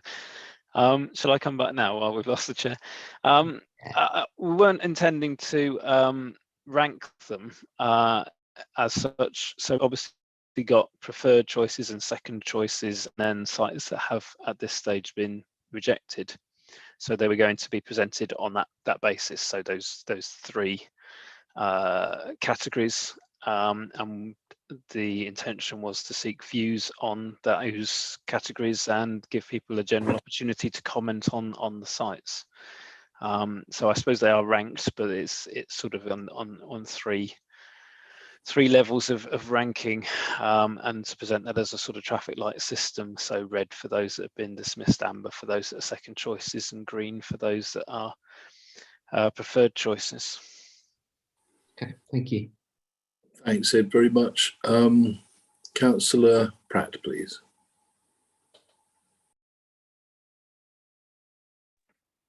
Yes, thank you, Chair. Well, Ed has said it, the conflict with the neighbourhood plan provisions arises to accommodate development. So let's see what the people in Altry have to say about that. Thank you. Very good. There'll be it's going to be quite a tar barrel night, I suspect, in Ottery this year and even next year. Right, thank you very much for all those comments, members. Just to remind you, we will be having a heated debate on Fennerton and Wimpole in a minute. So just to help you factor that in. Can we go to a straw poll, please, on Chapter 6? Chair, can I, sorry to interrupt, but I think this is the chapter where Fennerton and Wimpole actually arises as a relevant issue. So if you go to, just scrolling there myself, policy on service villages, strategic policy 26, which is at the end of this chapter, it's where Fennerton and Wimpole are raised, which I think was okay. So by implication then, so you're saying basically that recommendation 3, which is that the committee make a recommendation on the scale of housing development, we really ought to take that as part of this. Up to you, Chair, as to where you take it, but in terms of the plan, this is that's the policy where the issue arises and where clarity is needed, and you'll see in the text for strategic policy 26, there are 2 highlighted areas of text in yellow for Fennerton and Wimpole where we need a steer as to what we're saying fundamentally. Right, in which case that's very helpful, thank you. May I steer slightly from the chair at the outset, which is that I suspect from what I've heard from members, there isn't a huge appetite to identify Fennerton or Wimpole in such a way at this stage. And I don't want to sort of in any way sort of go ahead of the debate, but equally we may end up having a rather long debate when perhaps we all agree in the first place. I don't know. But I mean, Ed, if for sake of argument, the committee weren't minded to agree that Fennerton and Wimpole, it's fine for them to go out to consultation, but not to be identified in this particular way, how would we amend recommendation 3 to cover that? Well, Chair, I think so. There are options here around whether or not you identify a scale of growth at Fennerton and Wimpole for the purposes of the consultation, or if you just want to consult on the options there, all of the options fundamentally, at which point I think through the consultation you could potentially ask questions around, well, we could put in some text around explaining why there are so many options at Fennerton and Wimpole and why we're looking at a larger scale of growth in those locations, and ask questions around what do people think is an appropriate scale of growth in those locations as a question, and perhaps give people options around different scales of growth. And then you could potentially list all of the sites and ask people to put them in order of preference, to then have a debate at a later date, if that's members' wish, about the scale of growth in those locations, with the knowledge of what the community feel in terms of an appropriate scale of growth, and which sites are preferred in the event of, if you then decide on a scale of growth, you can say, well, these are the preferred sites that would fulfill that level of growth. So that could potentially be a way forward. I still need to think about quite how we would deal with that in terms of the spatial strategy, because obviously the spatial strategy at the moment doesn't refer to strategic levels of growth in those two locations. So we perhaps need to put a caveat back up in the spatial strategy part at the start of the plan about that strategy being subject to those issues being resolved. But that's the only way really I could see it would work if members were not minded at this stage to specify a scale of growth. I have drafted a potential recommendation should members wish to go down that route, if you'd like me to read that out at this point. I wouldn't normally, but only in as much as I'm mindful of time and of how much concern this is causing to members on the committee. I think that'll be helpful to hear that, Ed, if you're happy. Thank you. Yes, okay. So the wording I came up with following our conversation, Chair, was that the local plan consultation will not specify a proposed level of growth in the villages of Fennerton and Wimpole, and that wording in the consultation be included to make this clear. Instead, wording to be included explaining that the number of sites that have been put forward in these locations, combined with the available services and facilities, has raised an issue of whether a greater level of growth than other villages would be appropriate. Specific questions are then to be included, seeking views on the scale of growth that would be appropriate in Fennerton and Wimpole, and asking respondents to rank the site allocation options in order of preference so that responses can inform members' future consideration of these issues. Thanks very much, Ed. Members, I hope that may be helpful, but I'll come to Councillor Lawrence first, please. Thank you, Chair. Yeah, it's interesting to know, if we go back a couple of meetings and we were given a list of all these sites and their suitability, a lot of the sites around Wimpole were in Zone 3 floodplains and various other things. And I keep going back to the report that went with that, and it says Fennerton and Wimpole are both served by country lanes, so highway access is far from ideal. Both settlements currently have comparatively few services and facilities, which means that they have 3 times as many residents available to work than the number of jobs that are available, which makes them relatively unsustainable places to live. And I can't get over this, why all of a sudden these 2 areas are being highlighted as for massive expansion, doubling the size of both villages, without looking at this thing here. We're looking to try and find sustainable places for people to live. And it says they are unsustainable. You can't get away from it. And that's the officer's report. I haven't made it up. So I don't know where we're coming from with all this. It just seems to me like there's a couple of places been picked out because there's a lot of land come forward. Well, let's bung all the houses in there. It's totally, well, I don't know what to call it really, but it's out of order. Thank you very much. Yeah, I can sympathise with that, Councillor Lawrence. What we're trying to do is do this in order, though, in sequence. I think probably your problem started when your landowners, I don't know if you know any of them, came forward and put all these sites in. So that's where this starts from. Yeah, it's primarily one. Is it? Okay. Well, you know, thereafter, this council has to, in law, go through a process, and this is part of the process.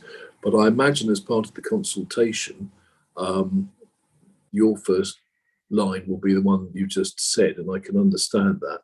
I will ask Ed in a minute to read the proposed recommendation again, because I know it was quite a mouthful. Can we go now, please, to Councillor Skinner? Sorry, Chair, I think it's covered. That's fine. Let's move on, please. Thanks. Thank you very much, Councillor Skinner. Much appreciated. Councillor Faithful, please. Thank you, Chair.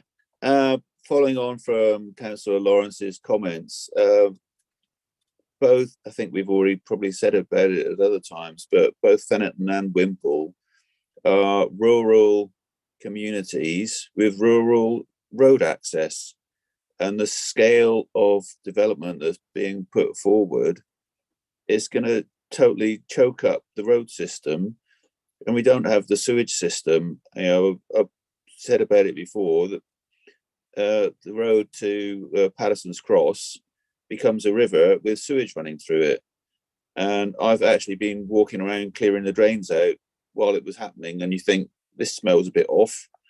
So you stop putting your hands down the drains because you're putting your hands in the, you know, it's really, and that's before you built the houses. So it's going to get worse. They really haven't got the infrastructure in place to take this sort of scale of housing. Thank you, Chair.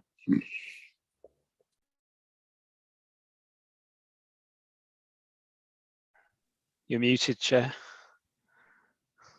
Thank you, Councillor Faithful. Those points are well noted. Councillor Skinner, please. Oh, is it an old hand? Yeah, sorry, I didn't know. My only point was all I was going to say was I was going to support very much what Councillor Lawrence was saying for Fennerton as what he was for Wimpole. So you covered the point. Thank you. Okay, right. So I think there's a degree of consensus emerging here. I hope there is. So Ed, for sake of argument, if the recommendation 3 that is being suggested were to pass, would that require any rewording under item 6? Or what you're saying is it would be noted in there, wouldn't it, somehow? Sorry, are we on 6 or 7? I can't remember, but it would be noted in the report that this is subject to, etc., etc., etc. I'm sorry, Chair, I'm not sure I follow. Recommendation 3 simply asks for members to recommend whether plan strategy should be adjusted to identify Fennerton and Wimpole for strategic scale of growth. Yes. And we're saying under the revised recommendation 3, not in essence, aren't we? But to put it out for consultation. I mean, your recommendation dealt with that, didn't it? To be clear, Chair, I mean, my preference in terms of from an officer perspective would be to have clarity about the level of growth that members wish to pursue at Fennerton Wimpole and consult on that basis. The wording I read out was sort of from previous conversations we'd had, that if we didn't reach a position where members felt comfortable to do that, that was an alternative scenario that someone may wish to put forward. But from a professional officer perspective, I would rather have clarity about where we're going at Fennerton Wimpole now. Yeah, I suspect, if I'm reading the room right, that we're not going to get to that point in this meeting. So the reworded one is probably helpful. I suppose my point was, let's say if the committee was minded to, on the straw poll, go ahead with 6, if we are on 6, and forgive me if we're on 7, but I think we all know where we are. Would we have to amend the wording in 6 slightly in some way to reflect what would be the new recommendation 3, if you see what I mean? So you're referring to chapter 6, Chair? Chapter 6, yeah. Yes, I see what you mean. I wouldn't be asking members to give us exact wording. We're just looking for a steer from members about how they wish us to address Wimpole and Fennerton in terms of that policy we're happy to take away the task of drafting the actual wording and bringing that back to the 1st of November. It's a steer from members about how we address Fennerton and Wimple that we're looking for. Okay, so members, on the basis that I don't really know what to do. Democratic Services. If I were a member not in the chair, I would probably want us to have taken a vote on recommendation 3 before I agreed on the straw poll on chapter 6. Do you see what I mean? I would agree, Chair. I think that's a safer way of taking it. Damien, would you agree with that? Yeah, I mean, I'm just thinking about this because, I mean, at the moment, obviously, we're going on the straw polls and then we're going to look to take the recommendations in order. So it kind of throws things a little bit amiss if we start taking then the vote on recommendation 3 at this stage. It's the way of saying that members endorse this chapter, subject to the issues regarding Fenton and Wimple being considered after the recommendations at the end of this meeting. I'm just thinking just aloud as to how we can word that, because I mean effectively all the straw poll is at the moment is just to get a feeling for whether the members are happy with the chapters. We'll then go back to the final look at the recommendations, the first one being that they endorse the draft local plan as completed to date for public consultation. Well, at the moment, if all the straw polls basically say that members are happy with the chapters as they are, then that's how we're going to be voting.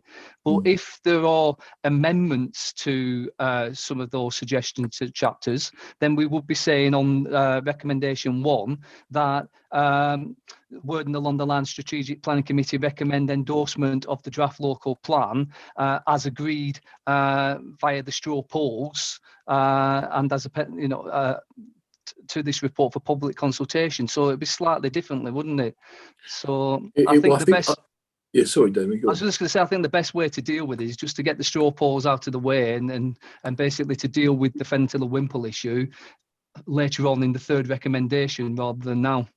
Okay, so that presupposes a degree of trust on members. Richard, I'm looking at you. that we will do that in a minute. We'll come to the revised recommendation 3. The alternative is that I suspend at this point the bit we're going through, flip ahead to recommendation 3, take a vote on that, and then come back in to look at chapter 6. Are members feeling trusting, or would you like to do that? Do shout, anybody.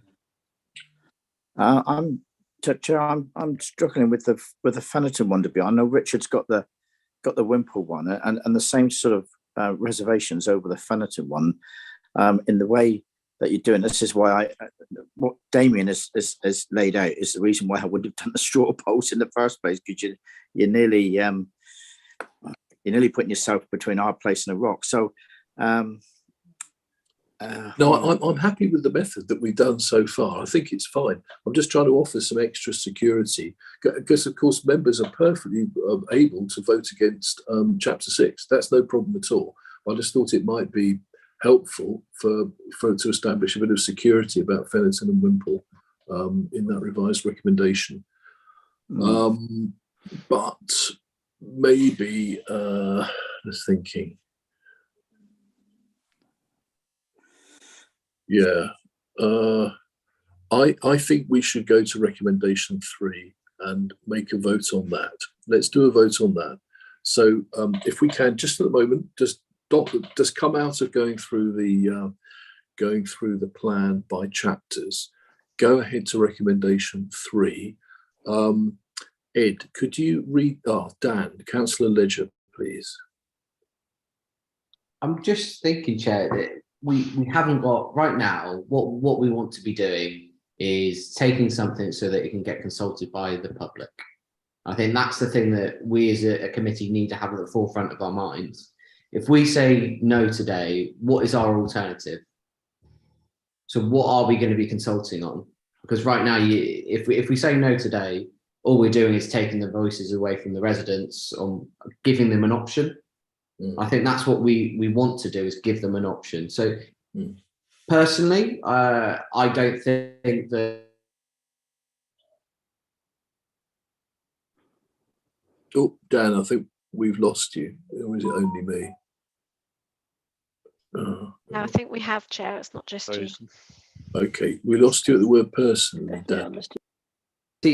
So I said personally, I don't think that the levels of growth listed in Wimple and Fennerton are what they should be. But what I'd like to do is get the thoughts and the opinions of the residents who live in those communities on what they want, because there could be some residents that think, okay, Fennerton requires X, Y, and Z in infrastructure, and the only way of delivering that is additional houses at the moment.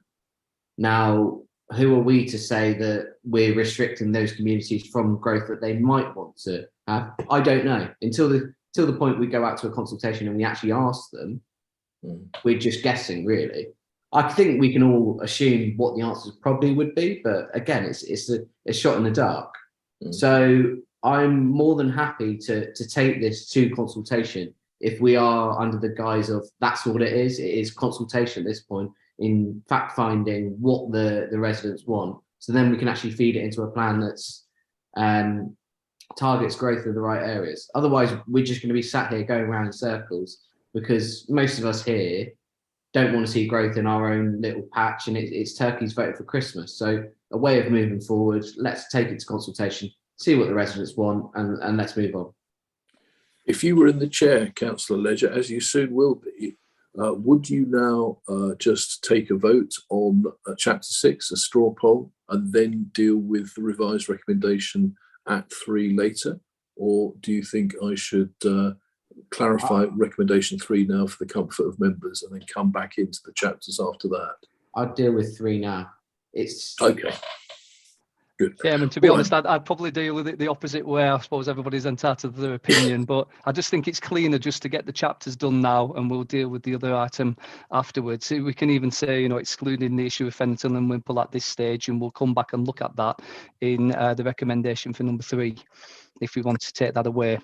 I just think it's cleaner just to go through the straw polls now and not be moved away from that. So especially when you're reading the minutes afterwards, it's going to look like it's jumping from place to place, if not. Thanks, Damien. Okay, right. So I'm going to ignore Councillor Ledger's advice there, which was madness, frankly. I don't know where he got that idea from, and go with the officer advice. Members, mindful of what we hope will be coming at recommendation 3, can we do a straw poll, please, on Chapter 6 now? Okay, so for the benefit of those watching online, that straw poll is currently taking place. I'll just give it a few more moments, Chair. So, Chair, we're at a split again. We have 4 in support and 4. Okay. I use my supreme chairmanship, I'm afraid, to do a casting vote on that as well. Bear with me a second. I just clarify, Councillor Mike Howe has put a thumbs up. Can I just clarify, Councillor Howe, is that a green tick or a red cross or an abstention? Because I've only come in the last few minutes, I can't really comment on it because I didn't hear the whole discussion on that chapter. Okay, fair enough. Just wanted to be clear. Sorry, Chair. Yes, you're back to a split. So you're. I'll cast the vote in favour of that then. Okay, thank you, Chair. But good to have Councillor Howe's thumbs up from the dark as well. Right, thank you for that, everybody. So let's now go to Chapter 7. Would anybody like to make any comments on that at all?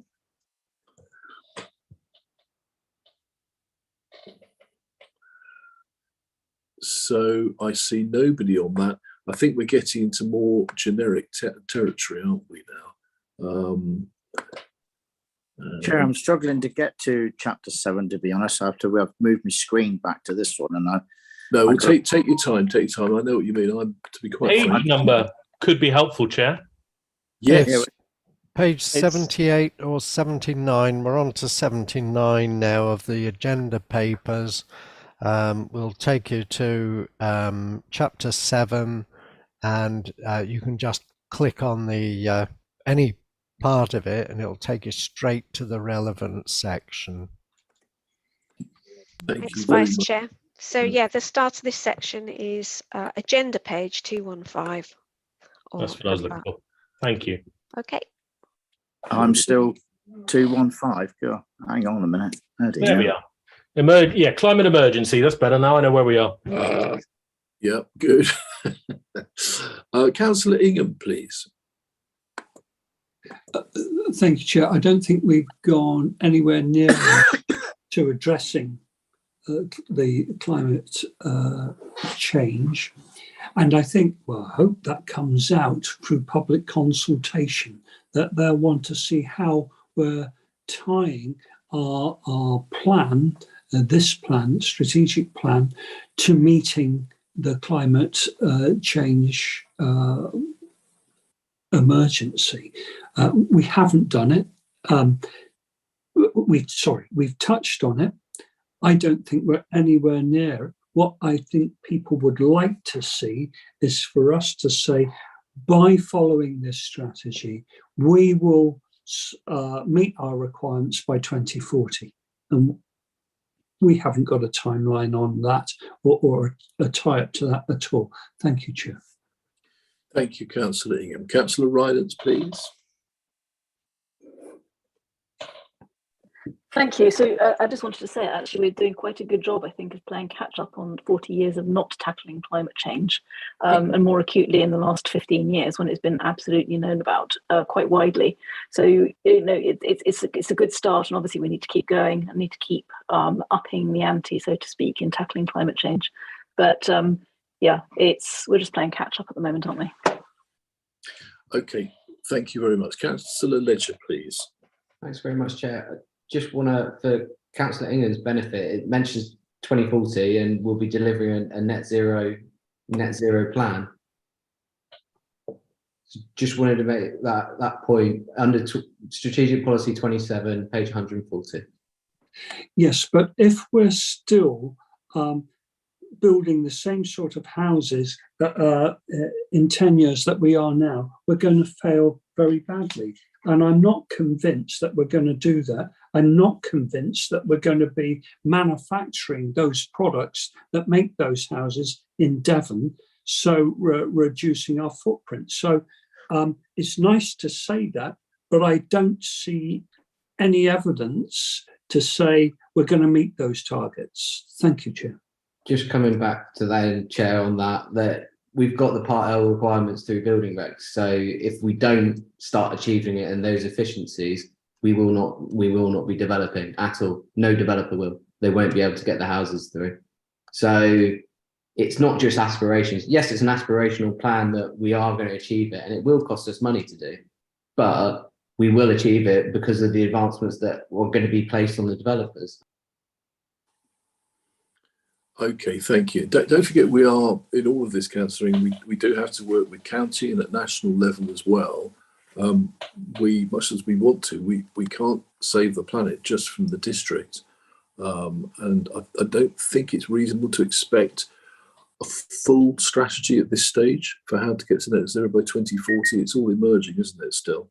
Can Ed Freeman, please? Thank you, Chair. I just wanted to point out that the carbon neutral by 2040 target is an East Devon wide target overall. It's not just through the local plan that we're going to achieve that. I hope that other measures like upgrading existing housing stock, for example, would be a massive contributor to that, potentially, and other measures outside of the control of the planning system and this local plan. So I don't see that it's just this chapter of the local plan that's going to deliver carbon neutral by 2040. So I don't think it's realistic to expect this plan on its own to achieve that. I would say that's a wider aspiration, and a number of other measures need to come into play. Thank you, Chair.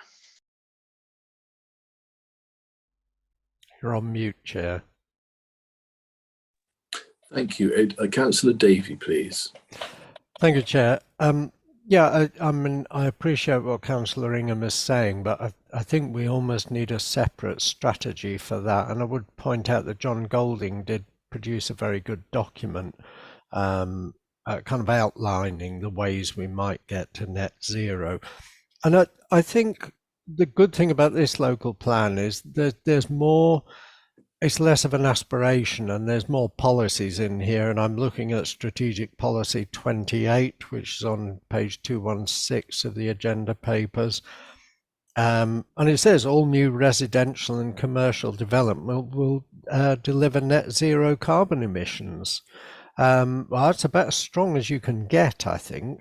And developers will be required to submit a carbon statement. Oh dear, sorry, Councillor Skinner, there's another one that they're going to have to produce to demonstrate how this will be achieved. Homes will be required to be future-proofed to avoid temperature discomfort, requirements to maximise opportunities for renewable energy, and so on. So I think it's just comparing it with the previous plan, it's much stronger on what we are going to require from developments. And fortunately, I think, well, at the moment, that's the way government was going as well. Under the late lamented Boris Johnson, I'm almost wishing he'd come back again. But those aspirations are there, and there are policies to back it up. Okay, so final comment from Councillor Skinner, please. Oh God, not again. Yes, sorry, thought I was on mute. Well, I wasn't. Oh God, not again. No, that was about me. I thought I was on mute, not you, Phil. Don't worry. I'm not bothered. It's like I take it all on the chin. I got broad shoulders. It don't matter. No, it wasn't you. It was me. Right. The solar thing, the solar energy, and on I don't know what page it is. Point 30, page 144. I got here. I sort of struggling with the pages a little bit. It might seem to be different from, I don't know. Anyway, whatever. And I've got real issues, Chair, in with these solar farms that, you know, they're landing in my patch here because of the closeness, I suppose, of the Broadcliff site is one, and the fact that they're going to be put in this area. So I've got one, for example, has just been just over in the border in Mid Devon, which still sits within how people have their views on these things and very much affect that. I've got one that's we've just passed. I've got another one coming at which is going to be at Rockbeard Wimpole, and I'm sure Councillor Lawrence will understand about that one. I've got another one that's coming at these are 49 megawatt solar farms. That's 600 odd acres, and I know there's a one or two more on the way. And I suppose my point is strategic planning over these solar farms is something I very much welcome. I'm not against solar farms per se, but what I am against, and I'm all for the green energy. I don't care what any other people think of me. They can think what they like. I'm trying to be pragmatic between the balance between solar, green energy, and the commercial viability on these things working, and the cost to people in their pocket today. And it's not all about tomorrow. It's also about a bit of today, and people are really worried about how that's going on.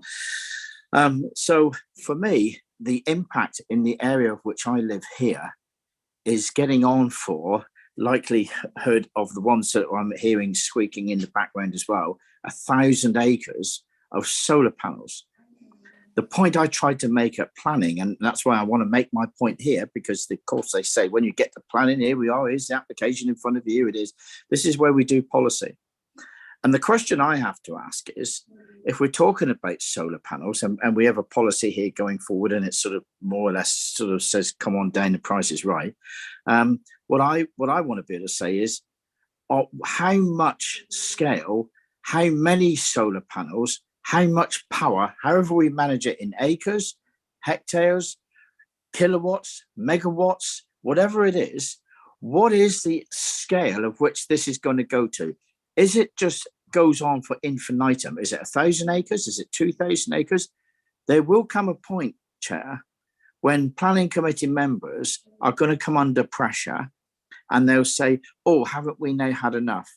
And the point I tried to make about these solar farms coming was that if that question is going to be asked 600 acres down the road, we should have asked it before we'd started. Because had we started the question with, what are we looking for? What's our scale?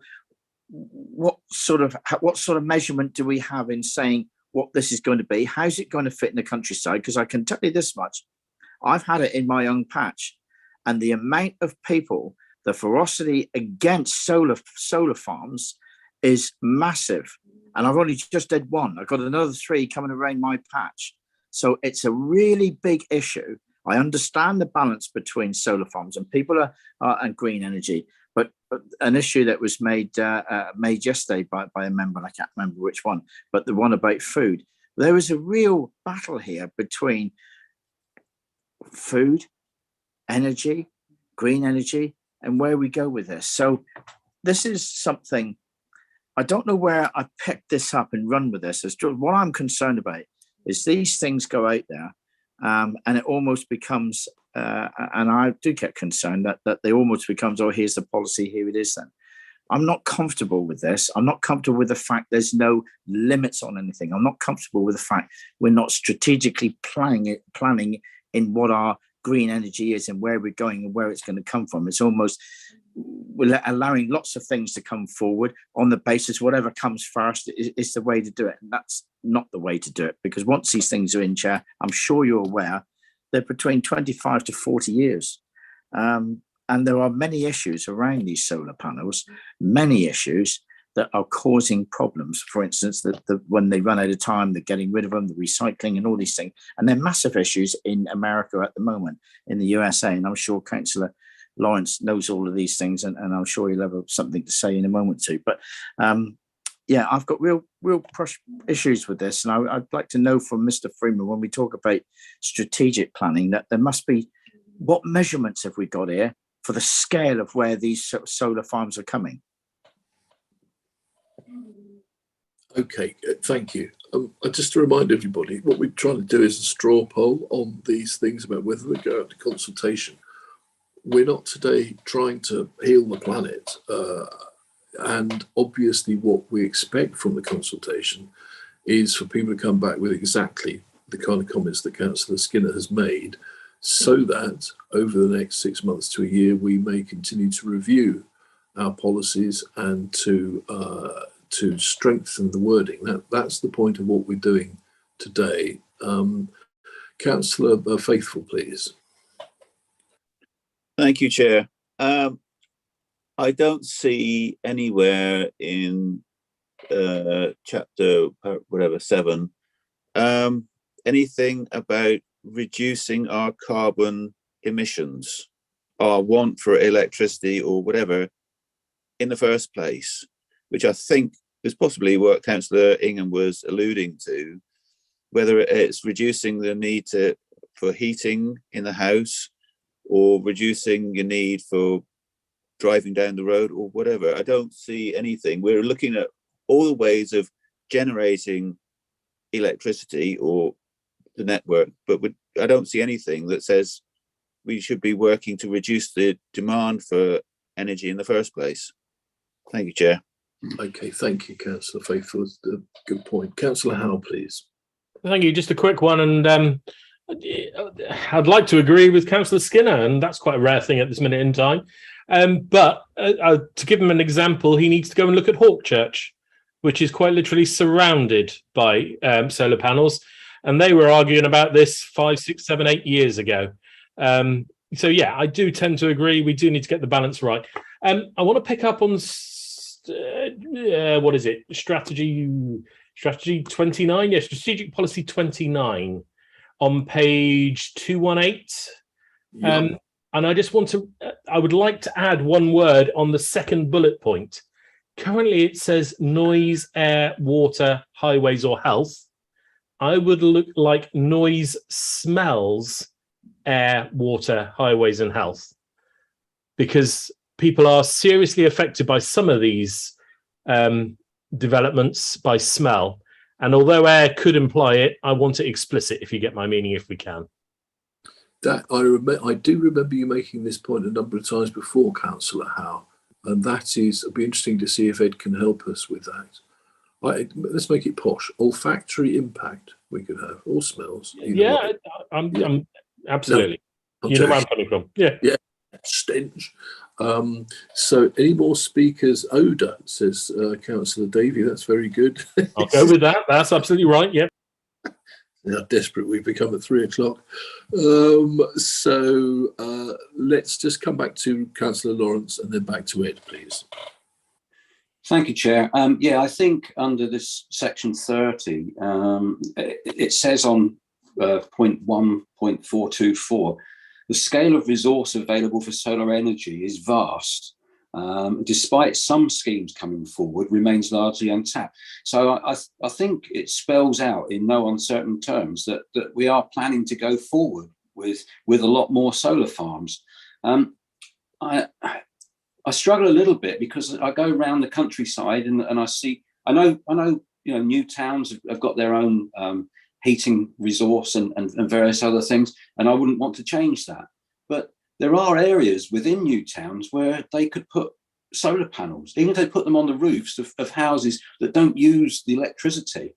It can still be channeled into the national grid. So I think, where schemes will be acceptable, which should translate into a greater number of schemes coming forward.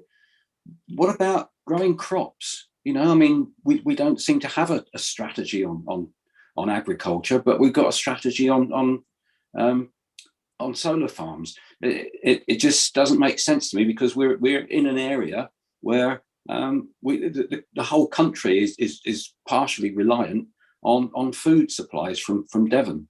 And we seem to be using up all this land. And this strategy here says that, it's vast and it's largely untapped. So, I would like to see, as Councillor Skinner said, I would like to see some form of investigation and planning and deciding how far we go with this. Because solar farms are not the be all and end all. They're quite inefficient. The solar panels are made by people in China who are basically slaves and kept in prison camps. The whole thing is not good, and certainly when they say that they can be recycled after 40 years, they can be, but the truth is that nobody wants to do it, and they're mostly ending up in landfill sites in America and Japan. It's a huge problem. So, I think it needs a little bit of tempering. I know we got sun, but it doesn't necessarily mean we got to have solar panels. Thank you. Thank you, Councillor Lawrence. Councillor Davey, please. Yes, well, I'm afraid I can't let that pass entirely. Solar panels are not that inefficient. They do produce electricity. Mine are producing electricity at the moment, powering my laptop. Yes, they are, they will eventually get to the end of their useful life, but the same is true of cars and the many other things that we use. And my 10 solar panels are, they perhaps equate to a car. So if you change you're going to change your car a lot more frequently than every 25, 30, 40 years. So I can't let that one pass. And I've now forgotten what my original point was going to be. I do take the point about the kind of food versus solar panels, but solar panels require a planning permission. For farmers to grow food does not. It's as simple as that. This is a planning document. It's not a kind of our vision for East Devon. So there's nothing we can do about food production. If farmers choose to move away from food production, then we can have some input. If they say, no, I want to have a caravan site here, well, that's fine. They will apply for planning permission and we have some control. If they decide to change their crops, or even to grow for biofuels rather than food, we have no say in the matter. So it's a planning document, and we need to stick to what we actually have some control over. Thank you, Councillor Davey. Okay, so can we go to a straw poll, please, on this chapter 7? Okay, so for the benefit of those watching online, that straw poll is currently underway.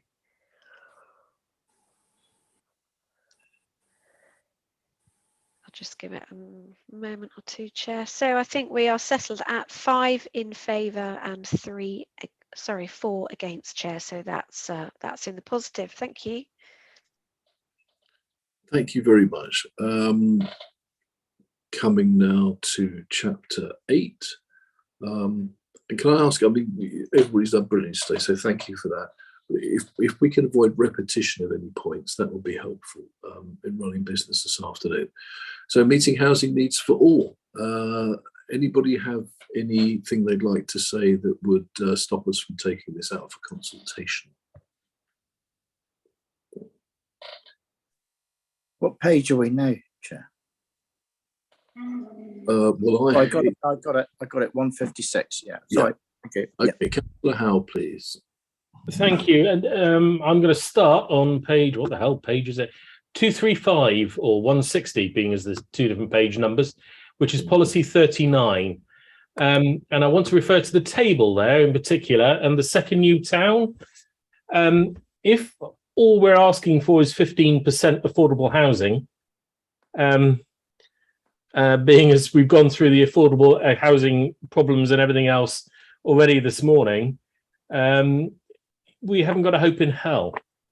You know, I know it's subject to viability and Mr. Freeman has to test the viability and everything else, but 15%, surely we can do 20% and above at least as a starting point. Otherwise, we're never going to get close to even attempting to fulfill our needs. In fact, we won't anyway.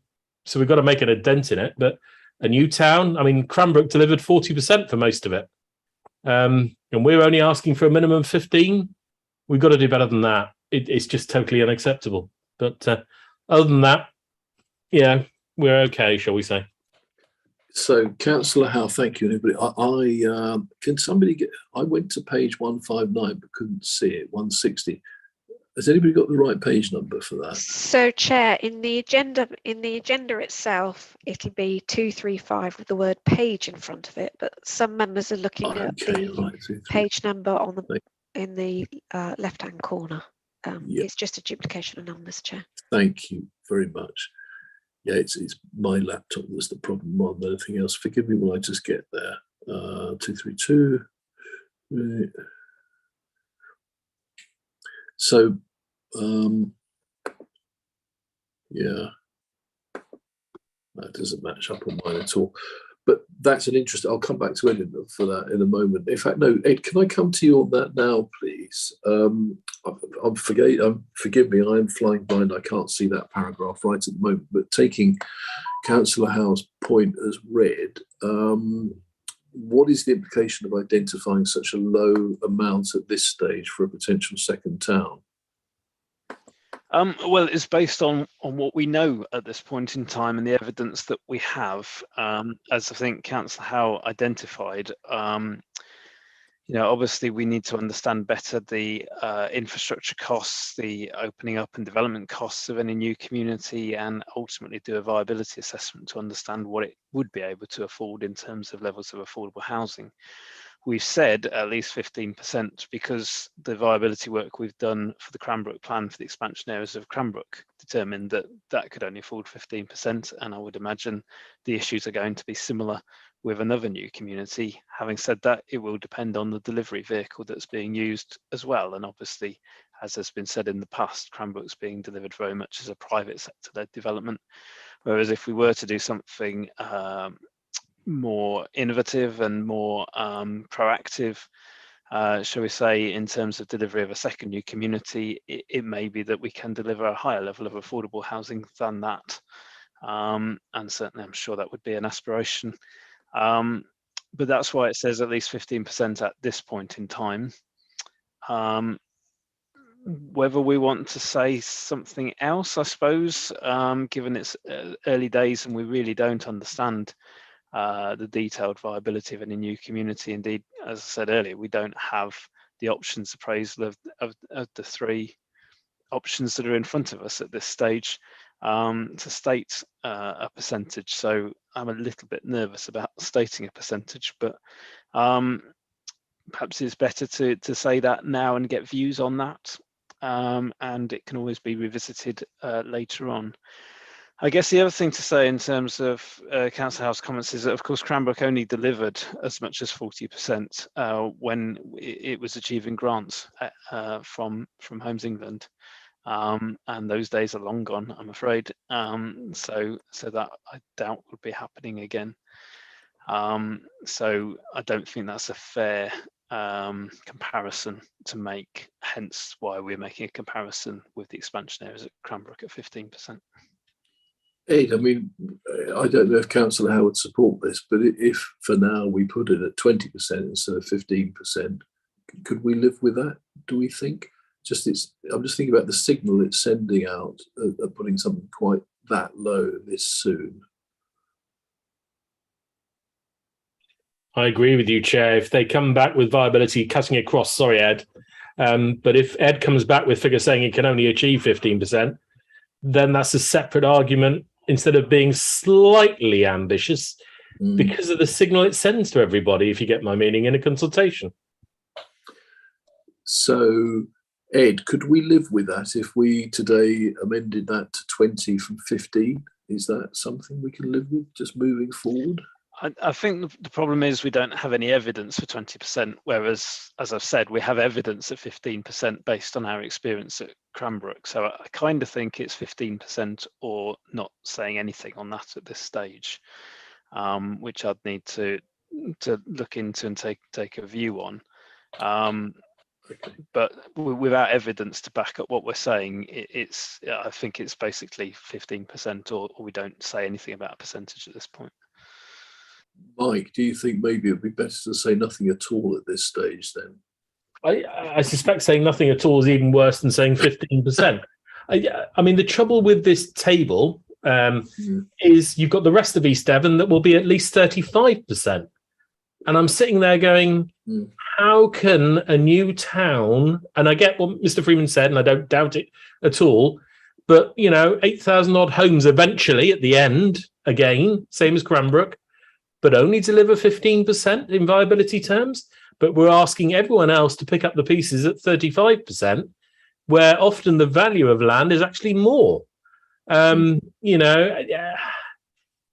struggling with it. That's not, and I'm not doubting Mr. Freeman at all, but it just sends all the wrong signals to everybody. And the biggest development we're going to have is not going to deliver a lot of affordable. But I look forward to Mr. Ledger's, Councillor Ledger's comment, shall we say, on this. Absolutely, I'm looking forward to all the committees. So we've got 1, 2, 3, 4, 5 more speakers on this. Councillor Ingham, please.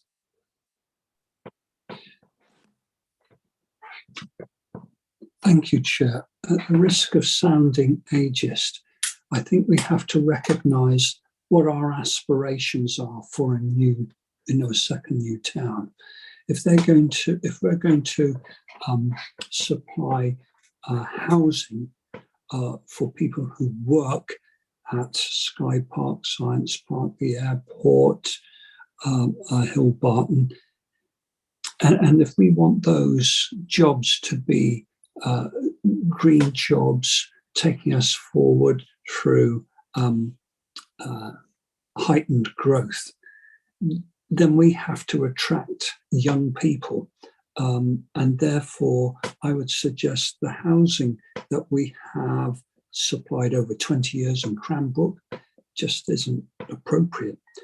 We would have to be supplying perhaps flats that are affordable, that are attractive to young people, young couples, young families, so that they move to that area. In order to do that, I think Mike's right that 15% is unacceptable, and it would be dangerous for us not to set an aspiration.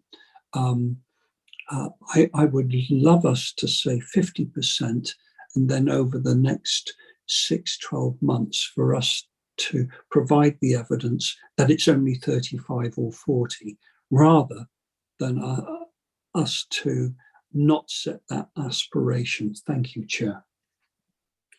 Thank you very much, Councillor Ingham. Councillor Rylance, please. Thank you, esteemed Chair. So my concern actually about this is born of probably nearly 2 decades now of watching affordable housing targets being, affordable housing percentages being used as a starting negotiating point by developers. And my slight concern is, we may want 15% affordable houses, and we put that into our document, and it's used as an opening negotiating point by the developers, and before we know it, we've got 5% like a good Moors Farm again.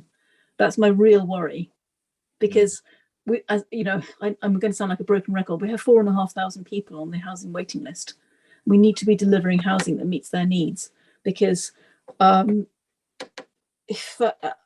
if we're beaten down, as it seems to be frequently the case over the last two decades, from whatever we wanted to whatever the developers want, essentially, or maybe slightly more, then we need to maybe be a bit more ambitious at the start. But I'd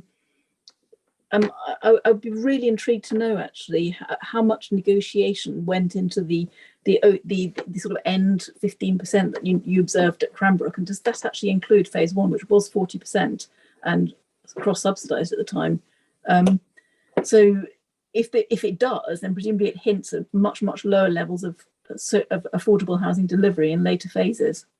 So I'd really quite like to know, how dirty the fight has been, I suppose, to obtain that 15%, and whether we're looking at that, but with less delivery in future for a second town, if we cave in for 15% now.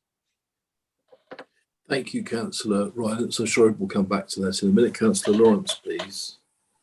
Thank you, Chair. It hasn't come as a surprise to see 15%, because we're already looking at building an additional 4,000 houses at Cranbrook, and they're all at 15%, because that's what the developers said they could afford to build affordable housing at 15%.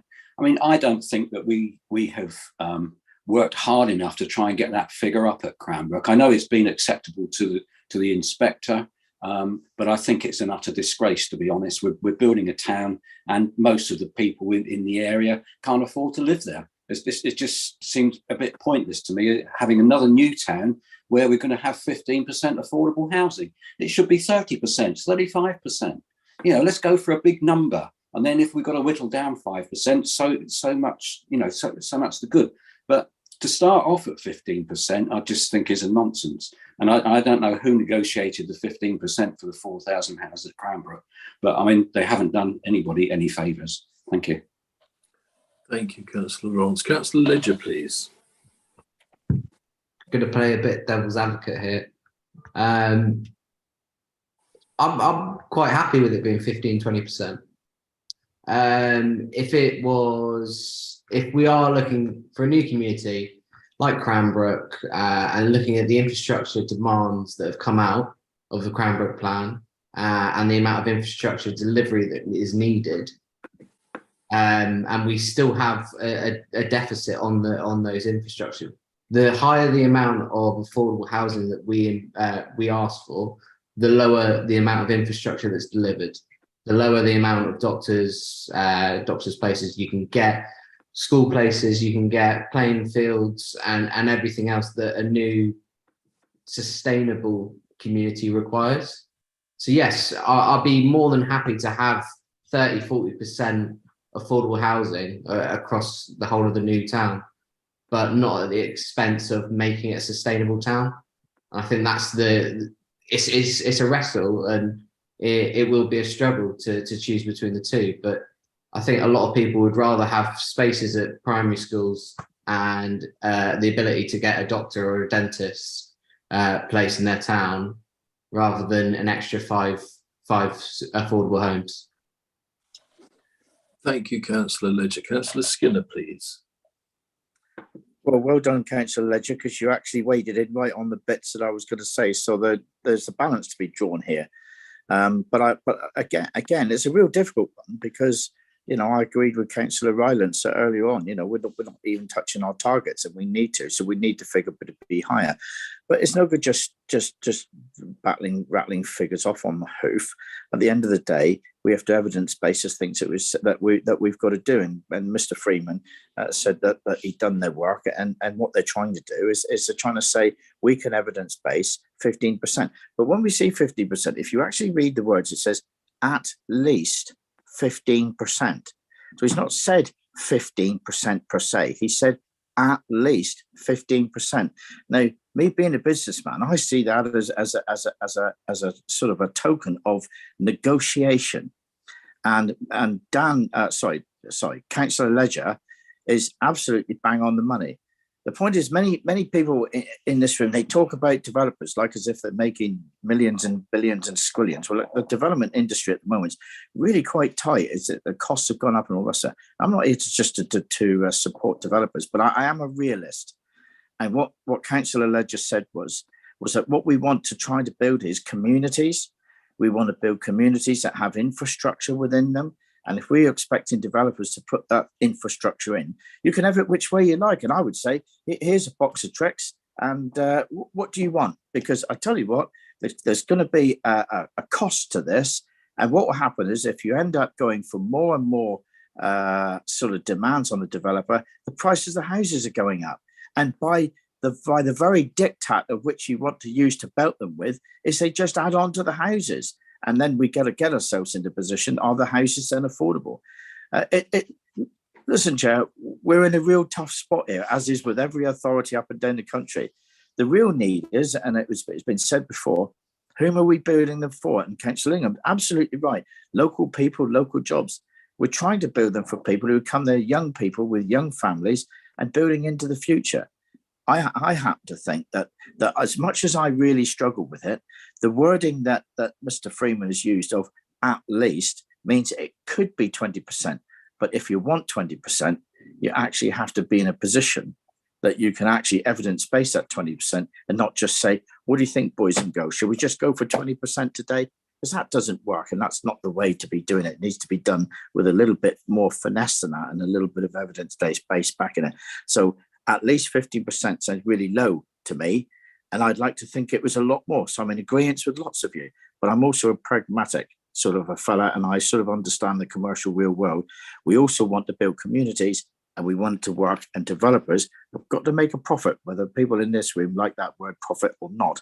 It's the real world, and that's where we are. Thank you. Thank you, Councillor Skinner. I was just looking at the at table 1 again there, and what's interesting is that at least 15%, of which 50% we're aspiring to do as social rent, which is very interesting. So anyway, Councillor Ollie Davey, please. Thank you, Chair. I mean, we're talking as though we're either negotiating with the developers or drawing up a planning document for a new town here. I don't think we're actually at that stage. Ed has just put a figure in there, and I very much hope that people will come back. If we put that out to consultation, I'm not sure it sent out the wrong signal particularly, and if people want to tell us that's way too low, then let them, and maybe at a future stage we will maybe be able to design a kind of interactive game where people can build their own town and do exactly what Councillor Skinner was talking about. Here's your affordables, here's your roads, here's your school, this is the cost of each. You design it and figure out how much you can get in affordable housing while putting in what you think is appropriate infrastructure. So I'm quite happy with the 15%. I would very much hope it will be more, and as Ed has put it, at least. But that we're not actually at the stage of deciding, here's our new town, this is how we design it, and this is what we hope to get in affordable housing. I don't think we're actually at that stage. That's just a figure for the area. Thank you, Councillor Davies. So finally, Councillor Miller, please. Thanks, Chair. I was umming and ahhing about coming in on this because some members have sort of said what I was going to say, but I have issues with what Councillor Ledger said in terms of it's fine to sacrifice affordable housing to get infrastructure. I mean, I find it quite a miserable situation that all councils, I guess, are in, where you have to make that choice as though, because in a way, it's pretty bad to have a community with hardly any affordable housing and lots of infrastructure, because who's going to afford that locally? And the way I see it is when the housing is actually built as a market house, it's going to be a market house forever. Whereas when it's built as you said, Chair, about 50% social rent, notwithstanding right to buy. Remember, housing associations aren't subject to right to buy, actually. So if they're social rent through housing associations, those houses are social houses forever, as current legislation provides. So I don't think we can underestimate the importance of maximising the number of those kind of homes in our communities. So take on board what Councillor Skinner said. He's absolutely right. It is no less than 15%.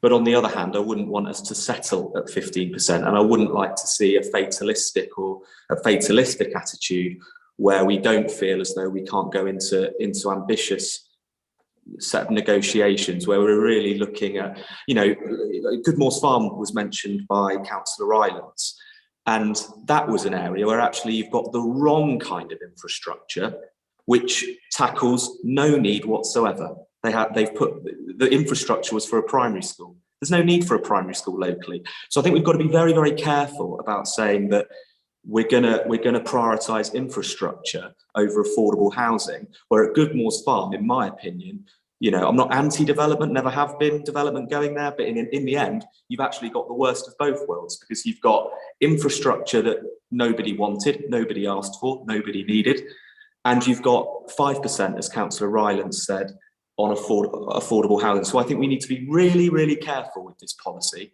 And that's why I just don't like that. It's not a sweeping statement, but I wouldn't like us to go down that road that Councillor Ledger was saying of, let's go full on with the infrastructure, and let's allow our affordable housing targets to go as low as, say, as 15%. So yeah, I just think we've got to be really careful. But it's been a really good debate. Thank you, Chair. Thank you, Councillor. I entirely agree with what you said. I mean, it has been a very interesting debate in with the Marxist Councillor Howe coming in with the idea of 50% or something, and then ultra-conservative Dan Ledger coming in with let's stick with it's tricky, isn't it? Where do we land on this? And I have some sympathy about, in this case, once it's out in the document, does that just then drift in the future to that's what we'll settle for? Or on the other hand, is the point that Ed has made. And the problem is, the huge problem here is, and Dan is right, we do need facilities at these places. The other thing is the landowners aren't going to give this land away for free. I mean, they're already, if I owned a field over there, I'd already be, thinking, yippee, let's have a negotiation on this. And if we go to them and say, well, we want 50% affordable, therefore we can only pay you, £2.50 an acre, it may be very difficult for us to secure that land. I mean, there's all of these realities to it, aren't there? Can I come to Ed next, please? Thank you, Chair. I mean, I just wanted to say that obviously this does come back to that balance between the delivery of infrastructure to support the development and affordable housing, and that is always a trade-off fundamentally.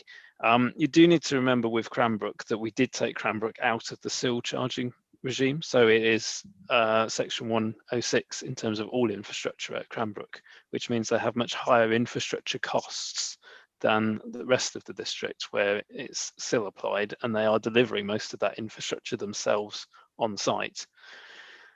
You've also got to bear in mind that it's a new community, as is this new community we're talking about. So there will be nothing there to start with, no existing infrastructure to rely on.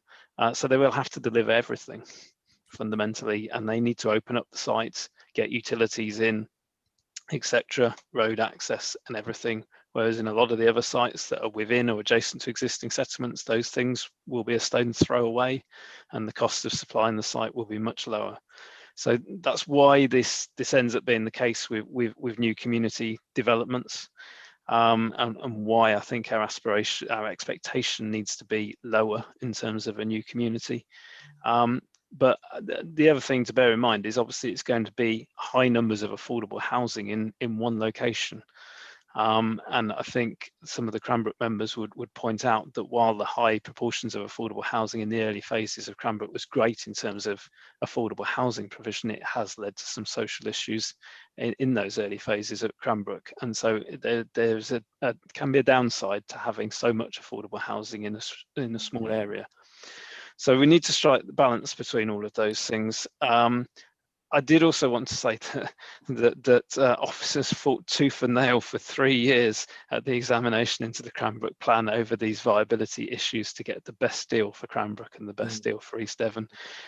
So that was 3 years of very hard work involved to come out with as good a package, shall we say, of which the 15% affordable housing was one, but also, as I say, substantial cost to develop in terms of the infrastructure that they've now got to deliver through Section 106 agreements. In terms of moving us forward on this issue, what I was going to suggest is, I mean, I do think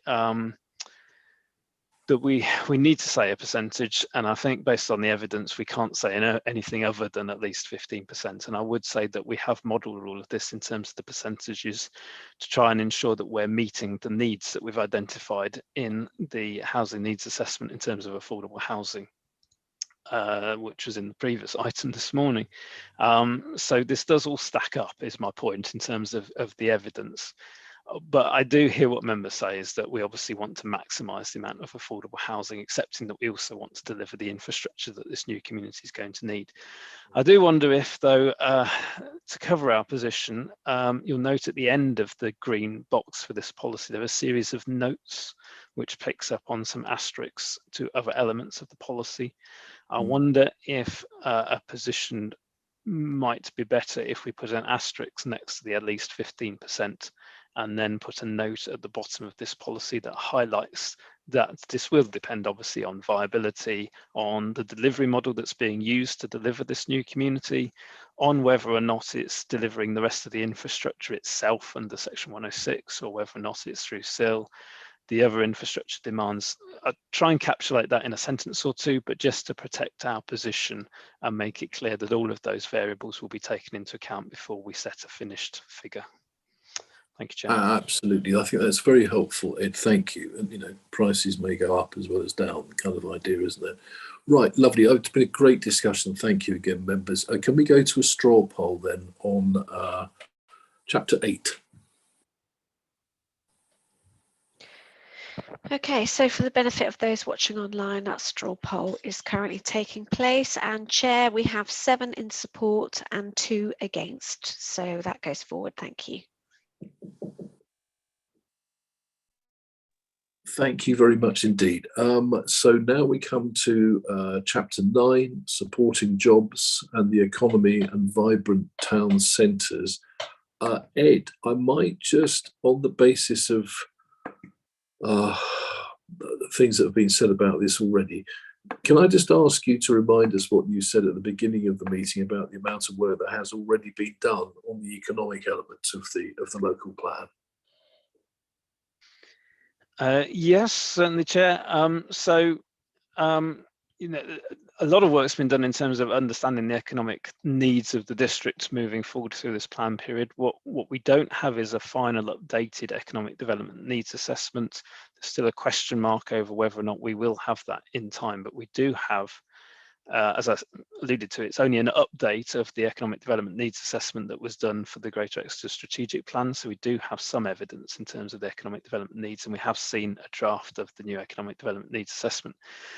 So I think we have enough evidence to do what we have done in terms of this plan. You will have seen earlier that we had economic development sites within the growth point area, and this aspiration in the strategy to deliver economic land as part of the large allocations within the town, so making some of the large housing-led developments into mixed-use developments that also deliver employment spaces.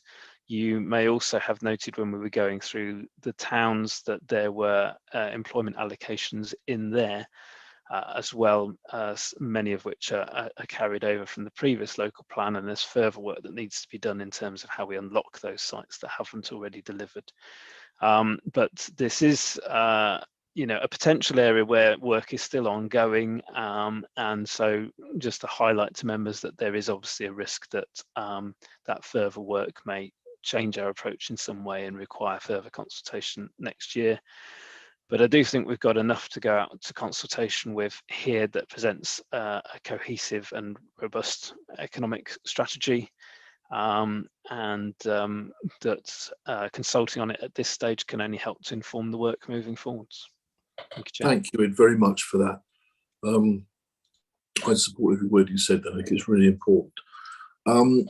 Would anybody like to pass any comments on that, Chapter 9?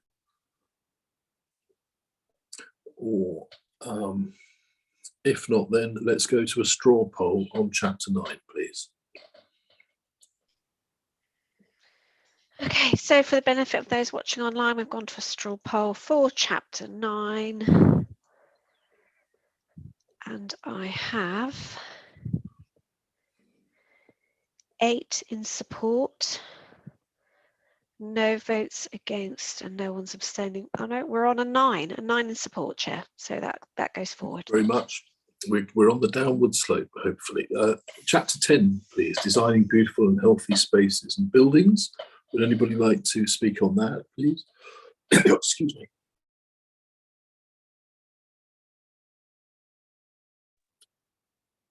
No, in which case can we go to a straw poll on that as well? Okay, so that's underway currently.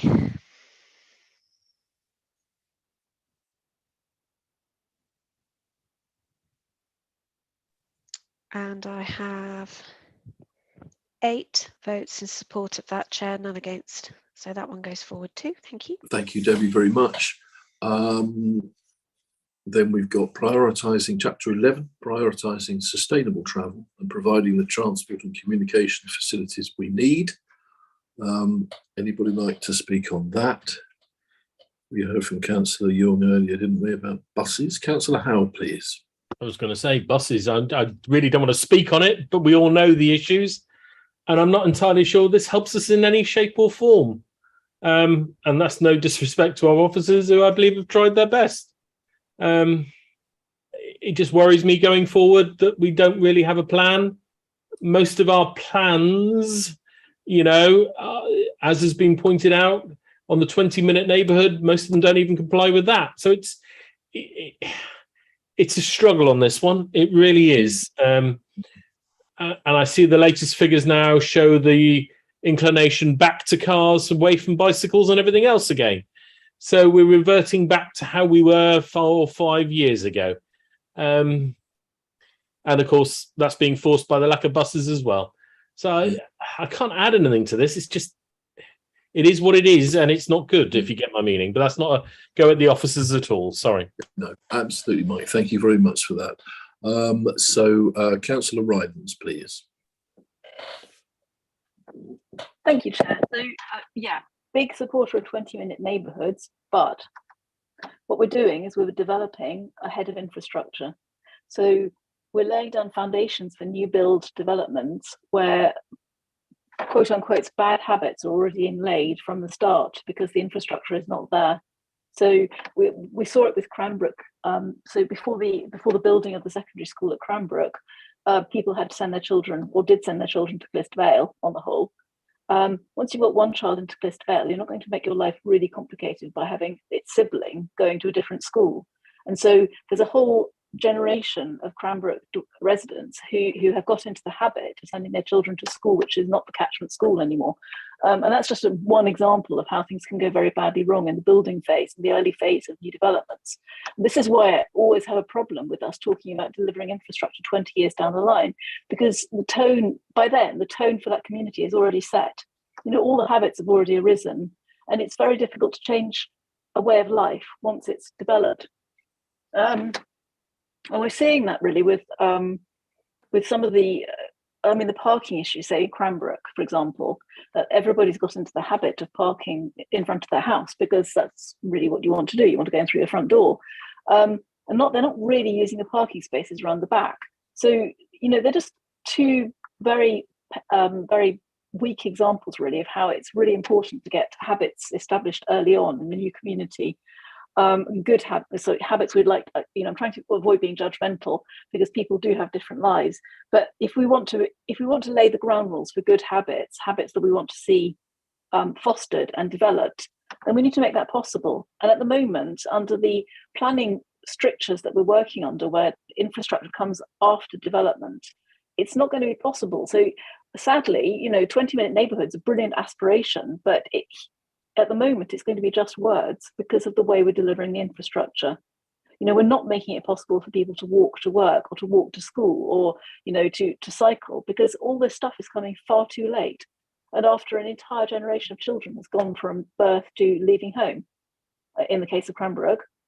So I really I find it slightly disheartening that we're trying to do something which should be brilliant and we just can't because of the delivery model that we're having to operate under. And I know there's nothing we can do about it, and not even in strategic planning. But I just want to put that out there as potential trouble ahead for meeting this as a target. Lovely, thank you very much, Councillor Rylance. Councillor Davey, please. Well, Councillor Rylance has depressed me so much I can hardly speak. But I remain optimistic, actually, and when we're talking about 20-minute neighbourhoods, we are talking about future development again, and that's why we're trying to cite development in sustainable locations. I keep coming back to that. I welcome things like travel plans and transport statements and so on. That's policy 66 on page 320 I'm looking at. And yeah, we need a huge input of funding into bus services. I would love to see Stagecoach take the bold step of halving their fares and seeing if they can double their usage. That would do something. I was wondering why we were requiring 1.6 car parking spaces per dwelling, but I see that Ed has put a very handy table on the next page which shows exactly how that is underpinned by evidence. So I'm pleased to see that. I've got to say, Councillor Howe, in Exmouth, I'm not seeing a drop in cycling. I'm seeing a lot more people actually than I used to on bikes. So I think some of the habits people picked up during the pandemic have stuck, or maybe just people are thinking it's a better way to get around. You're not paying those extortionate fees for parking when you get into the town, and there just aren't enough places to park your bike. I went into Exmouth town centre on my bike yesterday and I was struggling to find somewhere to chain my bike up in the Strand, because all of the available cycle places were taken. Thank you, Councillor Davey. Can I just remind members, if I may, that what we're trying to do is address a recommendation. Which is to take this out to consultation. So that's 11. We've got two more speakers, Councillor Howe and then Councillor Faithful. Thank you. Sorry, I missed it on my first go. And policy 65, I need to query on page 319, as I believe we're working on. Funny enough, it's public transport on the second one, and there is 2 bullet points there, the last 2. I'm happy with the first one, but a bus priority route on the A3052, A376, M5 to junction 30. Now, this has been ridiculed a number of times, and it's even worse now because there's less buses. So why are we supporting a cutting of the ability to stack traffic, because there's always going to be a 3 or 4 mile queue, to give a bus priority that hardly ever goes for 200 yards? It's impossible. It won't be supported. It's not supported by our MP. It's not supported by anyone else. So let's just do away with it. And, well, the park and rides, it's one of those ridiculous ones. Someone needs to come up with some plans and then talk it through. But it comes down to having buses. It's great putting infrastructure in for buses, but if there are no buses running, why make space for them? You know, it's a nightmare. I'd rather Ollie was quite right and everyone was cycling rather than using the bus these days. Well, What bus? Again, same thing. So thank you. Thanks, Mike. I mean, there's probably no harm in leaving it in, is there? Because if it's just not going to happen, it's not going to happen. But I don't know. There may be some great resurgence of buses. You never know. Hydrogen-powered personal buses or something. Councillor Faithful, please. Thank you, Chair. I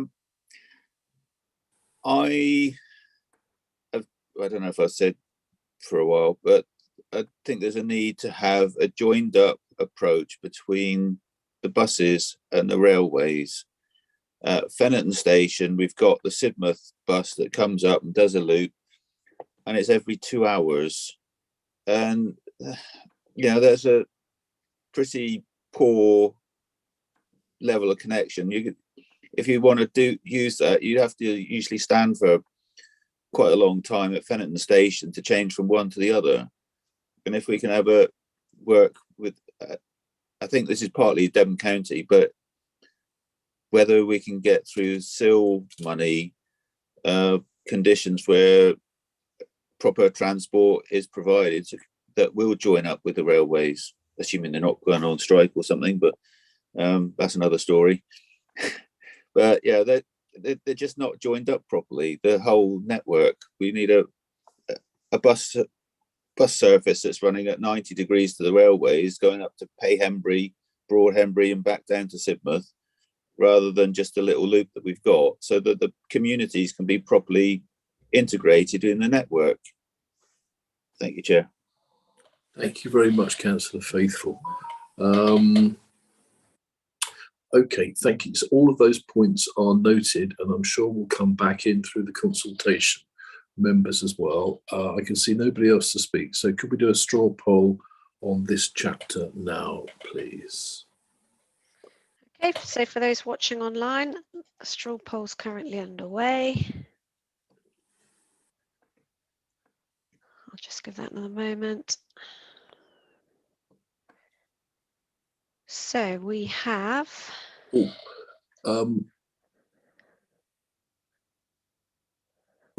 Yes, Chair, I'm ready to call it.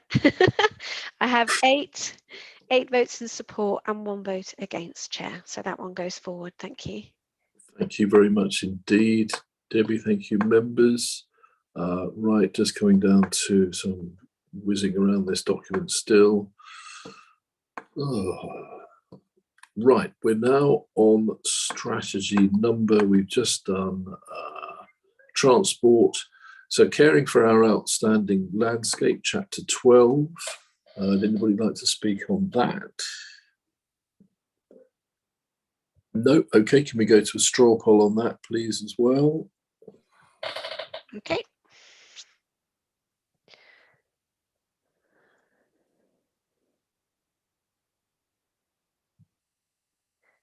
So, Chair, I have 8 in support, 9 in support. So that goes forward. Thank you, Chair. Thank you, Debbie. Thank you, members. If we go to chapter 13 now, protecting and enhancing our outstanding biodiversity and geodiversity. Anybody on that? It looks like a very good chapter indeed to me. Okay, can we go to a straw poll, please? Chair, can I speak on that before? Yes, of course, Councillor. I didn't see your hand. Cancel the straw poll, forgive me. Councillor Ingham, please. It's just on that, Chair. I'm really not happy about us working to guidelines set in the 1970s by people who didn't live in East Devon or the Southwest. And we've done so much to protect our landscapes through new designations. In the meantime, I'm very worried about us putting, AONBs, I know what the MPPF says, putting them up as an unquestionable designation, when in fact, if we redrew those lines I suggest to you of AONBs, there may be some areas we'd extend it and other areas where we'd say, well, in actual fact, now through the changing landscape and requirements, we'd reduce them. So that's why I just want to remind you, Chair, that's why I'm really unhappy with how we're proceeding. Thank you. Thank you, Ben. And I will, as ever, as we always do on this occasion, I will remind you how much I was in favour of us acting on the Glover review about 3 years ago, but we didn't. So we might have made some progress on that through revised OMBs or national parks, but we're not at that place now. So that's why we have it as it is. So can we go to a straw poll on 13, please? Okay.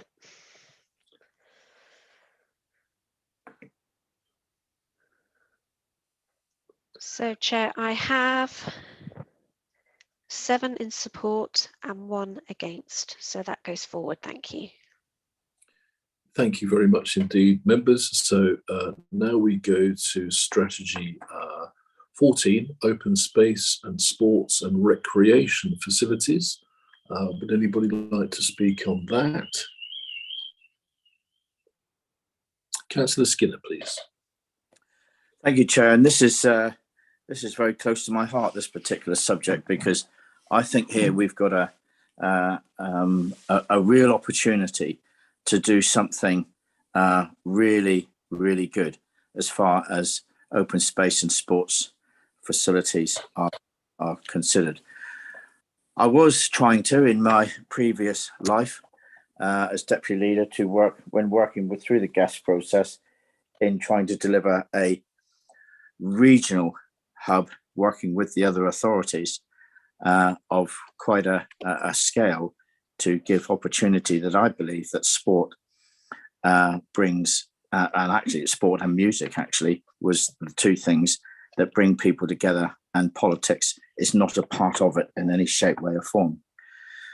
Sport and music together, actually young people from whatever walk of life may very well have a gift of which they would like to or have the ability to excel in. And there are many applications of which that can be. And it's not just about ball sport, whatever it could be, sea sport or whatever this could be, but we're actually looking at this document and where it is.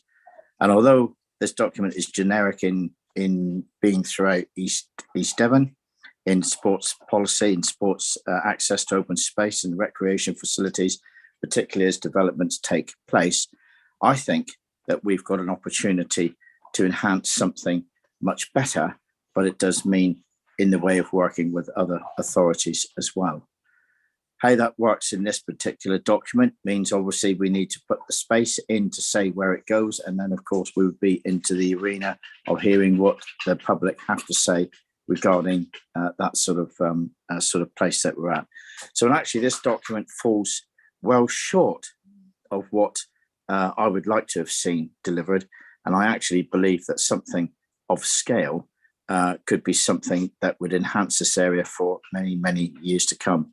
And engaging with, and everybody knows I've got a passion for football. It's not just about football per se. It's actually about a community facility, a hub, a place where people come together. And it should also engage in all types of different sport. And that might be weightlifting to table tennis to squash to cycling to whatever it may be. It shouldn't be geared to just one particular facet of sport. It should be geared across the piece. And I don't think we have anything like that in the Southwest region. And we've got an opportunity right at the end of the motorway with the ability, with housing taking place where it is, with the possibility of a new town, with the infrastructure that could come with that. This could migrate in to working with that sort of facility. And it also means that within that facility, what I was looking to do was to bring forward what would be the expansions of what could be the growth of the Exeter RD&E in healthcare, bringing the healthcare part, the working with the university, Exeter University, and all these things should come through the consultation process. But if we don't have something in there from the get-go, then they've got nothing to consult on and nothing to talk about. So there is lots of facilities that could actually work with and would be prepared to work with open spaces. We create a strategic plan going into the next 20-year plan period, which sets the scene for not only the next 20 years, but probably 40, 50, 60 years in coming forward. Okay, thank you very much. Oh, sorry, I thought you'd finished, Councillor Skinner. I don't know how we necessarily go about doing that. I'll take some advice on how to do that. But I think there's a real opportunity here, Chair, to get something really good to happen. And it's far more and above than what this document delivers here. Thank you. Yeah, thank you, Councillor Skinner. I mean, I hope I can help you. I see Councillor Miller's hand going up. May say something similar. I mean, we have been reviewing the sports strategy for East Devon for the last 2 years. We commissioned a brilliant report, despite COVID, despite the real problems that LED have had as well. And it is an overview of absolutely every sporting facility. Now, if coming out of that process, and I would encourage you to attend those meetings, if coming out of that process we want to, build the Maracana Stadium, just to the east of Exeter or something, then fantastic. But I'm not sure we can fit it in today in here, if I'm being very honest with you. But can we come then as briefly as possible, forgive me, because I'd like to go to a break soon. Can we come to Councillor Davey? Thank you, Chair, and I will be brief. I'm looking at allotments, my other passion apart from cycling. I'm looking at on page 287 of the draft local plan. Under 1.829, it talks about additional allotments. Given the likely cost of land acquisition and the limited financial resources available to the District Council, any case made for additional allotments would need to be subject to very careful consideration. I don't really quite understand what that's about, and I'm hoping Ed can explain it, because it seems to me to suggest a certain reluctance to see new allotments provided, and I think it should be the exact opposite. I think we should be supporting developments that offer to provide allotments, because I just cannot see why you wouldn't want to have allotments, even if it's a relatively small number. But where I am in Exmouth, we have got quite a long waiting list. I can't remember how long it is, but it's well into double figures for allotments on our site. So I just wonder if Ed could explain the apparent reluctance to entertain the idea of new allotment sites there. Thanks, Ollie. We'll come to Ed on that in a minute. I think they're primarily, aren't they, their town and parish councils' sort of duty to provide, aren't they? Actually, yeah. So finally on this, Councillor Miller, please. Thank you, Chair, and I will be as brief as I can. 1.814 states the leisure strategy will be complemented by a built sports facility strategy. I just wanted to correct Ed there. They are the same thing. The leisure strategy and the built sports facility strategy, that's what it's called.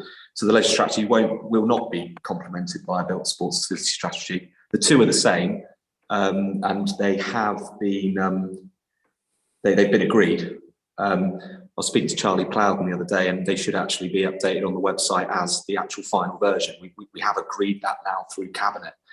So I think that paragraph just needs to be changed. And yeah, I like Councillor Skinner's idea, because he told me about it many months ago, and he should come to the Leisure LED Forum, I think, which is where those issues are discussed about the future of those built facilities in East Devon and working with other authorities. Thank you. Very good. Okay, thank you very much. Councillor, I'm aware that officers need a break, Councillor Skinner, but if you've got 30 seconds or so, do come back, please. Well, probably less, Chair. So the forum of which this is being discussed at, then, from listening to both yourself and to Councillor Miller, is the LED. What meetings is it? The LED leisure meetings. Councillor Miller, do you? Yes. That's where the leisure strategy was.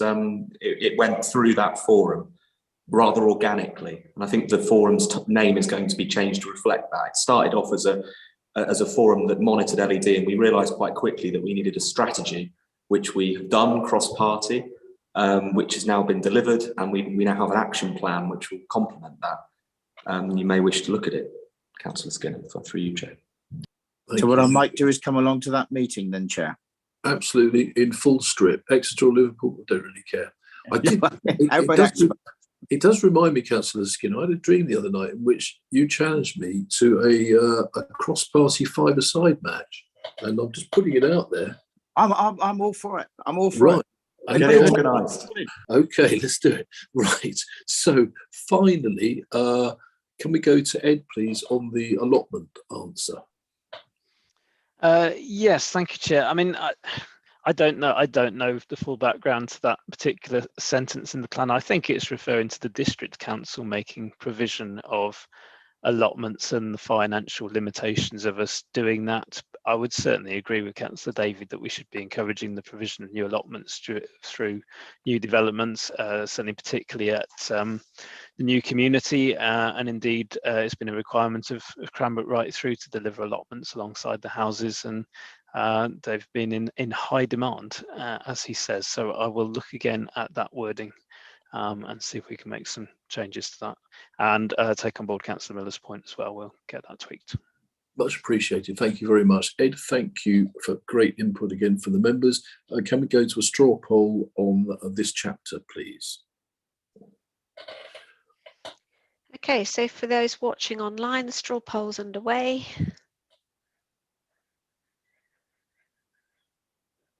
And I have 8 in support, none against, Chair, so that goes forward. Thank you. Thank you very much, everybody. Can we take a break now until 4:15?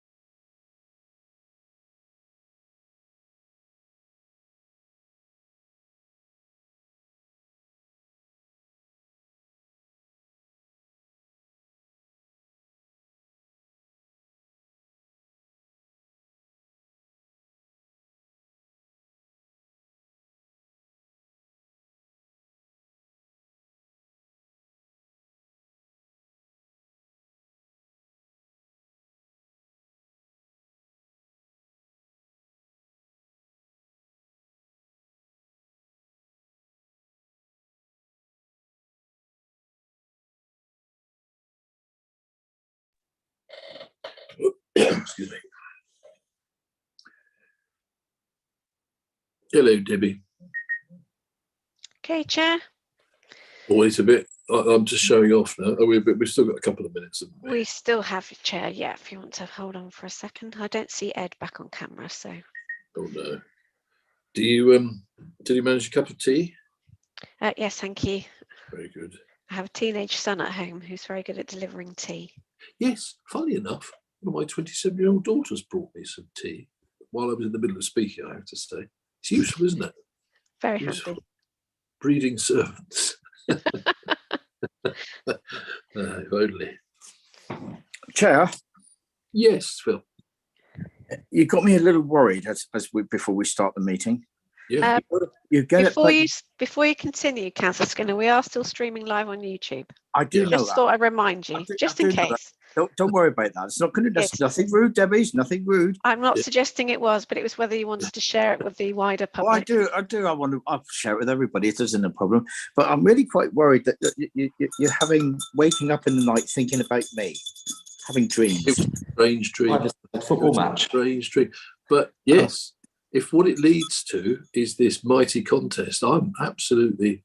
You may know, Phil. You may not know that I played a full 11-a-side 2 weekends ago. I can hardly walk, but I did score, and I've only just come down off the high that gave me.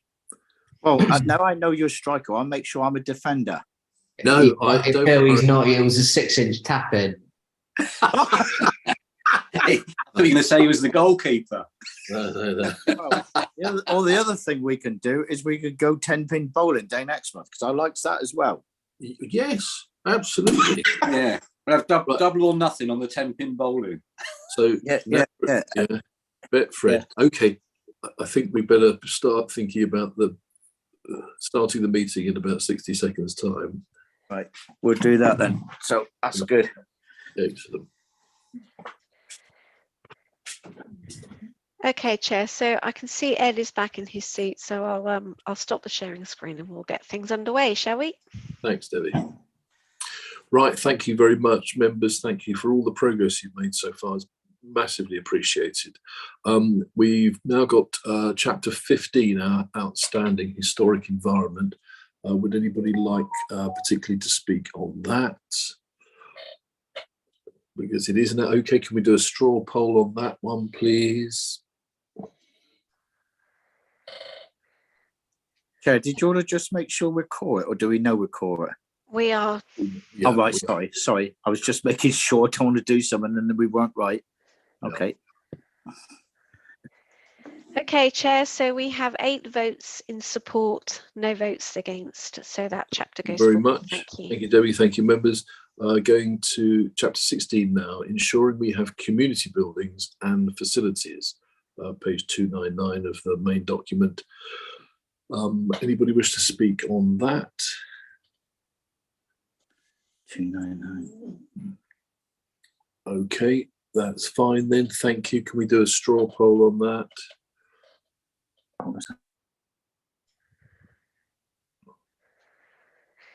Okay, so Chair, we have just waiting for.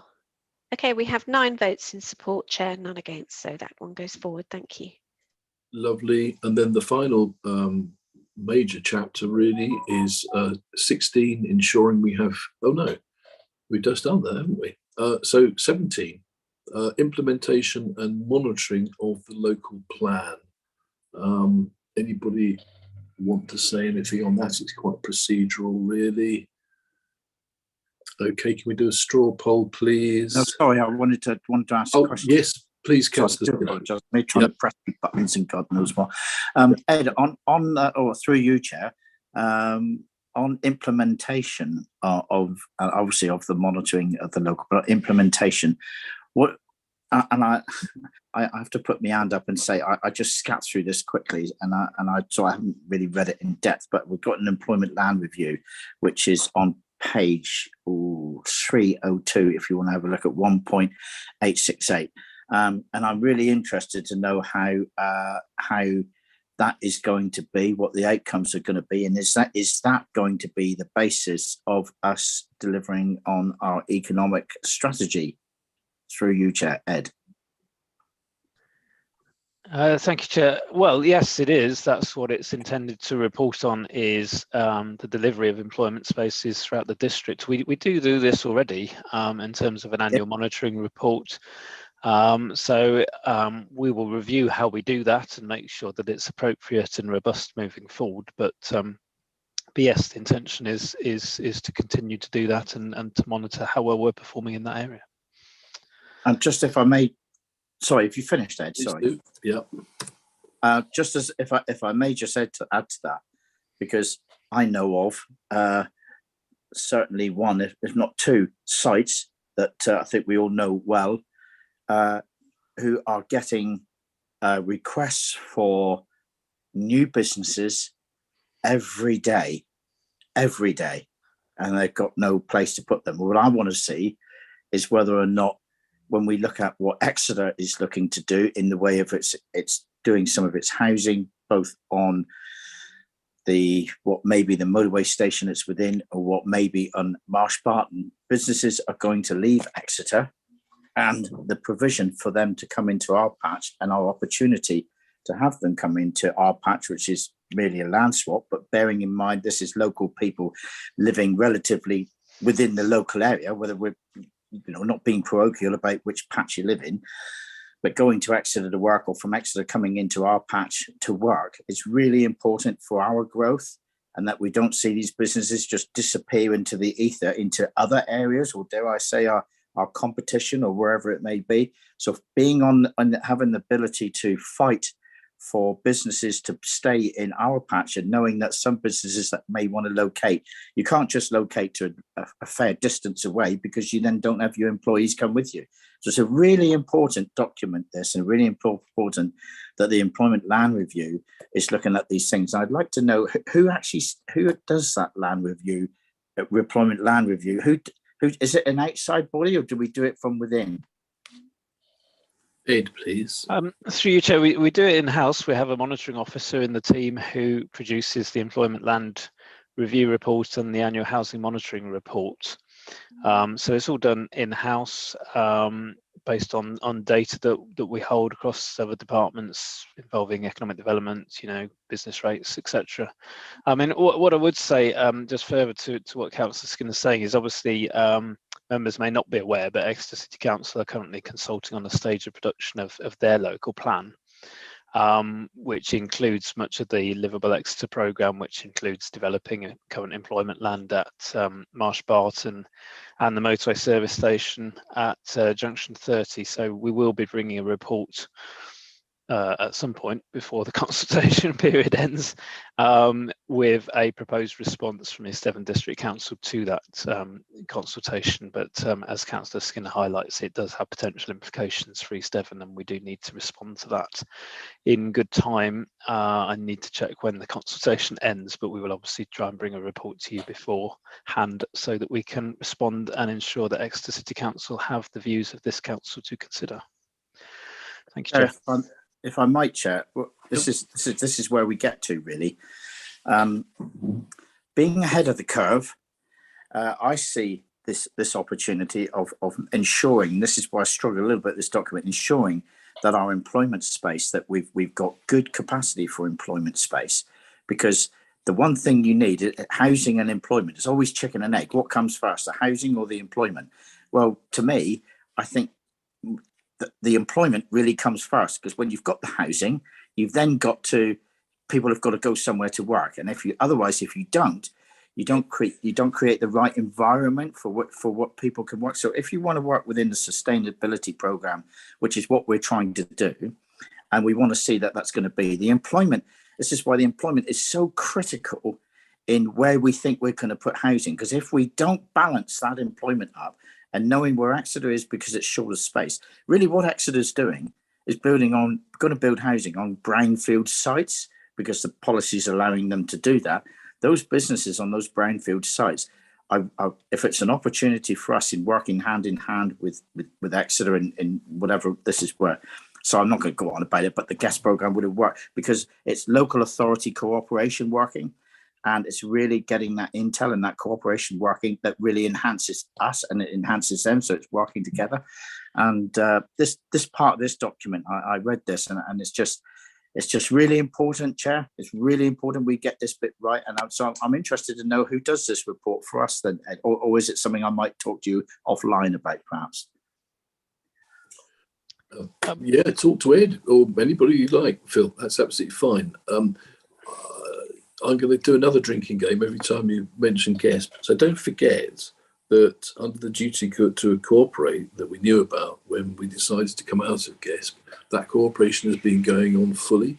You might even say in some ways strategically through Team Devon, with counties sitting at the heart of that, it's actually been enhanced. And as Ed has said, there's constant cooperation going on and sharing of information between the authorities. So don't need to worry about that. Just to add to that, Chair, if you don't mind, just to add to that, yeah. Do you yourself, as leader of East Devon District Council, meet with yourself with the leader of Exeter City Council, for example? No, we meet the whole time. That's the whole point. So Team Devon has the leaders of which meets every month, has the leaders of every district authority in Devon, and then if it's necessary to have a meeting with leaders nearer, we do that as well. So it's a constant, yeah. Okay, thank you. Yeah, thank you. Councillor Pratt, please.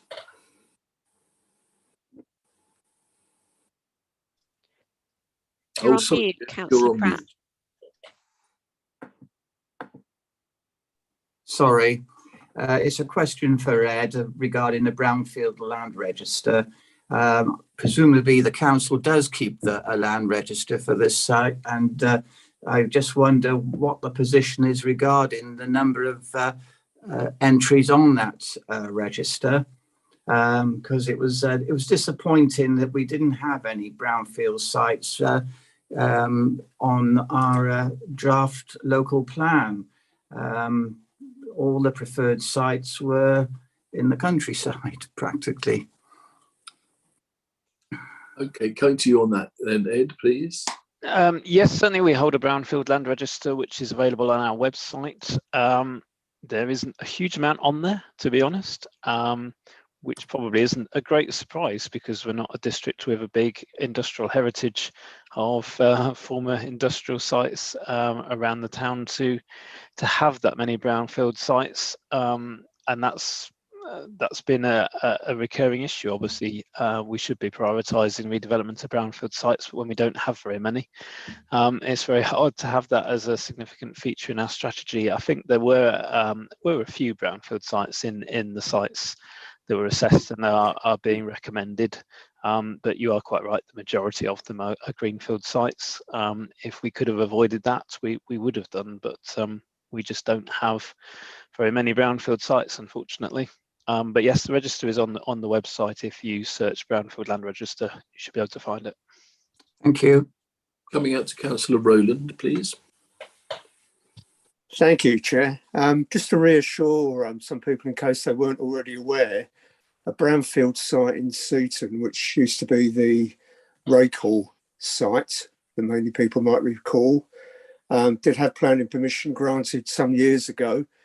I'm pleased to say it recently changed hands and the new owners were about to start work under the planning permission that was granted a few years back. So that is one brownfield site which is on the verge of being redeveloped. Lovely. Thank you very much. Okay, thank you members for that. So can we just take a straw poll, please, on this penultimate chapter? Okay, so for those watching online, that straw poll's underway, and we did have 8 in support. It's just dropped to 7, but I'm pretty sure it will stay at 8. Yep, 8 in support, Chair, none against, so that one goes forward. Thank you. Lovely. Thank you very much, everybody. The final line is basically any other business, any other substantial, serious business that we want to include at this point. Don't forget, the consultation is all about being able to add stuff in. I'll come to Ed first, please. Thank you, Chair. Just to point out that the answer to have we missed anything is yes, because I have identified a few things that I've asked the team to look at to add in additional policies on, particularly in terms of sort of development management policies in the latter chapters of the plan. So just for members' awareness, we are looking at adding in policies to cover contaminated land issues, a more detailed policy on pollution control. I think we saw there was one. There are criteria in some policies about pollution issues, noise and dust, but I think a wider pollution control policy is perhaps needed. Telecommunications masts and installations, adequacy of vehicle accesses and visibility displays, requirements for service yards of shops and commercial premises, and the aerodrome safeguarding areas and noise zones, which is obviously a big issue up by the airport and around Broadcliffe and Clisshoniton that hasn't been carried over into this version. So there are a few things that will be added in by the 1st of November in relation to those, but if there is anything else that members can think of that they think needs to be addressed, we'd be happy to hear them. Thank you. Thank you very much, Ed. So members, speak now or hold your peace until November the 1st. Looking at Councillor Skinner first, please. And that is, yes, I was obviously, now Councillor Miller has guided me towards where I've got to go. I'm now going to make sure we get a plan in for a sports facility on quite a large scale. We'll get that in by November the 1st, then, Ed. I'll just draw you a little map where it's going to be. Is that okay? Thank you. Yes, really important. Really important. No, look forward to that. That will make the late edition of the Sitford Business Park last time look like an absolute peanut by comparison. So let's have a look at now, please. Sorry, coming to Councillor Rylands, please. Thank you, Chair. So this actually only occurred to me today, so apologies for only raising it at this point. But and I know we've got a few chapters that are dedicated to coastal matters, mainly under the climate change chapter. But is there any need or cause to have a whole chapter dedicated to coast and the just offshore environment?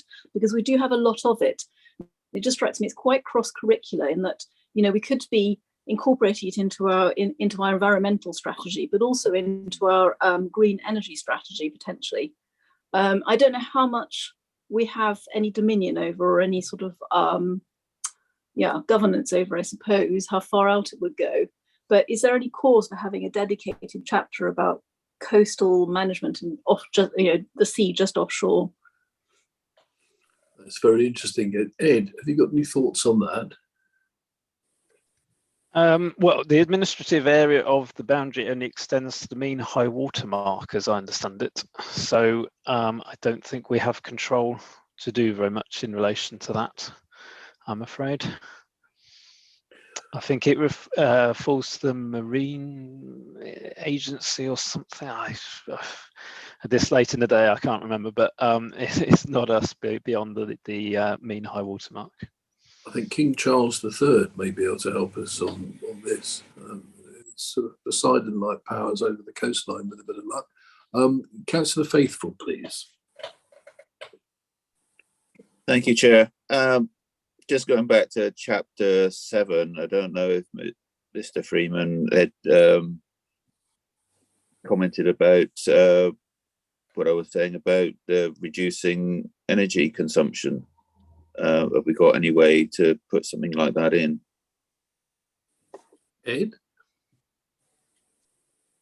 From my point of view, Chair, it's in there.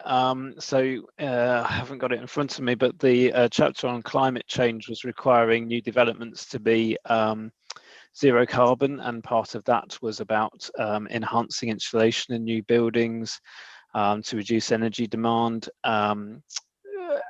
renewable energy sources like solar panels on the roofs to reduce energy demand, and make the homes more efficient through those routes. So I think we have got that covered. I can email Councillor Faithful the relevant parts if it would help. Thank you very much indeed. Thank you for the question, Peter, and thank you for that answer, Ed. So I think what we've done is we don't need to vote on that because we've captured all that information and in readiness for November the 1st. Thank you for for letting us know what you've picked up. So if we can come back now, please, to the recommendations on page 70 of the agenda. Agenda item 1, which is recommending endorsement of the draft local plan to be refined and come back to us on the 1st of November. Damien, I'm not sure I kept count, but how on the straw polls as we went, were they all basically thumbs up? They were, Chairman. I mean, so we decided not to do one on the final chapter. I appreciate it's only 2 paragraphs long. Or for the sake of completeness, do we just want to have a quick straw poll on that one? Oh, okay. Yes, cool. Let's do that. Let's do that. May as well just do it, just for the sake of completeness. Chair, it was really just a question to members in the last one as to whether or not we've missed anything. So if members haven't any further suggestions, no problems there. So that being the case, then, Chairman, we can move on to the recommendations outlined in the main report. Do you want me to take you through them? Yeah, well, I think let's do them one at a time. Yep. Obviously, 3, we're aware that there's an amendment coming through, which we can read at 3. So, yes, can we take a vote on recommendation 1 then, please, under your guidance, Damien? So, I slightly amended it, Chair, so it would read that the Strategic Planning Committee recommend endorsement of the draft local plan as completed to date and appended to this report and voted upon in the earlier straw polls for public consultation, subject to refinements to the plan to be received at committee on 1st of November 2022. Okay. Yep. Before you vote, Chair, can you please propose it from the chair? Oh, yes. Shall I propose? I propose that from the chair. Thank you, Chair. I would hate for this to fall over on a procedural blip. So, for those watching online, the vote is now taking place on that first recommendation, and I have 8 in support and 1 vote against and no abstentions, Chair. So that is carried. Thank you. Lovely. Thank you very much. Mr. Hunter, can you take us to the second? Well, yes, I think the second flows, frankly, from everything that we've been discussing today, but we should vote on that as well, shouldn't we? Yes, Chair. So again, are you putting that forward then as the recommendation? Yes, I will from the chair. Thank you. So that's recommend agreement to receipt of a further report on 1st of November with plan refinements incorporated and with the recommendation for consultation to take place in autumn 2022. Absolutely. Right, thank you. Okay, so the vote is taking place. I'll just give that a couple more moments.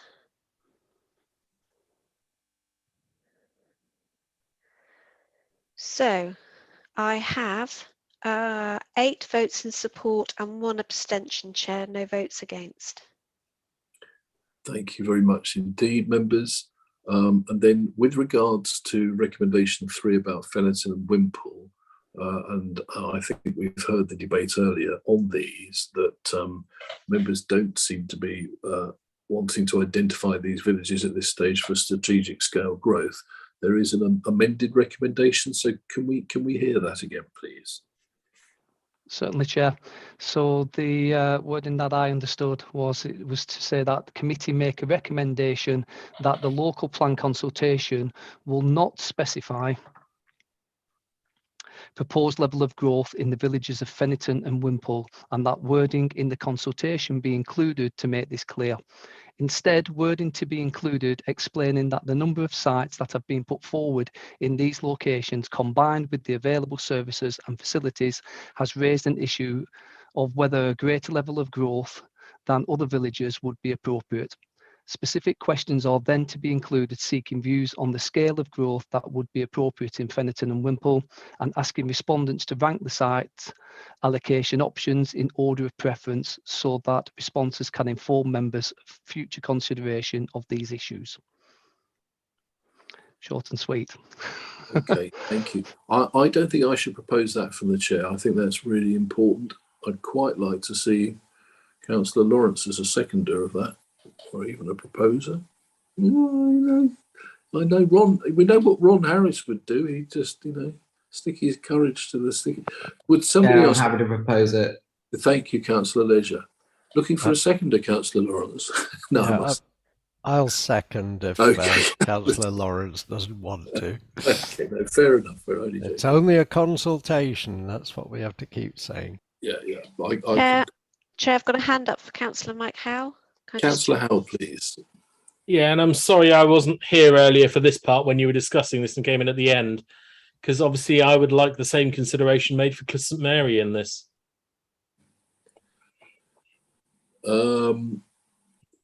Well, that's unfortunately not on this. It's not on this recommendation, Mike. So we may have to think another way around about that.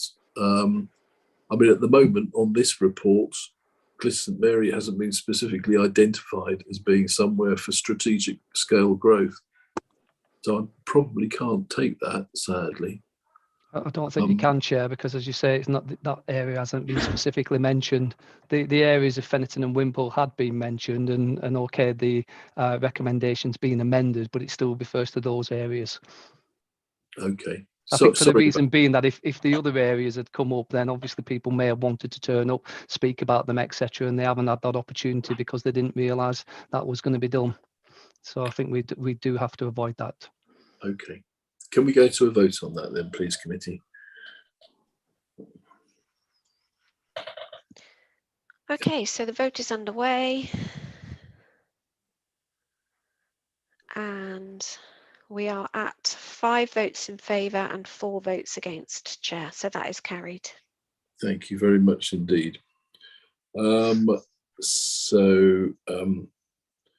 Well, I suppose we might as well have just left recommendation 3 as it was then, Richard, might we? So it's identified you for strategic development. Okay, coming to number 4 then, please, which we haven't actually discussed. So I don't know. Ed, are you happy just to say a few words on this? Because we haven't actually covered it yet, have we, really, about whether we wish to hear more from the Western side for agents for that?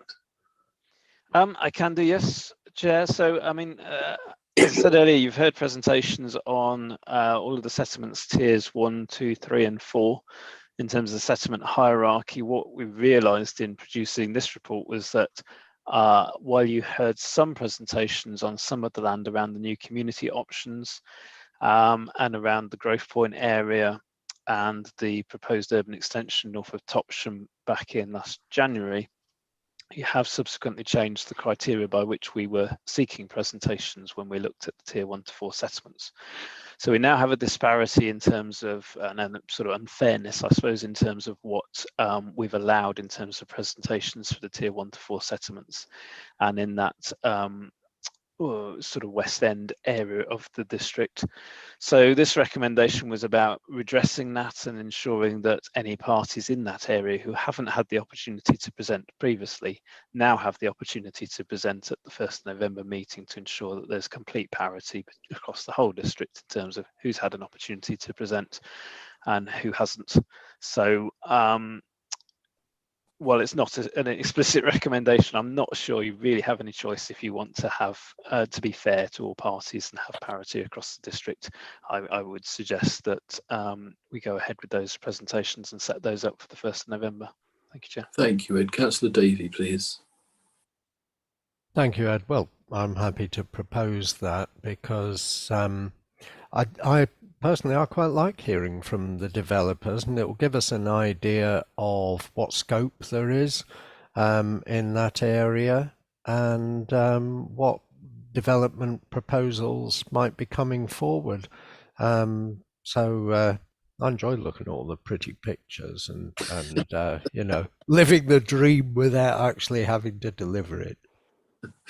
Okay, is that a seconder from Councillor Skinner there with a hand Yes, up? it is. Yes, it is. Okay. It's not really up for debate, Chair, as you well know, as Ed quite clearly pointed out. For the matter of openness and transparency and being fair, it's a fait accompli for me. Thank you. Okay, Ed, did you want to come back? Your hand's still up. Yes, thank you, Chair. Well, just to be clear that you know, if a motion is being put forward to do those presentations, can we just be clear on who we're inviting? I would suggest for parity that it is agents and developers representing those sites within the western part of the district outside of tier 1 to 4 settlements that have been identified as a preferred allocation or a second choice allocation for a 10-minute presentation plus 5 minutes for questions, as per what we did for the tier 1 to 4 settlements. Okay, thank you. Councillor Miller, please. Thank you, Chair. You may not like what I'm about to say, actually, but so I think when we hear the presentations, I was a bit disturbed at the last meeting by a comment by a member. I won't say which member it was. They're not the developers who deliver the presentation, often they're employees of the developer. And I think one of the presentations, one of the members referred to one of the presentations as a lazy presentation. I thought that was quite insulting. They don't have to come and deliver these presentations, and I think it's really good that they do. And I think members should be, as you might disagree with me saying this, that's fine, but so just speaking from my conscience, I think members should be reminded that, you know, it's not, those that are giving the presentations are human beings, and they're often employees of these developers and builders. They're not, you know, they are not the actual, you know, the people that have decided, for example, often to put this land forward. They're doing a job, and I think we should be respectful of that. Thank you. Absolutely, thank you, Councillor. We should always observe those normal courtesies. I think I missed that part of that meeting there, but if that's the one you're referring to. So I think we're in good shape to take a vote on that now, please. Chairman, sorry, yeah. again, I think it's just a formality. Yeah, sorry, only a formality. No, no, can I say something for you, just for you? So I'm not chairman, I'm chair. Sorry, Chair. Okay, then no problems, Chair. Apologies about that. Okay. Just for sake of completeness, Councillor Davey and Councillor Skinner proposed and seconded the motion before Ed Freeman just outlined that extra wording. So I just wanted to make sure that they were happy to take that on board. Yeah, I am. Yeah, absolutely. Yeah, it's fine. Yeah, okay, thank you very much. Thanks, David, for checking that. Thank you. Should we go to the vote then? Okay, so the vote is currently underway. I'll just give it a couple more moments. And we have 9 votes in support, Chair, so that is carried. Thank you.